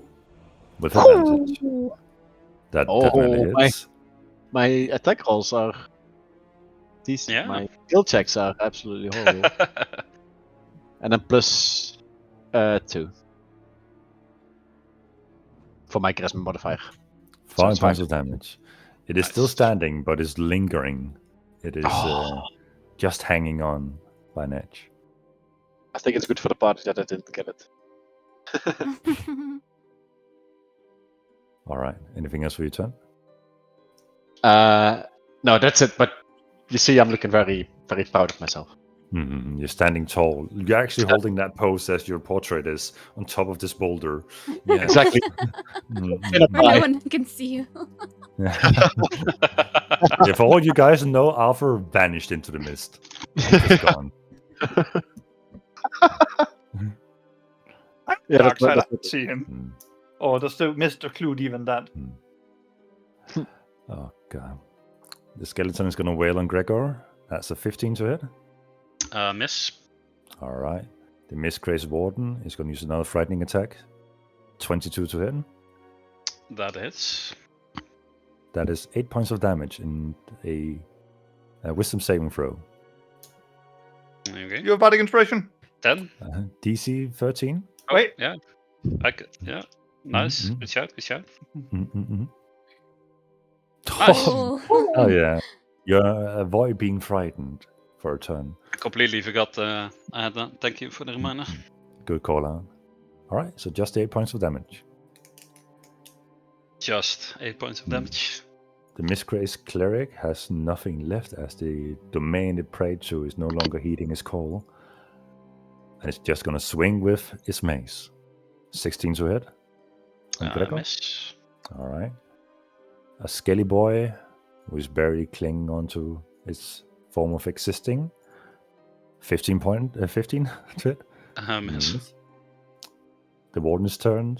There's going to walk up. And stab. One hits and another misses. That is 8 points of damage to the cleric. It is barely holding on to life.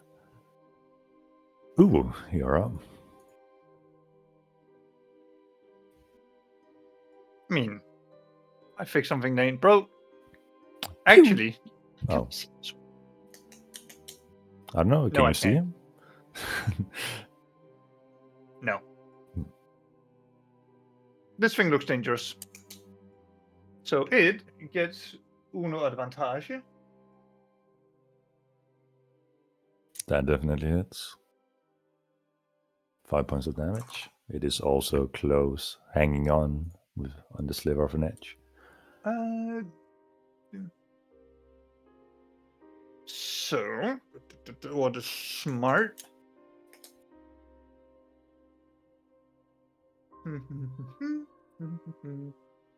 I am going to move because I am a maniac. Okay.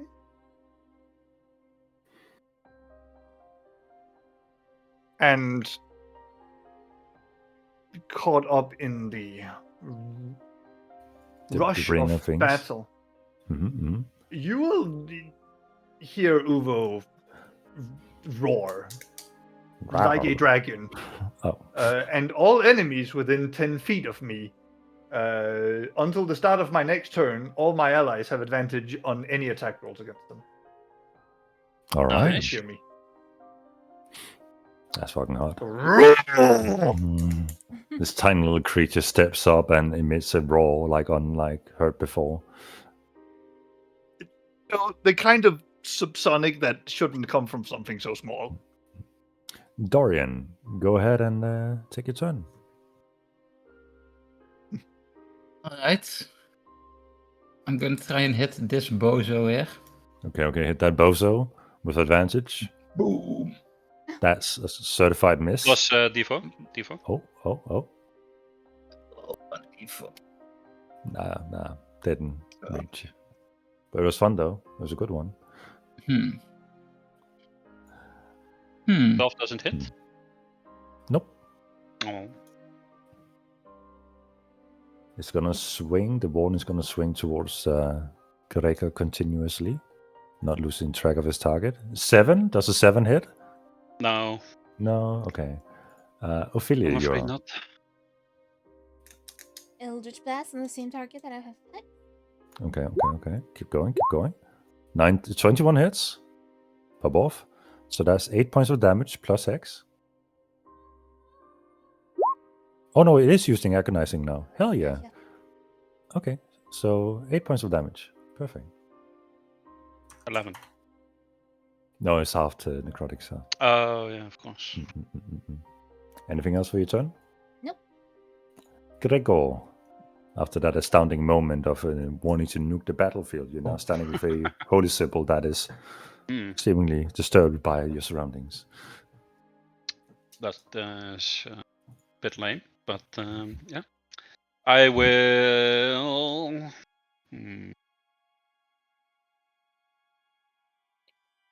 I'm just gonna whack at the guy that does the terrifying slash. Which one is that? That one. It's This the one? Risen Warden, the one on the left to it. Oh, okay. Yeah, well, we don't see names, so no idea. Yeah, I'll just attack that guy. Little mace action. A little crit. Nat 20. Oh, big mace action. Like bonker. Ooh. Oh. Good rolls as well. Holy. Almost max. Oh. That's a big boy. 13. Yeah, it has 1 health remaining.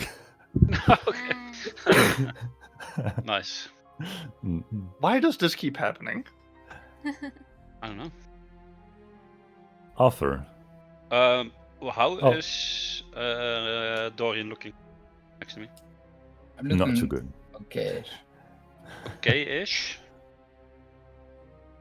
On like a scale of 1 to like your max HP.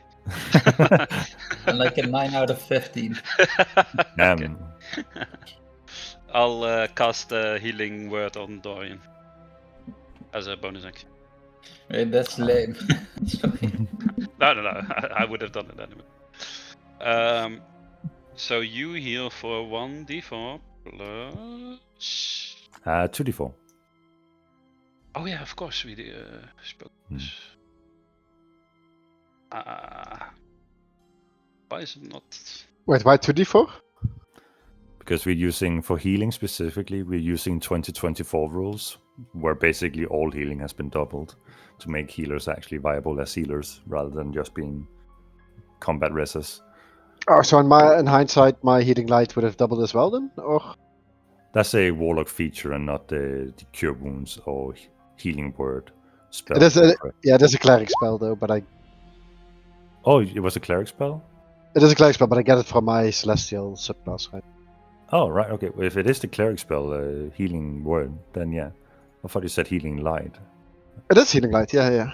But when I look it up, it says it's cleric. So you heal me for 7. Yeah.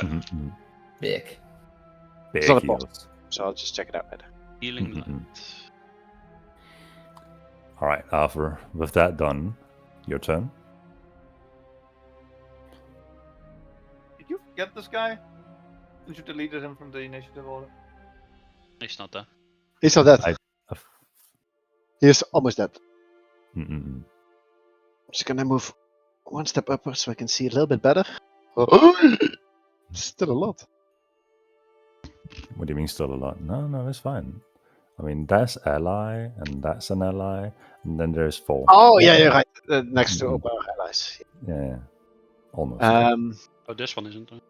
Well, I feel hella confident still because that guy is looking absolutely terrible. And I think it's all because of me. Fuck him up. So I'm just gonna finish what I came here to do. With the 4? Or Yeah. is it... You know what? Zombies have 8 AC. So you hit. Okay, well, in that case... Mhm, It's just that one dude that was recently turned that has more. mhm. Oh my Oh god. my Then I'm- god. Bruh. Well, and then a +2 for Plus my charisma. Oh, right, modifier. you're plus. It has exactly 3 health remaining. Oh, Yes, nice. yes, I did get it. Here's the Let's kicker, go. though. Undead Fortitude. Zombie. Yeah. Oh, Oh, shit. The DC is 5 plus the damage taken, so the DC is 8. Oh wow. Nah, it'll miss. So let's just have a casual public D20 roll. As you strike the zombie down, the mist from it disperses in an explosion around it before gathering into his body again, and it rises up. what a... Oh, motherfucker. You will have your moment of glory soon. Hashtag. Soon. I Arthur's just looking at it going down, going back. I'm like, God damn! God damn it, I didn't know I was this powerful, you know? I know I could take life, but give life? What? Damn. I rest my case. Skitty Rest boy. Undead, the most heretical spell. That is a 23 to hit on Gregor from this skelly boy above you. Excuse you. Mm-hmm. Yeah, I mean that. Of course that is. How many times can you Warding Flare? Oh yeah, I can use that. 2 more times. I'll 2 more probably use that. Yeah. Okay. Not to backseat my players. So that's a Oh 10 no, thank instead. you. Yeah, I have so many things I need to learn all of them. understandably so. I feel your empathy. Mm-mm-mm. The Miscreant Cleric is gonna bonk you with a mace. That's a nat 20. Okay. That's 9 points of bludgeoning damage. Oof. Ouch. Okay. The normal Skelly Boy. Damn, if only your party members had done some damage. Oh my god, that's a 22 to hit. Are you kidding me? Okay. I mean, that. Where are you pulling these up from, dude? 4 points of piercing damage. Okay, I'm down. Gregovich is down. Mm-hmm. Alright. Wait, you're down? Yeah. It is now your Oh, these guys have companion been wailing runners. all They're attacking nobody else except That's me. advantage take 23 on that one. That kills it. Has a 1 health left. Oh, you guys are not blessed anymore, by the way, now that my thing is gone. Hashtag I'm no down. longer blessed. And it missed on the cleric. So, ooh, you're on. To give a healing potion to someone else is an action or bonus action? Bonus action. Yeah, Uvo's going to, kneel down because Gregor's not that far away from him and pour a healing potion into his mouth as quickly as he can. No, Alright. don't die on me, Gregor. Go ahead. 2d4 plus 2. Bring me back. Nice. 7 points of damage. Gregor, for a moment, loses consciousness and catches a healing potion in the mouth as he falls. Catches himself with one arm before dropping entirely. Yes. Cinema. Absolute cinema. Some Popeye shit. Mm-hmm. And as my action, I'm going to cast Vicious Mockery on this thing. All You right. will pay for this, you outdated kind of human. This got simple Oh that. shit. Like, Did we do the private call?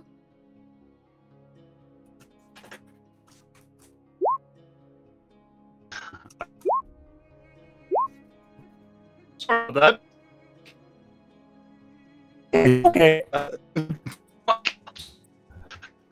didn't fix anything.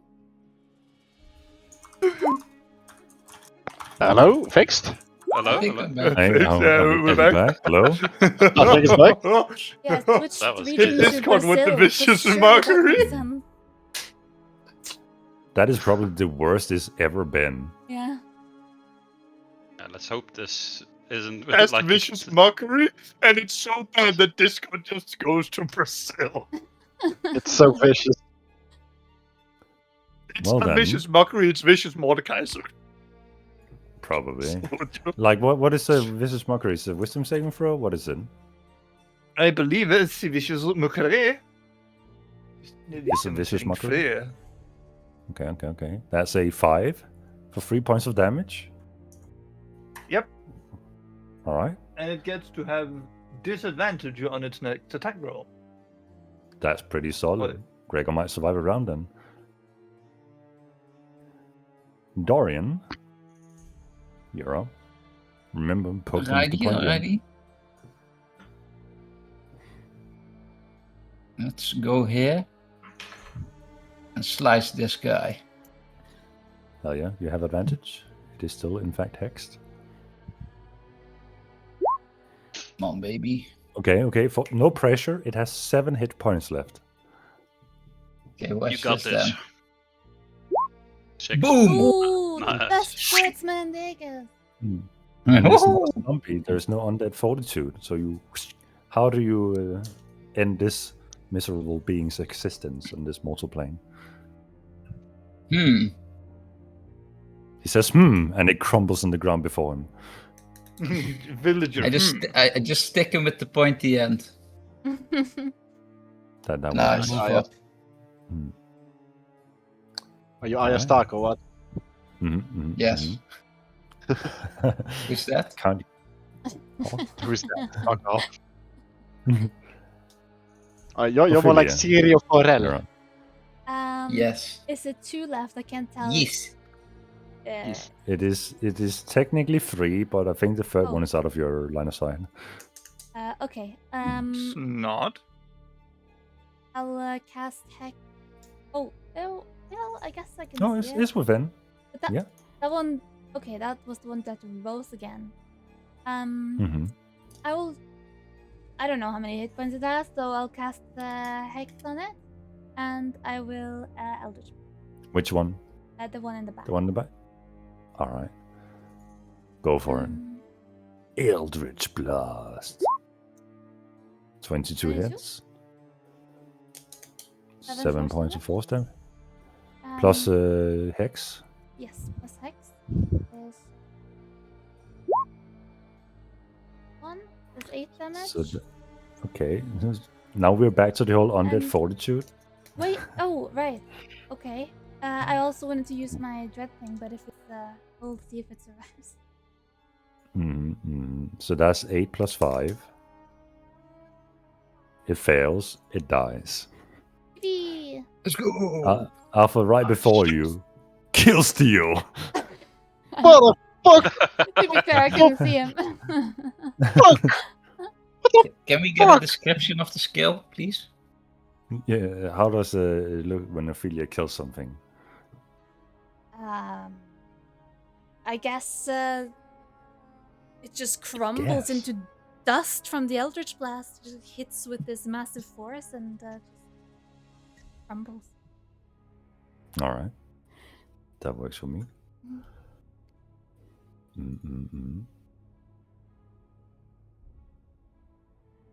Gregovic? Mm-hmm. How are these 2 enemies Close to unexisting. Okay. Both of them. I will pull out the mace and smack the guy in front of me. This one. Smack the miscrazed There's cleric. no advantage, right? No advantage. Okay. Normal attack. 16. The DC was 16. Yeah, 16 armor class. Nice. That is. 8. Damn. How do you kill this blasphemer? The besmircher of your precious domain. I think he after getting up from being downed, he like leans on his knee a little bit and then he rights himself and with like a big overhand smash with the mace he like hits the what is it, like zombie or skeleton, like basically on the back of the head, and it like flips forwards, face plants into the ground with like half of its skull like dented in with the mace. Nice. And with that killing blow, the Misgrace cleric goes down. Arthur, you just been kill stolen. What do you do? Again. Or not again, but.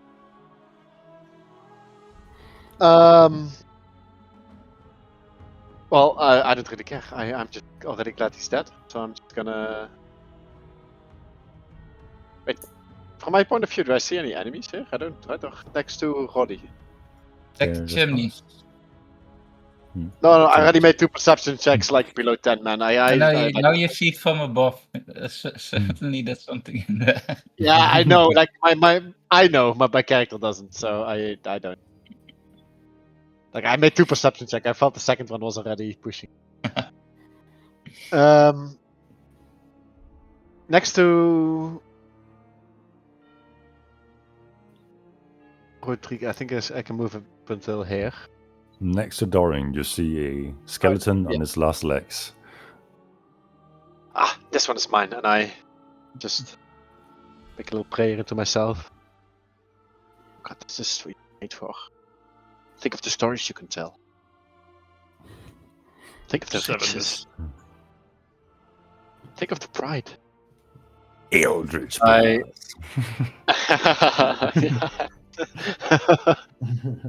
I'm just an Eldritch Blast turret. Yep. Especially and first you one. fire wide. I giga hit Dorian between the eyes. I didn't have Bless anymore, right? Because of. Yeah, he went down and lost consciousness. Yeah. No Bardic Inspiration either? Did I use You used that on the stealth check. That didn't Right. use stealth that well.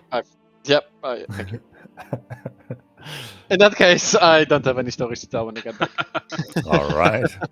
Skeleton Boy is gonna wail at Dorian. The stories of your leadership will be echoed to the annals of history. Beautifully said. Kappa. Mm-mm. Kappa in the chat, please. That's a I'll make sure nat your one on family name Dorian. is Does a 5 hit you, Dorian? No. Okay. Does a 5 hit anyone ever? No. Maybe a wall. I'm not this NPC skill stealing. Come on. They're both gonna swing. Are you ready? That's a 21 and a nat 1. And the 21 lands and kills because it had 3 health remaining. So the damage modifier alone was enough. The Just gotta combat check. settles. No, go ahead. The quiet settles on the battlefield after a somewhat discoordinated stealth engage. Poorly managed and planned combat scenario just unfolded, all orchestrated by your beautiful captain of your expedition, Arthur, who managed to prove his worth to 2 supervisors overlooking his his leader skills. So for the sake of time, you guys want to do like another 15-20 minutes to go through the battlefield and the emotions and feelings of what happened? Or do we call it there and pick it up next time to take our full time with it? I vote we call it here. Yeah, me too, actually. I haven't already eaten yet. half past. All right. Sure, I'm fine either way, so it's cool. So let's call the session there. Our first session together as a group. And before we all jump off, any feedback, any positive, negatives, things that should have been different? Have you enjoyed your stay? Well, I love the way you tied everything together. Like, I have never played much D&D, right? I have never gone further than like 3 or 4 sessions. But I find it so hard whenever you like get introduced into a new world or a setting or a campaign, and it's just like, oh yeah, you guys know each other. Or now you're gonna do something together. And okay, what the fuck is our reason for even being together? And well, you gave us that reason, right? And that already makes it so much easier. Yeah. So I like that Significantly the way so. it's tied together, and everybody is like forced into a narrative that logically makes sense for us to like band together. Great, because this was a bit of a experiment to see if that kind of narrative telling worked out. Because the last time, they basically just landed at a pier and combat started immediately, and then afterwards it was sad that's happening. It still worked, but I want to try a different approach. And if It was a you really feel cool like start, I think. I like It this a worked. lot. Yeah. One thing that most people might not actually think about this approach that I found was like worked better than I expected was not during this intro stuff in a private session, but actually like sitting us each down and role playing it out while we were all nearby.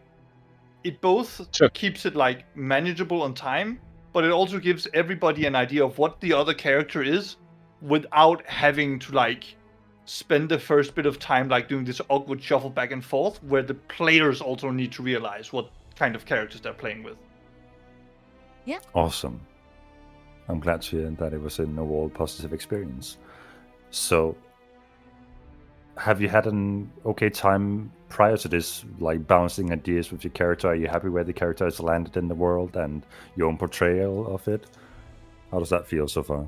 I know feel we've like just had we just started and I had an NPC character that was my boyfriend and you just killed him off right away. Oh my god. Right. That was That's We fucked just up. right, but I glossed over the wasn't fact sure. that the guy dead was your boyfriend. Yeah, that was my boyfriend. What the fuck? I had no idea. Well, you're single now. Tips is Fedora. Dorian tips. Session 1 cocked by DM. The That was quite a fun twist, actually. I enjoyed it. It'll be Good. interesting. I wasn't sure how much of that was actually planned. Like, oh, these like some part of these characters like backstory will be played out of for us in case it's like, oh, they planned that, like for example, Dorian would have had a bit of a family thing happen, or you were just like, they don't know. I had no idea that this would happen. I thought I would have None this, of this NPC was boyfriend really... around, but no. So Fair. for Dorian, the very first part was Dorian's idea with the whole arena thing, but I spun it a little bit in a different direction and decided to RP it out instead because it made sense for how things turned out. So that was fun. But I've been now, well, I don't think we're going OOC or whatever. But I'm no, never mind. I'm not gonna say. No one knows about this tournament. That's all I'm saying. I actually won it. He is in fact the greatest fighter. First good disciple. This time he mended. Let me just with my 0 inside. Bam, 6. Still Damn. believes you.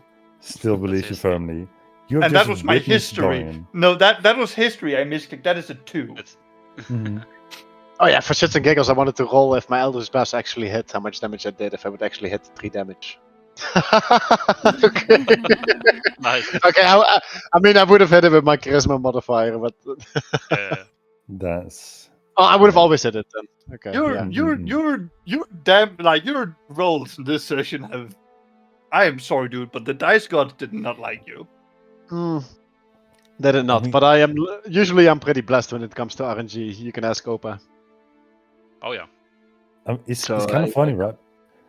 If I had to do the storytelling of some of your characters without these roles being the way they are, the storytelling would probably still have gone that way. Because Arthur, this like insecure young boy who is on a mission to prove his worth, fails every single thing he does while his supervisor is overlooking him.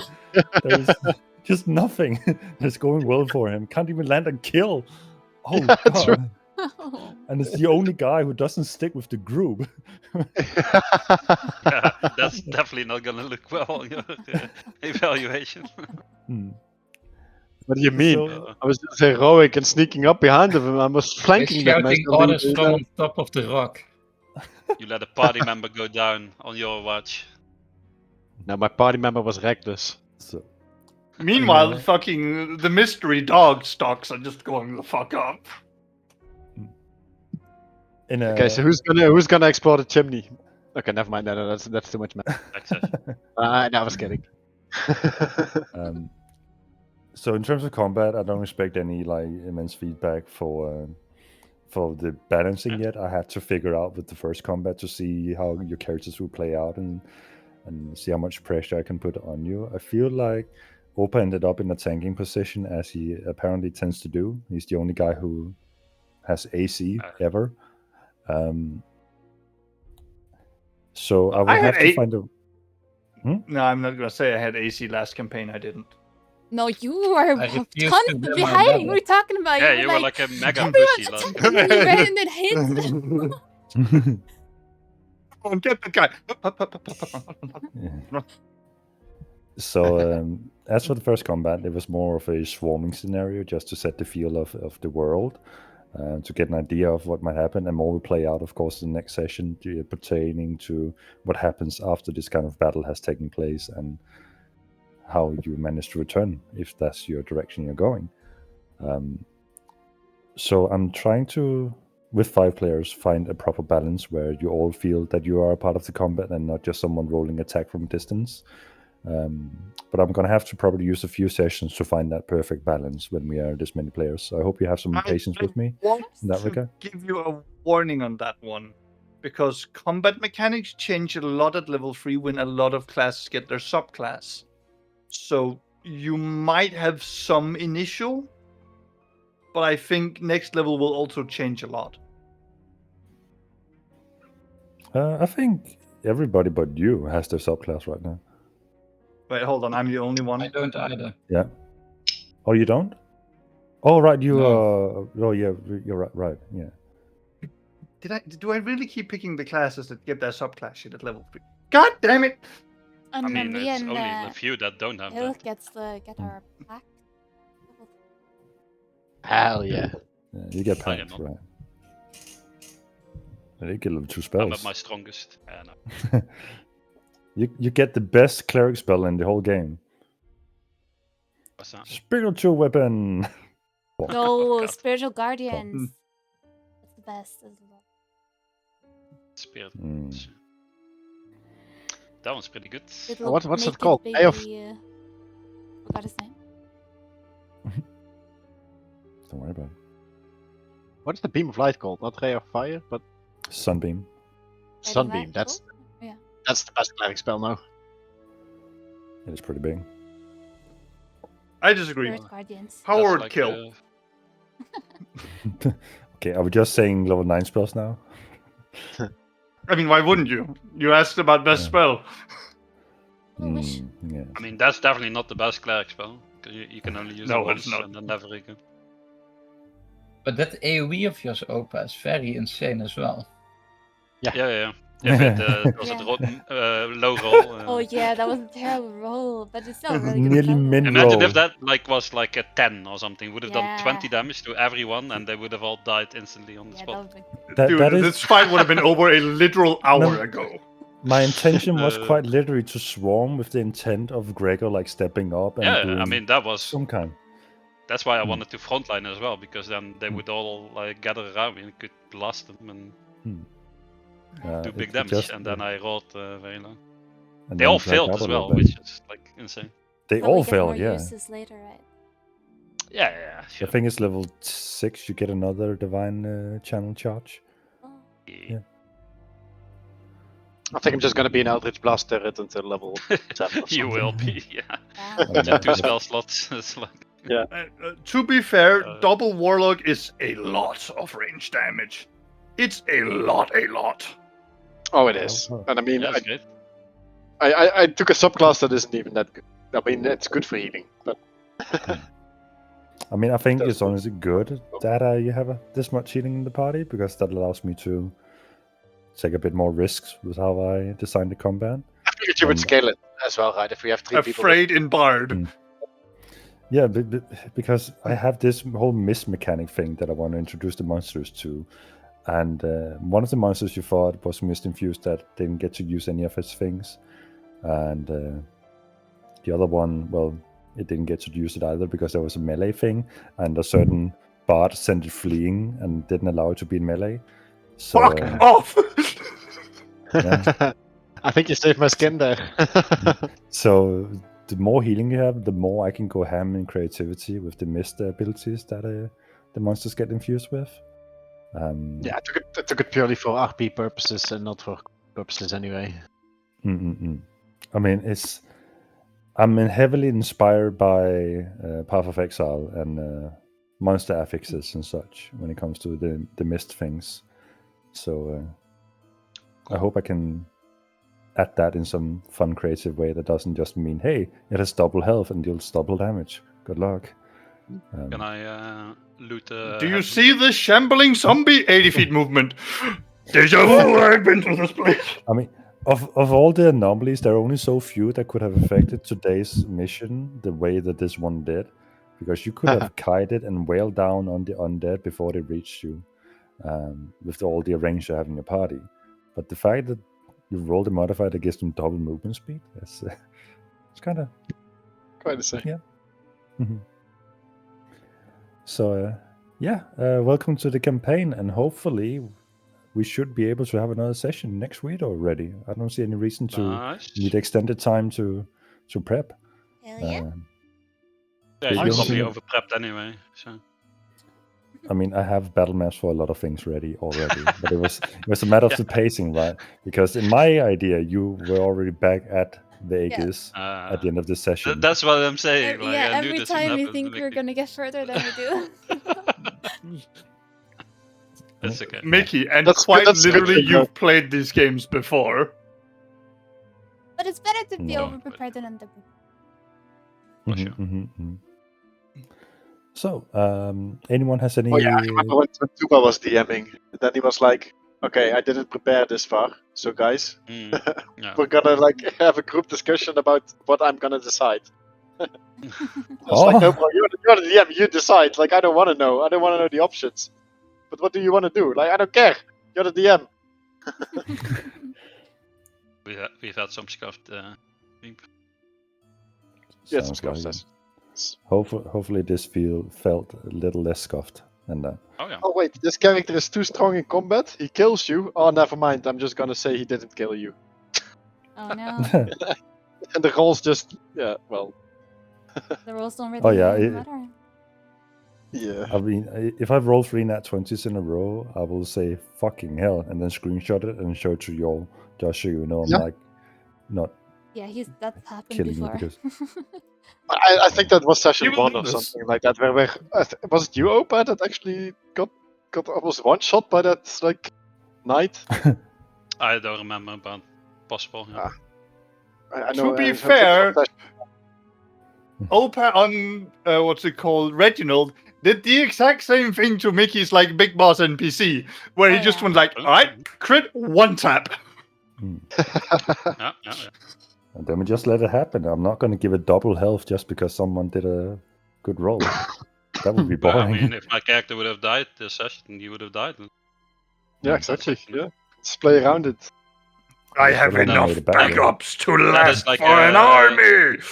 Oh no, but that's like fun RP for the guys that don't die, right? Like, Mhm. can play off that. That's also the part of the risk you take, right? Like I know I'm splitting off the group like a gnome with 12 HP, and I know I'm not just standing on top of that rock, right? But if Mickey was like, okay, I'm gonna make sure there's no danger for him, then there's no fun in it either. Yeah. Yeah, To take the exactly. risk. How did it feel to have this kind of battlefield with walls and mist that blurs the vision? Yeah, it's good. I like it. I think like creative use of Battlefield is definitely it's part of what can make an encounter of 7 goblins into an interesting fight. Yeah, it Awesome. was really good. It looked great, and also it felt very like atmospheric, not knowing what was. I remember you guys in campaign 1 saying that with one of the Kamir's castle, not Kamir's, Arkham's castle, where we had this mist effect for one of the battle maps, and you guys really liked it, and that was part of the inspiration for the whole setting of the campaign as well, to use this kind of fog of war, because it literally looks like the mist that has been Yeah, yeah. generated for backdrops and It just Okay. works. So you have like both a visual idea of how the mist looks constantly while you're walking through it. Awesome. Yeah, very cool. It's the setting very well. Any final comments or do's or don'ts? Just that I enjoyed it more than I thought I would, and I thought I would enjoy it, but I enjoyed it way more than I thought. Aw. Awesome. Oh yeah. Awesome. I hope we can keep having a fun time together. And if anybody has any questions, you can always DM me in between sessions. That goes for future sessions as well. When there are potential for shopping, we can conclude like casual shopping on the side. And What? if there's any more interesting details, My we can. psychotic shopping trips. Huh? But my derailing shopping trips. How dare you? Oh god. You can fill up a whole session with it. Accidentally had that happen one time, and then we were like, probably not again. Unless it makes sense narratively. So, with that said, thank you guys for wanting to play D&D and being here today. It's a lot, and Yeah, thank you I'm for excited. DMing. Yeah, thank you for all the effort. Thank you for put in building a there. whole new campaign. Yeah, I'm super would- excited to play more. Awesome. Well, you guys have a great evening, and we'll see each other Thursday. Yeah. Peace. Oh, See thank ya. you guys. See Bye ya. bye. Bye. Alright, guys, thanks for watching, thanks for hanging out, and see you next Thursday. Have a great evening. Bye bye.